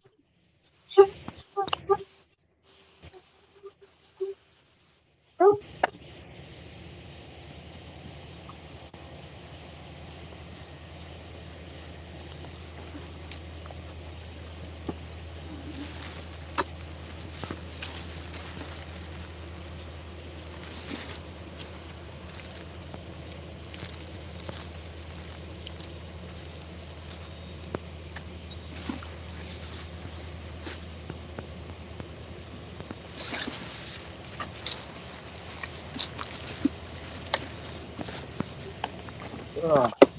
Come on, golly whopper.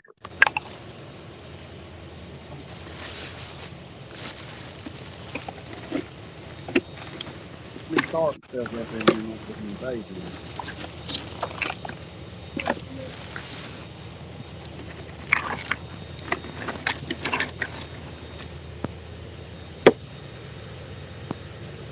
Plus, it's a resting point. It's the only place to get out of town.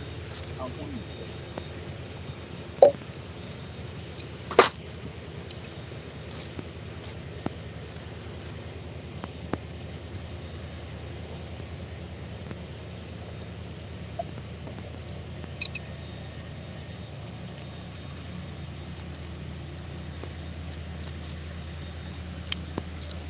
Might be time. I'd rather be in my boat right out there. And I can set up where I want to.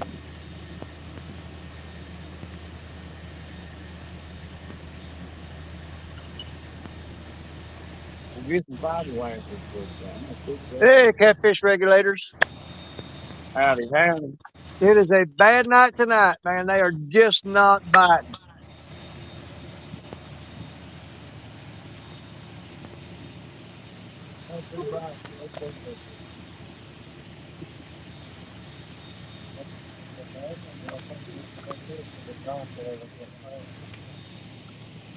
Better hold your bait off of it.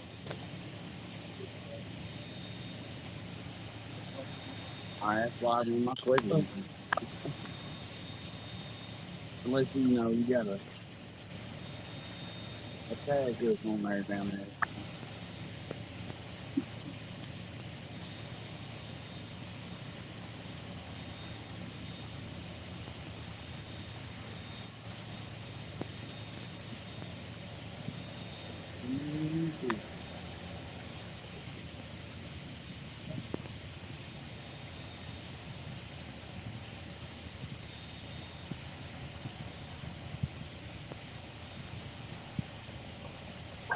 Banter pretty though. Gotta love that. Up till about a month ago, there was guys running gill nets all up through here too. And they were taking everything they caught out of the river.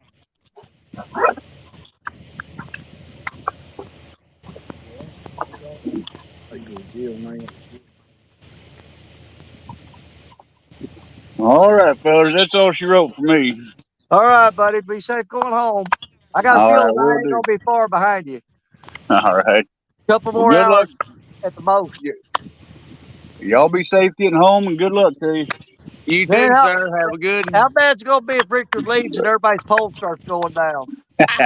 Wouldn't that be terrible? All right, guys. Good night, and God bless. All right, be careful, You too, Richard. sir. Help somebody with still there. No, you're talking about people running some gill net, taking everything you call. You got a commercial license to do that? Yep. Thank you, guys, man.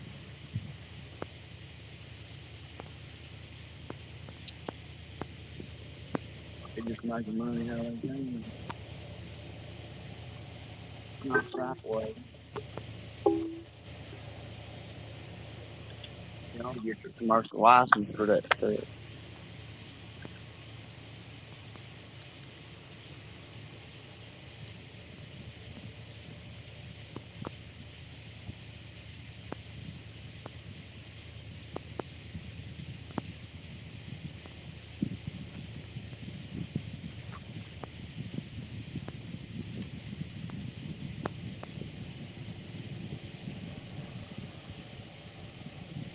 My own flat is.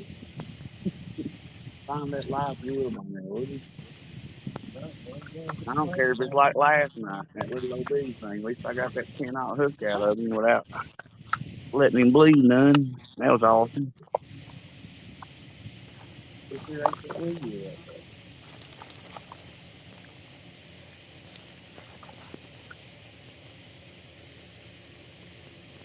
It was too long to make a full video. So I made a short out of it. And there's nothing to go about.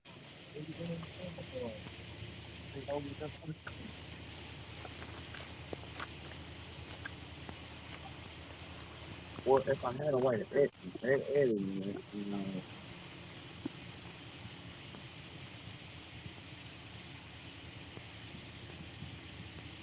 a way for me to get an editing app. Well, I can do it. She's right.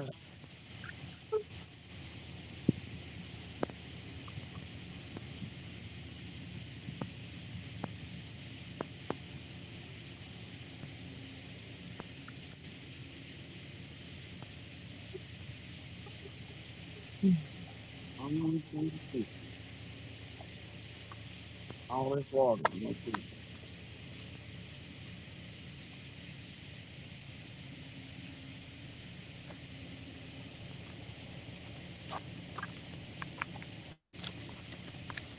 Plus that boat plane up in here earlier didn't help nothing either.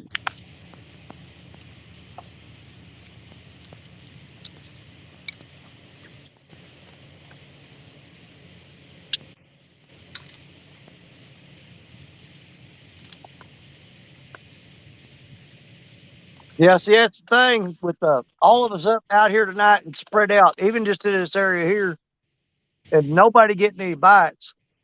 Now, if I was here and Richard was on that side of me getting bites, and Brandon was down there on the other side of me getting bites, I'd say, well, it's just this spot.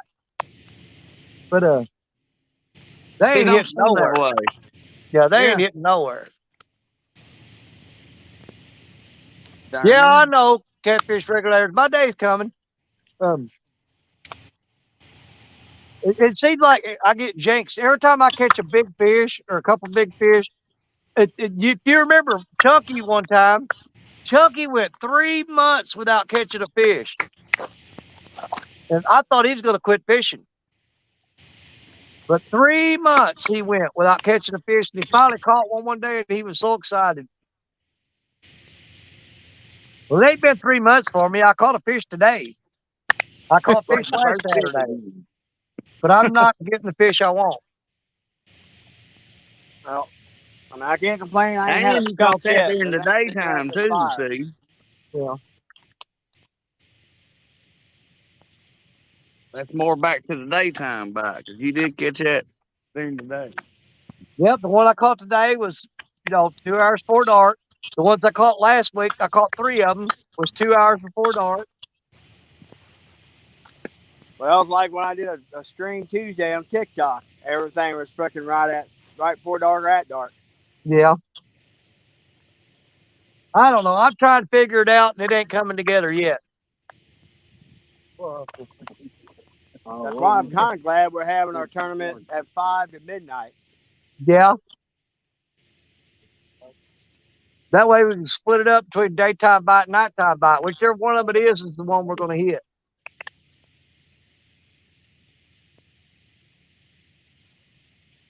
I tell you what, I've had a lot of luck a lot of times in the river. You know, between like 9 and 1. You know, Yeah. during the day. So this time you're holy crap, you'll cook.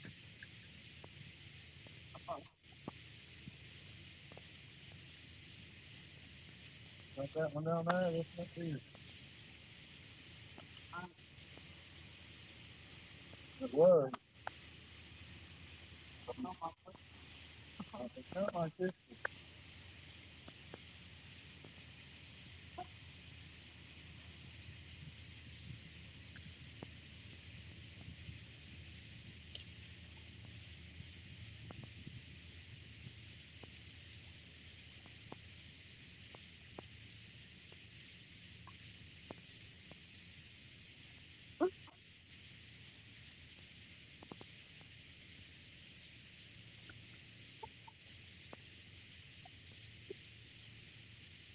Say what? I wonder if Epic and them's doing any good tonight. I don't know. Let me check in on them real quick.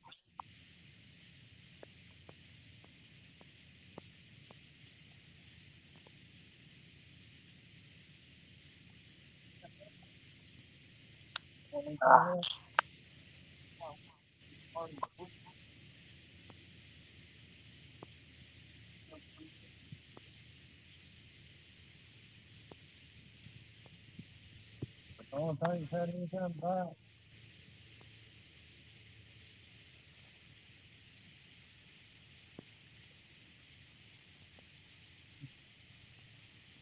Man, I had scratched all the skin off my elbows from these mosquitoes.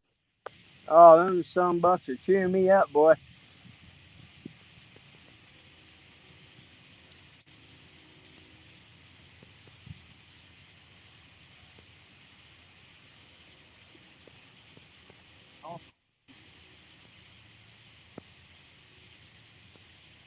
Oh, God, these mosquitoes.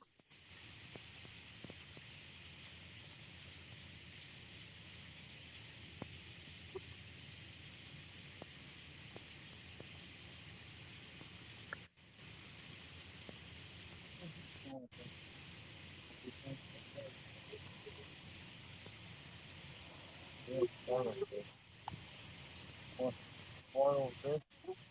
That's a spoiled this. Ride away.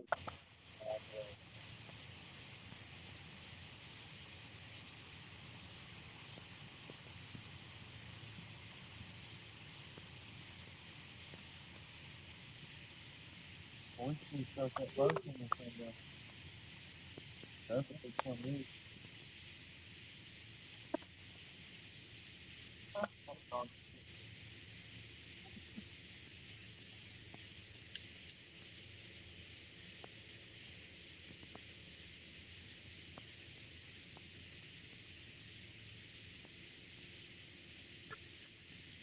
Come on, kitty fish. Do something. Richard ain't got out there yet. I still see his complex light down there. Probably take me a bit to pack up. I know it always takes me about 20 minutes to get everything together, you know. Oh, it's gonna take me an hour to get everything out of here.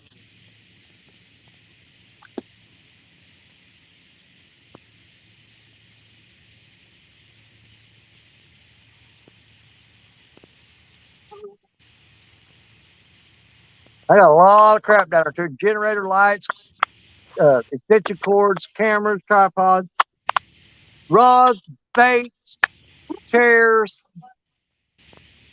net, Yeah, light. my cooler always just doubles as my bait cooler doubles as my chair.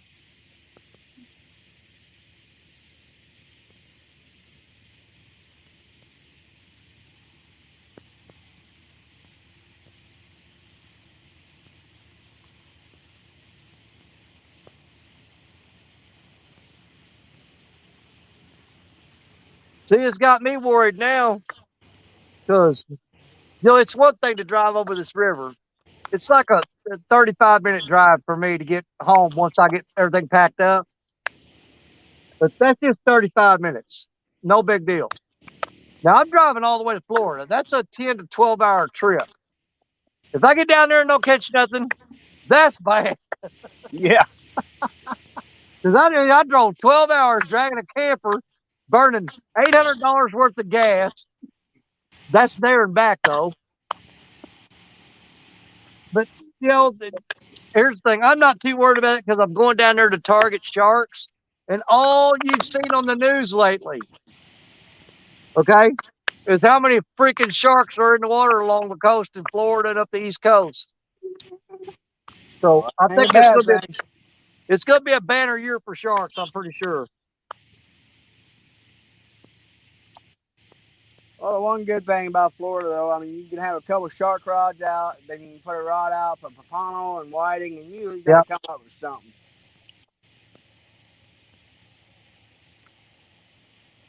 Heck, the bad thing, you catch a ton of freaking small black tips and bonnetheads when you're trying to catch the whiting and stuff a lot of times. Yeah. I went down there last year, man, and I filled the freezer up with pompano and whiting. Oh, that's delicious eating right Oh, there. That and the mangrove snappers. oh yeah. Well, I didn't make it to the pier last year, so I didn't get any mangroves. But I wanted to fish the pier, and I didn't get to. But I always take when I go down, I always take my kayak to run my shark baits out, whatnot, and but a lot of times I'll go up in that intercoastal canal and get around them piers and boys flip live shrimp and stuff, and just wear them frickin' mangroves out. oh yeah, you catch all of you want on shrimp. And that a lot of times around there you'll get into a snook or a frickin' oh, oh, oh, oh, oh. Uh-oh, that sounds good. I'm watching him. I like it. Oop, oop. I get that put thing on. That'd be nice.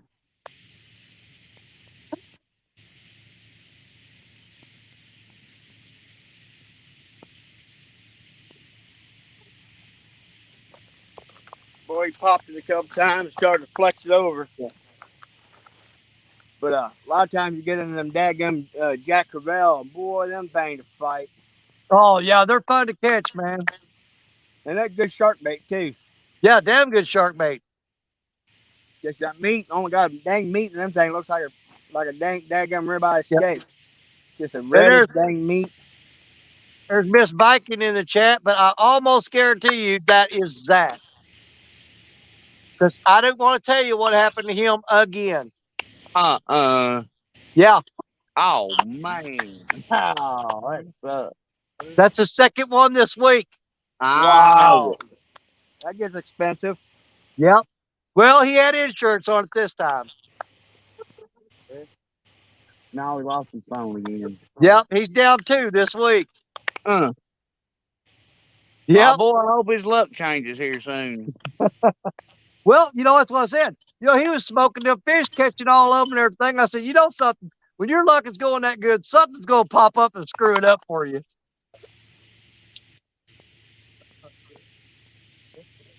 Well, I can't say that. I've lost a phone, on my I was kayak your fishing pictures. before, so. I never lost a phone in the river, knock on wood, but I've dropped them in the river and got them back. You've been doing good with that on your tripod. Yeah.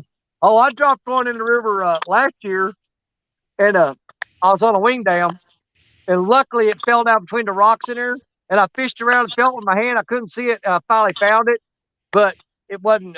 It didn't do me any good. That phone was ruined. I mean, it was on when I pulled it out of the water, and then it just blinked to a little bitty tiny spot in the center of the screen, and never got it to come on again. It'll be like Dunnigan. He dropped one and went back a week later and found it. I know.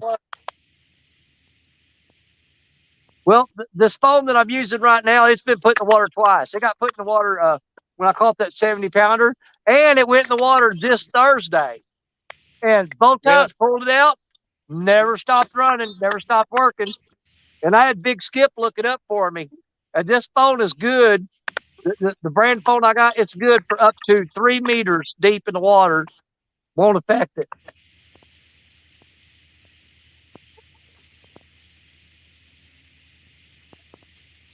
Well, I hope mine never meets it unless it's raining. What time we got? 11:16. Go to midnight, Danny, and shut her off. I'm thinking so, yeah. If we ain't got nothing by midnight, I don't plan on sitting there feeding these mosquitoes all night long.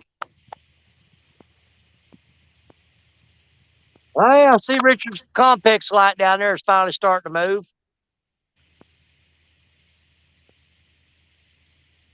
So he must be, see, he's just now getting packed up.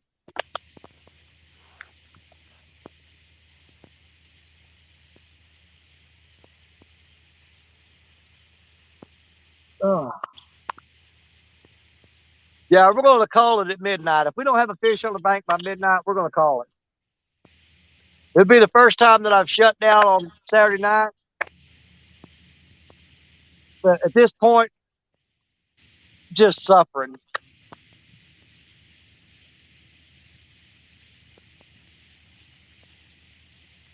There comes the barge down the river.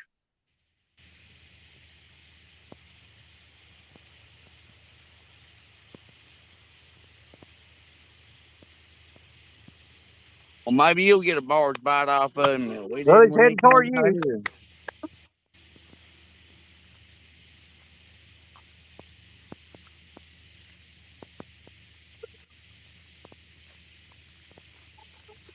Come on, fish.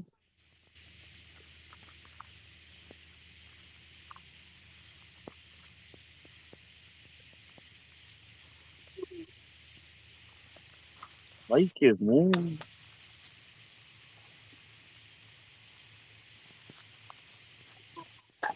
These first 4 rods I got set out here, I don't have them thrown out very far. I actually think the bait is settling down in between them rocks, and the fish are having a hard time finding it.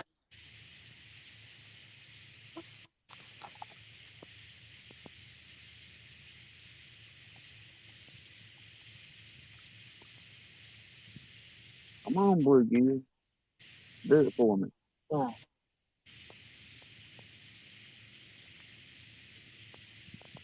It ain't the turn. Get out of my face, Cody.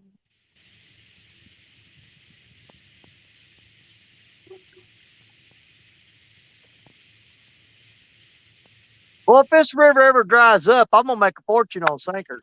Mm-hmm. Ha! Yeah, I'm gonna regain some of them back anyway. Hey, when I fish it when it's high water and lose a lot of tackle, I'll come back when it drops down and try to get, I get a lot of them back. But Oh yeah. there's actually people that live around here that's all they do is wait for this river to drop, and they'll walk this bank every place where there's a fishing spot, and that's all they do is pick it with a bucket and pick up sinkers. Yeah.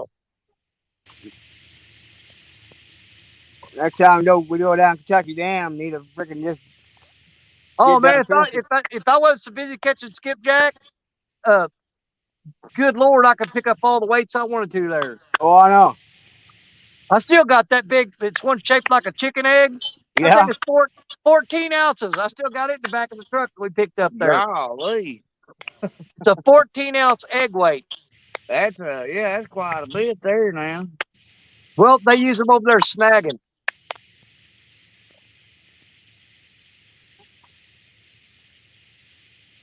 What's a Well, lot you of know weight it's snag with? Well, them guys over there are snagging for spoonbill. Right. man, That's one fish I ain't snagged yet. them dang big heads though, and they carp. Man, there'll be just 100 of them laying on the bank. Them guys will snag them Oh up. yeah, if you got a weak stomach, you can't fish over there. No. So man, there's just dead fish every 2 feet, rotten big head carp. They ain't got to take them with them. No. Oh, that's terrible. I mean, you will see some monsters too. Oh yeah, there's big ones. Jerry snagged into several of them over there the last time we went. We seen one a while ago. I wish I'd have had my bow in my hand when I did, but I could have put my head in these mounds. I bet Well, it Brandon, one was of these good. times you need to ride with me over to Kentucky Dam when the skipjack are running. I'll tell you what, you'll sit there and have a time of your life catching them skipjacks.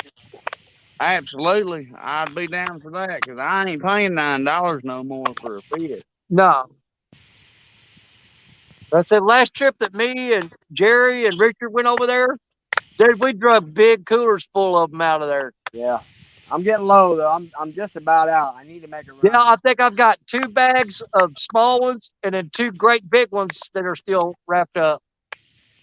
I've got like eight bags, but man, I'm gonna try to hoard 3 or 4 Yeah, of I'm the gonna bags. hang on to them for special purposes. I thought about taking some with me, some of this shad, some of these skipjack to Florida, but I'll probably just wait and buy some frozen mullet down there. Well, I'll tell you what, you get up at daylight and you go in them like little intercoastal canals. Yeah. Man, you can get in them mullet big time with a throw net.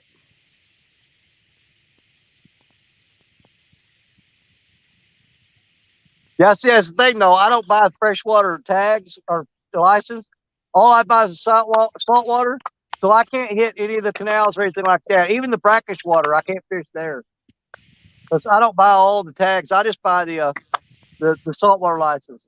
I usually get both. I usually hit both when I'm down there. Like during the middle of the day, I'll get out there in that intercoastal canal and chase some mangroves and stuff like that. Then usually right at get started late in the evening after everybody clears out. That's when I get in and start shark fishing pretty heavy. Well, I've got so many fishing permits now. My wife's about to cut me back on them. Right now, I've got Missouri, Arkansas, Kentucky, Tennessee, Illinois, and Florida. I got fishing license in all those states. Come on, fish. Eat that bluegill.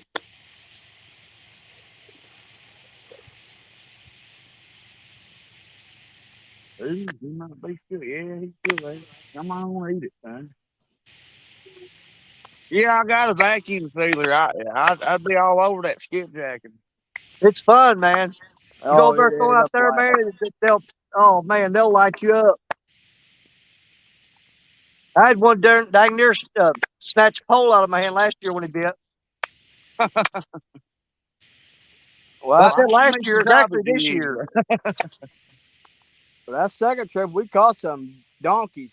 You know. You just use crappie jigs or you use spoon? I use crappie jigs most of the time. I'll tie about anywhere from 3 to 5 of them on Right. in a row. And you can triple up a lot of times. The the best I did over there this past year, I threw it out there. I had 5 jigs on, 5 fish hit. I went to get it out of the water. 2 of them fell off, and I got 3 of them in. Jerry and Richard tripled up a couple of times, I think. Yeah. Heck, I was catching them on a freaking square-bill bass crankbait. Really? Yeah. I ain't never heard that one. Oh, Yeah, that one you caught on the crankbait? Yeah, remember that? Yeah. Trying to catch some daggone white bass and stripers and skippies for hitting it. Yeah, we've even had Cody from 3+1 meet us over there. Kevin Fishes, he met us over there, which he lives over there.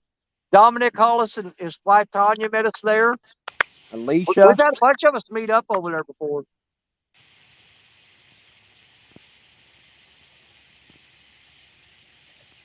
But like I said, I'm not going to the one in Kansas City, but you guys have absolutely got to try to make it to CatCon next February in Louisville, Kentucky. I promise you, if you just go, I promise you'll be glad you went. Oh, I know. I want to go last. Well, I'm gonna try to. to. Kind of kept me Well, tied it up. is a time of your life. You get to meet everybody that you know on YouTube. There's all kinds of special deals on all kinds of rods, reels, tackle, whatever you think of, it's there. I imagine I'll be sitting on that John Deere picker. But I'm gonna try to. That's one great thing about YouTube. I have got to meet some amazing people, Absolutely. and some great friendships developed out of the deal. Well, I tell you what, when you meet them in person, it's a whole new ball game. You definitely, Parker, I don't care what I got to do. I'm getting you to CatCon in Louisville in February. You've got to go, man. You've got to go. Like I said, my wife was supposed to go with me, so we had a hotel room with 2 beds in it, and something happened with the grandkids. She wasn't able to go. And man, I was trying to get people to go. I said, man, you ain't got to worry about it. I've already paid for the hotel. You can stay in the room. I got a spare bed. You got the whole bed to yourself. And Oh yeah, see that's something I'd have to figure out too, is a place to sleep.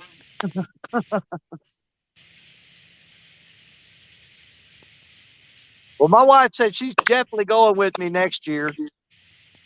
Because she's wanting to meet Pontoon Jody and Cause and all them. Well, you just can't beat it, you know what I mean? Like I said, I'm looking forward to next weekend getting to meet Epic and Epic and Sean. Yeah, see, Epic was there at CatCon. That's where I got to meet him. And Keith, the fishing stuff, he was there. Oh, that was a good fish there, son. Come on, hit it again. Now that was a fish.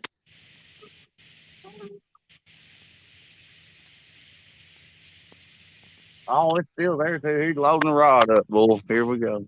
You Come getting on, ready? get it. I'm getting ready to. Yeah, I'm getting ready. He's eating it. It'll be on my live bluegill.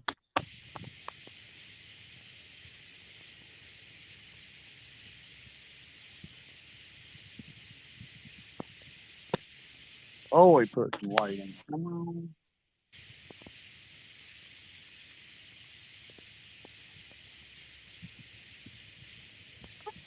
Come on, come on.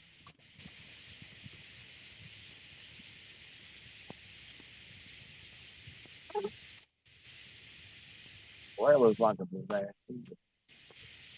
I'm gonna give it in.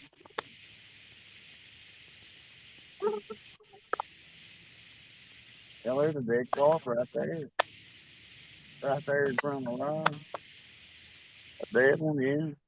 A little one.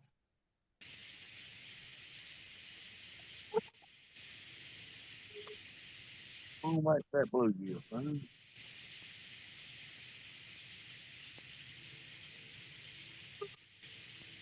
Promise I'll let you go.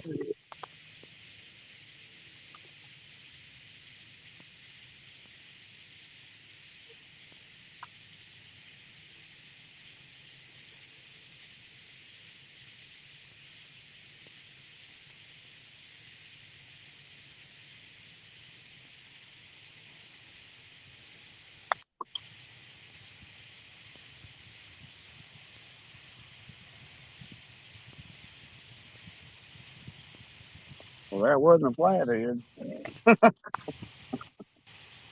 He wouldn't have left it. WildKat are kind of picky though. They can't just haul, grab a hold of it and swim where they want to. Sometimes they'll just drop it, leave it.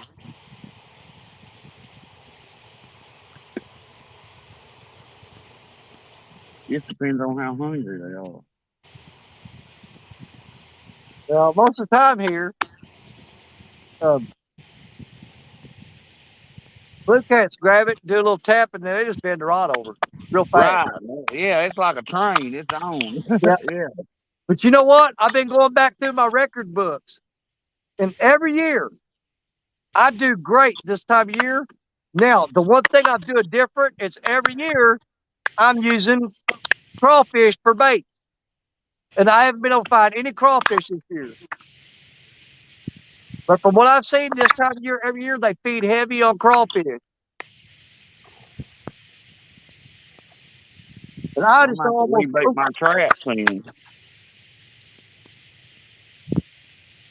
I've only caught 2 crawdads in my crawdad trap. They ain't been oh, real I plenty. just got a big slam on Black Betty, big slam. All right. I'm waiting to see what it's gonna do. Oh, he jerked the crap out of it. That's got that Carolina rig on it, so if he pulls it, that rod's gonna feel every bit of Done it. screwed it. It went under anyway. No muskrat, man. Come on, man.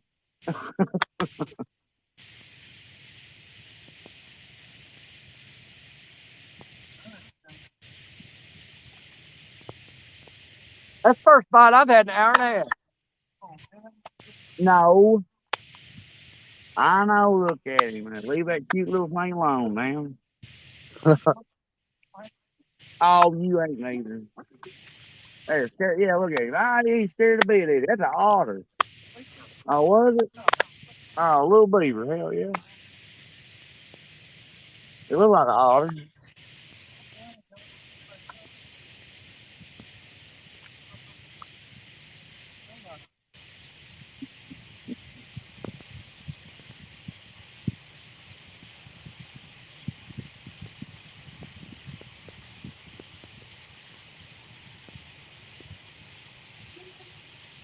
You're like beaver in the brook. Come on, put a catfish on my hook.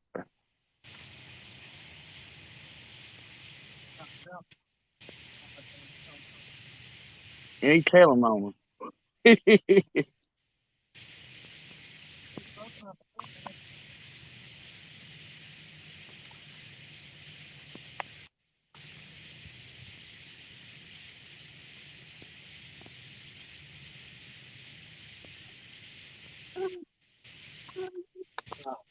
I'm gonna have to kill you light for a sec.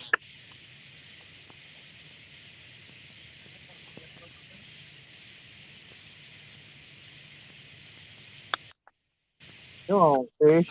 That's what I'm saying. You couldn't beat these things on there with a stick. Yeah, have you pumped up there for a second, man. That rod bent down hard down there. Just one good hit, real hard. And I got I my eye on him. whined it a Hopefully little it'll come bit, back, though, pick it boy. back up. Slammed down, and that was it. Well, I got a big, giant skipjack head on there.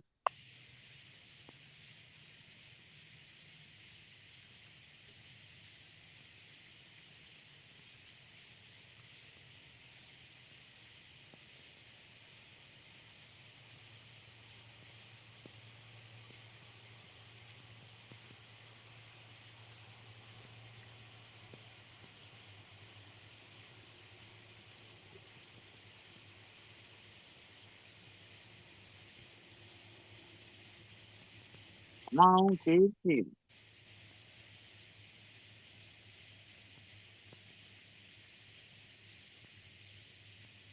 When you hear some clicker screaming.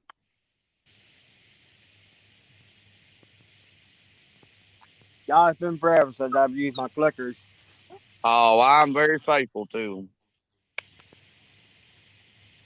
I miss too many fish if I keep it loaded, keep it engaged. They just want to grab the bait and pull your bait off the hook. Now, if I'm throwing a big live bait, yeah, I'll engage that clicker.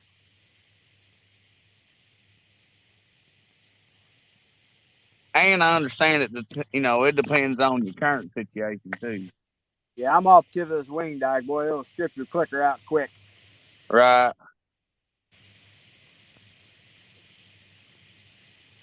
I always try to keep my drag set where if something big gets on there and bends that rod over double, that it will give some slack. But I keep it tight enough that when he puts pressure on there, that hook will get enough pull on it that it'll pop through his jaw. If you let it too slack, he grab that bait and that hook might not go through it. I want it tight enough to put pressure on that hook to get it to pop through his jaw. But loose enough that if he gets it and takes off running, he don't take my rod to home with him. Right. That ain't never good.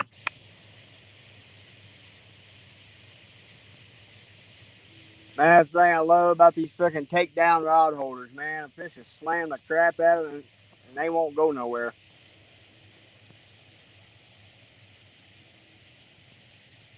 Oh, I've had sharks pull sand spikes up that were drove 2 foot in the ground. Oh, yeah, I had to chase a rod all the way out into the second breaker before. I caught a whiting, a live whiting, and I hooked him on there and slung him out there, shoved him there, and went back to go grab a bottle of water off that rod, slammed over, whoop, there it went. As soon as I cranked down on my thing, was killing drag, ended up cutting my leader. Huh.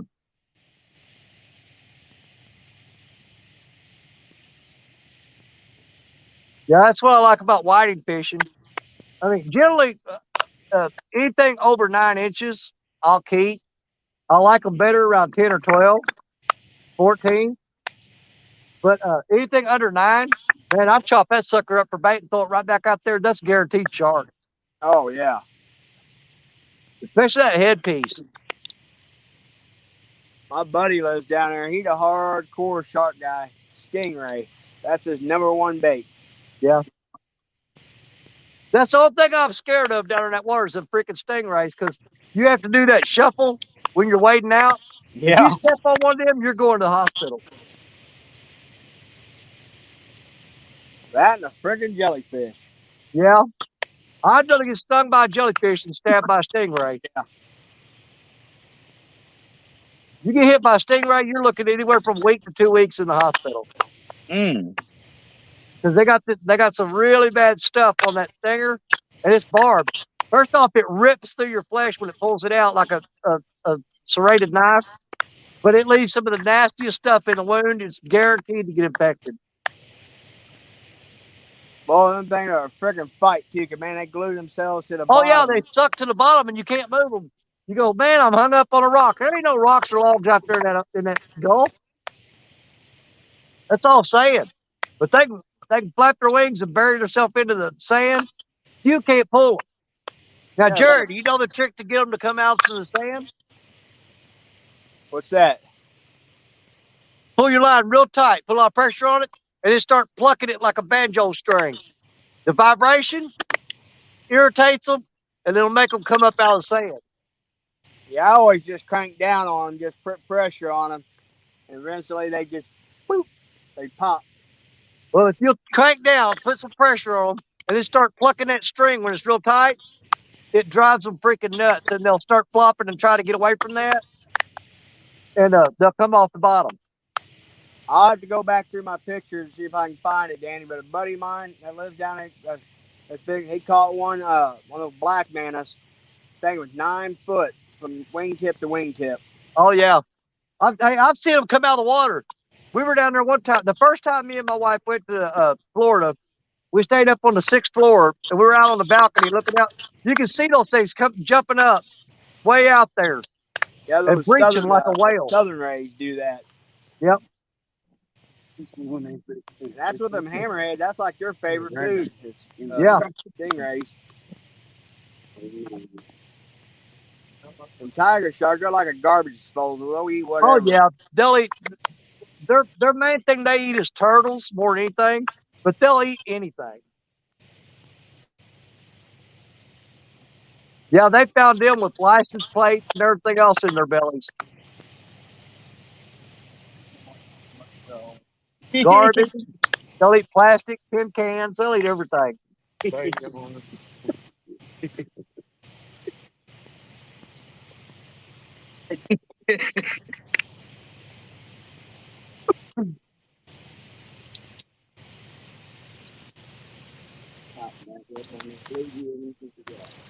Yeah, those daggum lemon shark down there, them things, I mean, they'll swim right up to you. Yeah.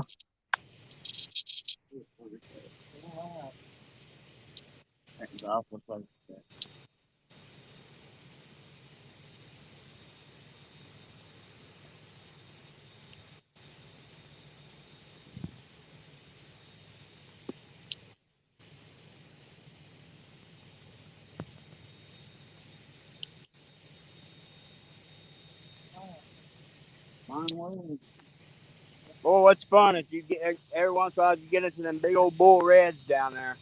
Oh yeah. Them things I'm, flat fight, boy. I'm gonna try for a few while I'm there. Big old live mullet. Whiting Yeah. head too. Them things don't eat a whiting head in a heartbeat.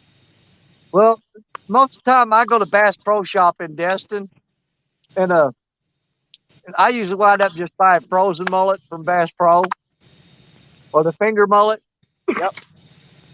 But for my whiting and pompano, the two things I use is I'll rake up sand fleas, which are mole crabs. I get a lot of them, and I'll also, you go to bait shops and you can buy fresh shrimp or fresh dead shrimp. Yep. And they're really expensive.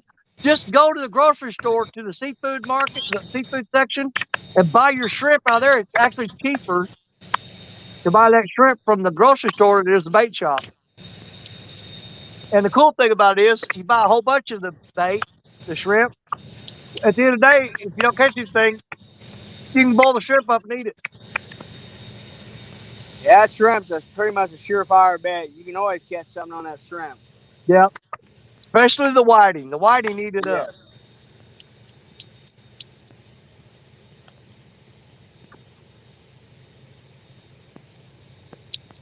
Well, all them charter boats like to go offshore. They use a lot of guys use squid.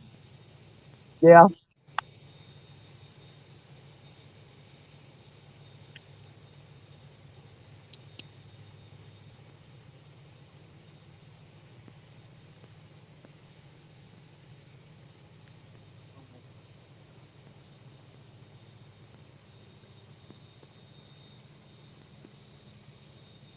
Now we used to go out at night and catch a bunch of them ghost crabs, Oh yeah, our grandkids love chasing them. and boy, there was Pompano really liked them things.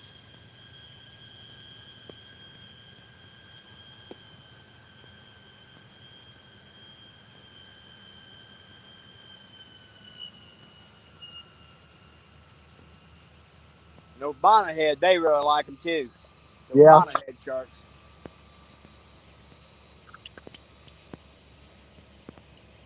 Like a bar's coming.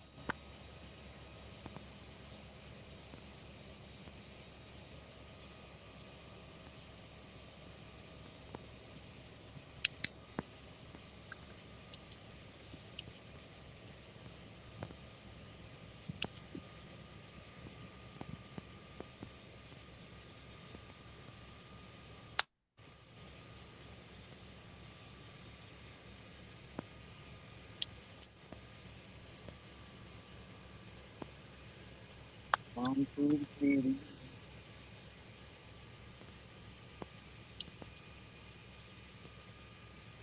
I would like to use my scale one time tonight.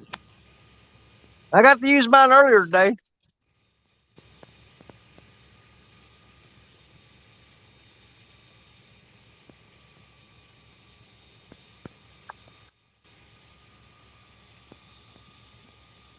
There it is. There's the bar.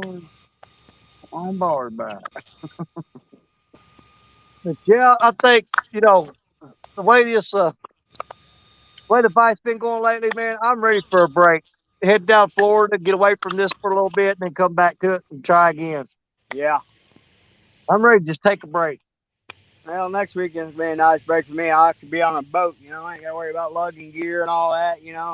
Yeah. You're gonna get spoiled. Yep.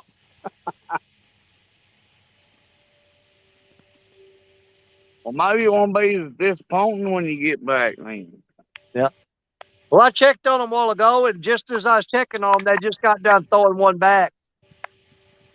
And everybody in chat was telling them great fish, awesome fish, blah, blah, blah. So they did something tonight. Yeah. Oh, Tim? Yeah.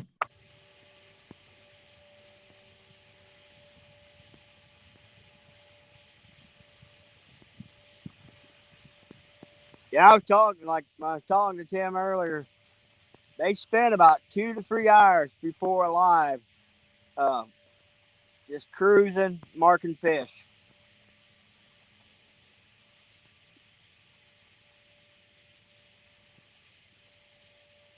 He does his homework. Yes, he does.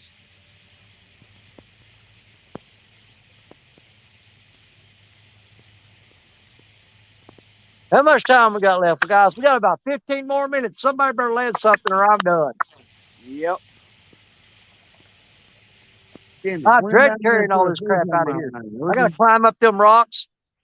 See, the thing is, what takes me so long is normally I can grab an armload of stuff in each arm and carry it up the trail. But climbing these rocks, you grab a couple rods or something like that at a time. You take out a few pieces at a time because you fall on them rocks, you run risk of not getting knowledge, just getting hurt. but trashing some of your gear. If you're trying to carry a bunch of stuff, you're going to break something. Look at that, would you? Come on, take it down, son. That's my live bluegill. Come on. Please.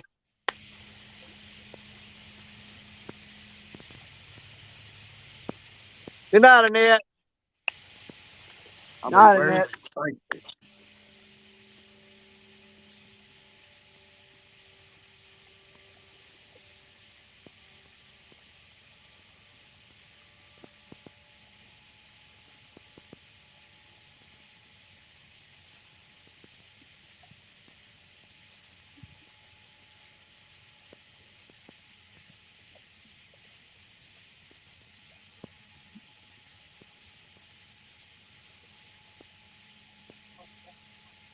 Huh?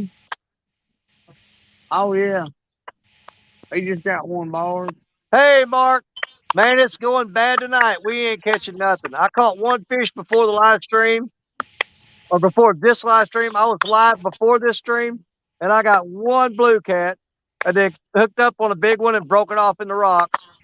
And I ain't caught nothing since. Parker did manage to catch one earlier, a small blue, and Susquehanna Stan was in here, and he caught a channel cat. Other than that, it's been pretty much zilch. But we didn't skunk on the live stream, though. I lost a freaking soul snatcher. Oh, yeah, he lost a monster. And, and I'm sure it's going to happen someday, but it goes back to what we was talking about when we had our meeting the other day. We have not had a single live stream from the river rats that we walked away, everybody skunked. Not one single episode.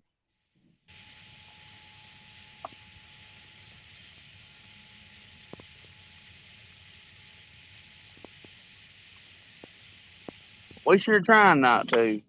Yeah. Well, we're good on that because Parker he got one earlier, so he took the skunk off the board.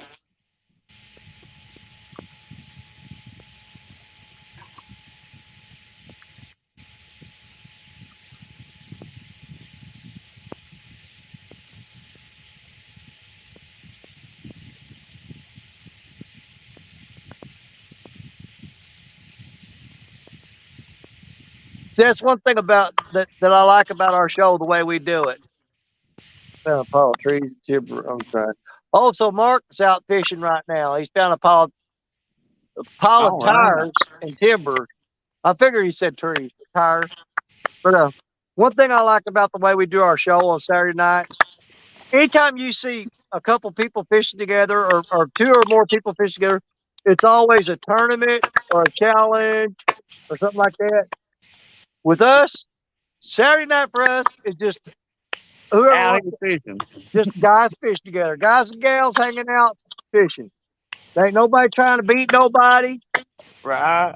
It's just like when when you used to go fishing on the bank with your buddy and just go see if you could catch some. Well, basically, we just got all of our buddies in chat hanging out with us, and we're going fishing. Except for the 27th. Well, for blood, 27th. Yeah, 27th, all bets are off. We're going against. I mean, yeah, actually, all bets are on. Yeah.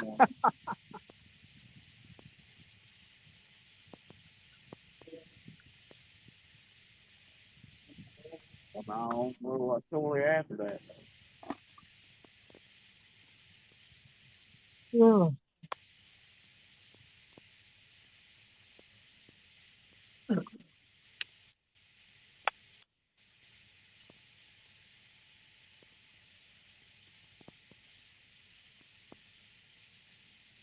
Get to the tell that baby to send me a fish.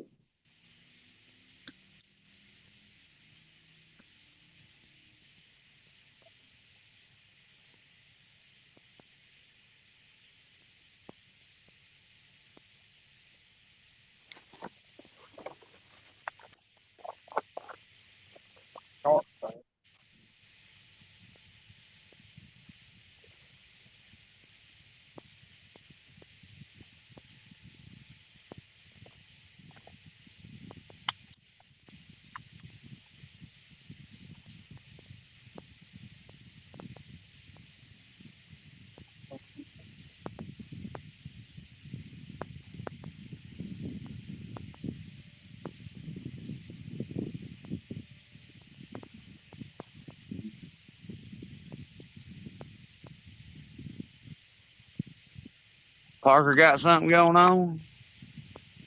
He's looking.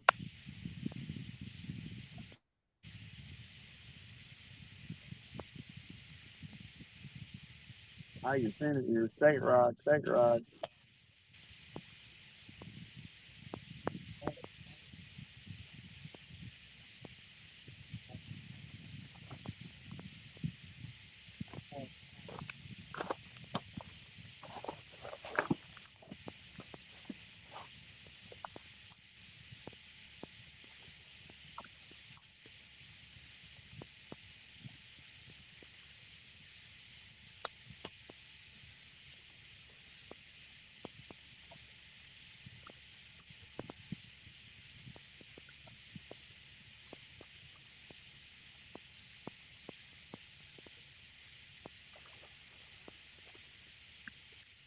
Let's see there. What did I say?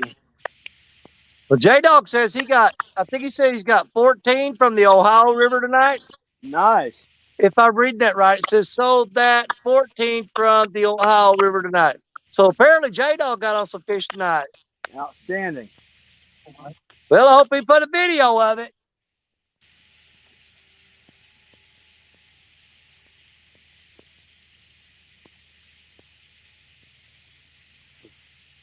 Yeah, we're going to be out here we're fixing to quit, Mark, here in about 7 more minutes.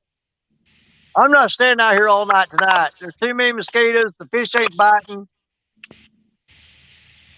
I just don't see no point in sitting out here suffering. So we're going to shut it down here shortly.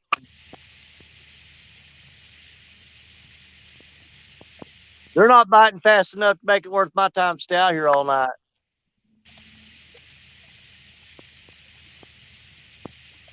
Oh, are you talking about J Dog, Mark? Is he still out there? Oh, okay. Now I see. Was asking J Dog and Bill too. Okay, okay. So J Dog, Mark wants to know if you're still out there.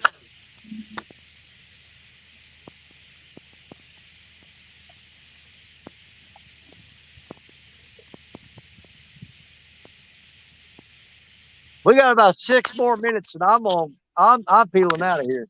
Yeah. Yeah, 6 minutes. If fish don't take it, I am done with him tonight. The next time you see me fishing, I'm gonna be on the beach.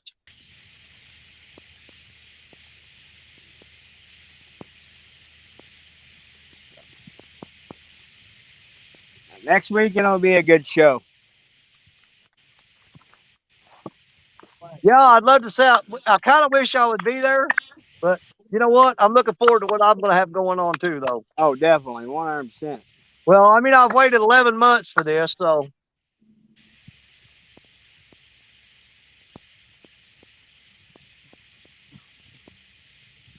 it'll be a nice change of pace for me. And hey, our next 3 shows coming up are going to be awesome. Yes. J Dog said he's still out. Okay, J Dog got 8, Bill got 6. Well, hell yeah. I bet somebody's catching something. Heck yeah.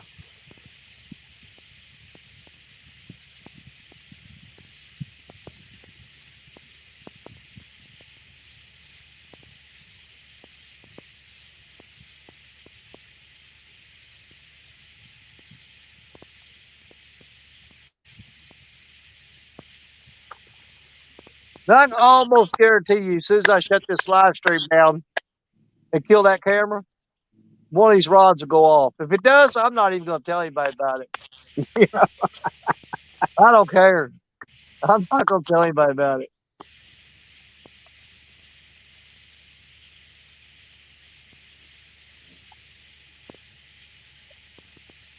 But we got the clock ticking down right now.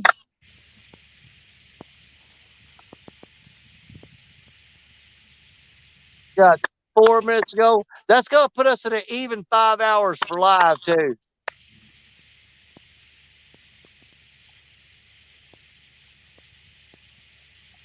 Or right at it.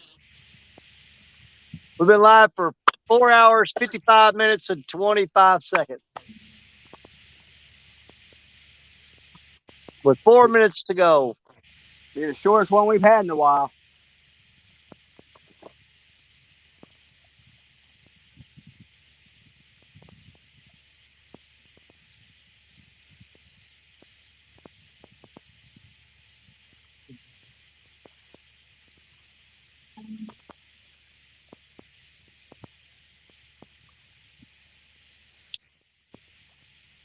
That's what I'm saying. If I hadn't have caught that catfish on the live stream before the show tonight, I would probably left when Richard left.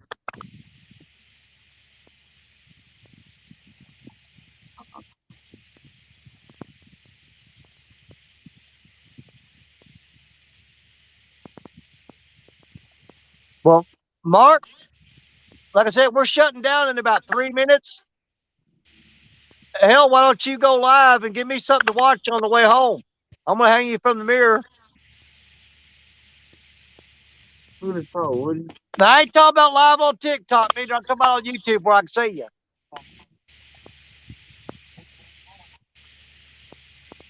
I tried to talk Mark into going live.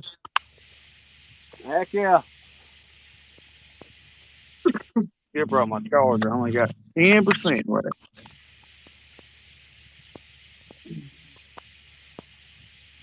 Yeah, it would be really cool if we can get the. He says he don't feel like yapping. Hell, you ain't gotta talk. Just turn the camera on. If people don't want, if you don't want to talk to them, don't talk to them. Somebody will be watching no matter what. I guarantee it. Hell, I'll watch you on the way home. Hang you from the rear view mirror and just let you go at it. All right. See, I try to get Mark keep me company on the way home, and he's just gonna leave me hanging like that. I see how he is.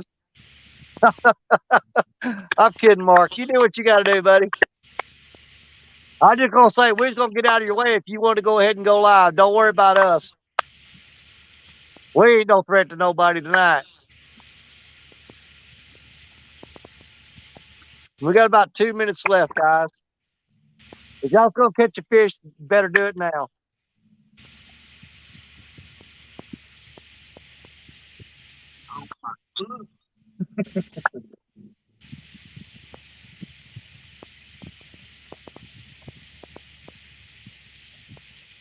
Brandon, if you want to stay out longer, I can actually leave the live stream running if you want to stay on here.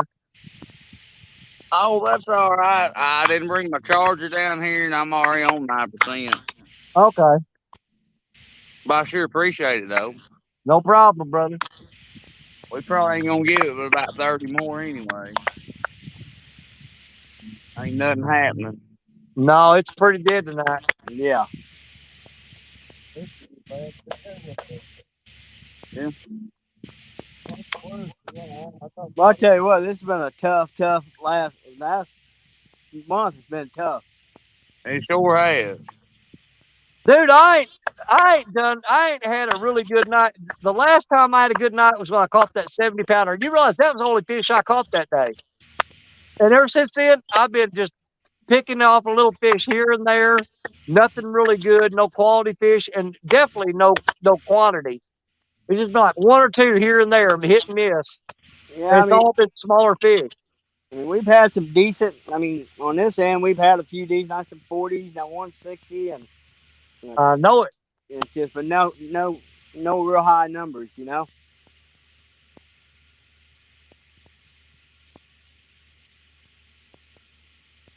Well, it is midnight. So we're going to tell everybody bye. Parker, are you fixing to pack up? Yes, I am. All right. Well, I am too. We're going to get out of here. J-Dog and them are fishing. You guys try to talk them into going live. When I get this shut down and I get everything packed up in the truck and get ready to drive home, I'm going to turn the YouTube on and scroll through and see who's live. And all the still pleasure boaters out there where Mark's at. You've got to be kidding me. Wow. See, I couldn't deal with that. Oh, that's like earlier. They's in here just running their boats up and down fast they Yeah. go. Well, I walk on boat ramp. It was loaded with guys when we first got up the river, way up the river from us. There's all kinds of folks in there. See, James asked J-Dog if the Ohio River is bad in his area, and he said, no, it's not. We're still getting fluctuating levels here between rising and falling from floodwaters coming from up north of the Mississippi and Ohio and all that stuff. We're still catching a lot of that crap. But Jerry, you got anything you want to say to everybody? Y'all, thank you for coming in and watching with us. And next couple 2-3 episodes is gonna be good. We'll be on the boat with Yep. Epic and Sean next weekend, Friday Exactly. night and Saturday night, and it'll be on the River Rats. It'll be on the River Rats with us. And then on the 27th, we got our tournament. It's gonna be a good one. But the time will be different. We'll be from 5 p.m. to midnight on that one. On Yep. the 27th. Be 5 Central Time to midnight Central. And now on the weekend between those, it'll be 2 weeks from now. Richard's going to be hosting, and he's going to be doing a giveaway on a reel, and we're probably going to come up with some other stuff to throw in there with that. But on the 27th, when we go River Rats against the Boar's Nest, that show, we are going to have a ton of giveaways, guys. But most current thing, like Jerry's saying, next weekend, Jerry's going to be on the boat with Tim Scott and Sean, Epic Catfishing and Catfish Heroes. Jerry's going to be on the boat with them and bring you some great fun there. I'll be coming to you live from a campground down in Alabama. I won't be fishing. I'm probably just going to watch chat and read it off to them guys. So, Jerry, make sure you got me as a host that week, next weekend. Later in the week, I'll get with you. You have to get your email, and I'll make sure I send it to you through email. Yeah, you need to make sure I'm set up as a host of that because you, Creole, and Richard will be fishing. I'm just going to be sitting in a lawn chair, and I can take care of chat. I can take care of solo screens, all that for you. All right? So that's what we got coming up, guys. We're going to get out of here. I'm ready to go home, take a shower, and for once get something to eat and get cleaned up on a Saturday night. It'll be a first for me. I don't know how to do this. I've never left here on a Saturday night. I'm going to have to figure it out. But thank you guys for watching. We appreciate all of you. Absolutely. On that note, we're out of here. We'll see y'all later. Have a good one, y'all.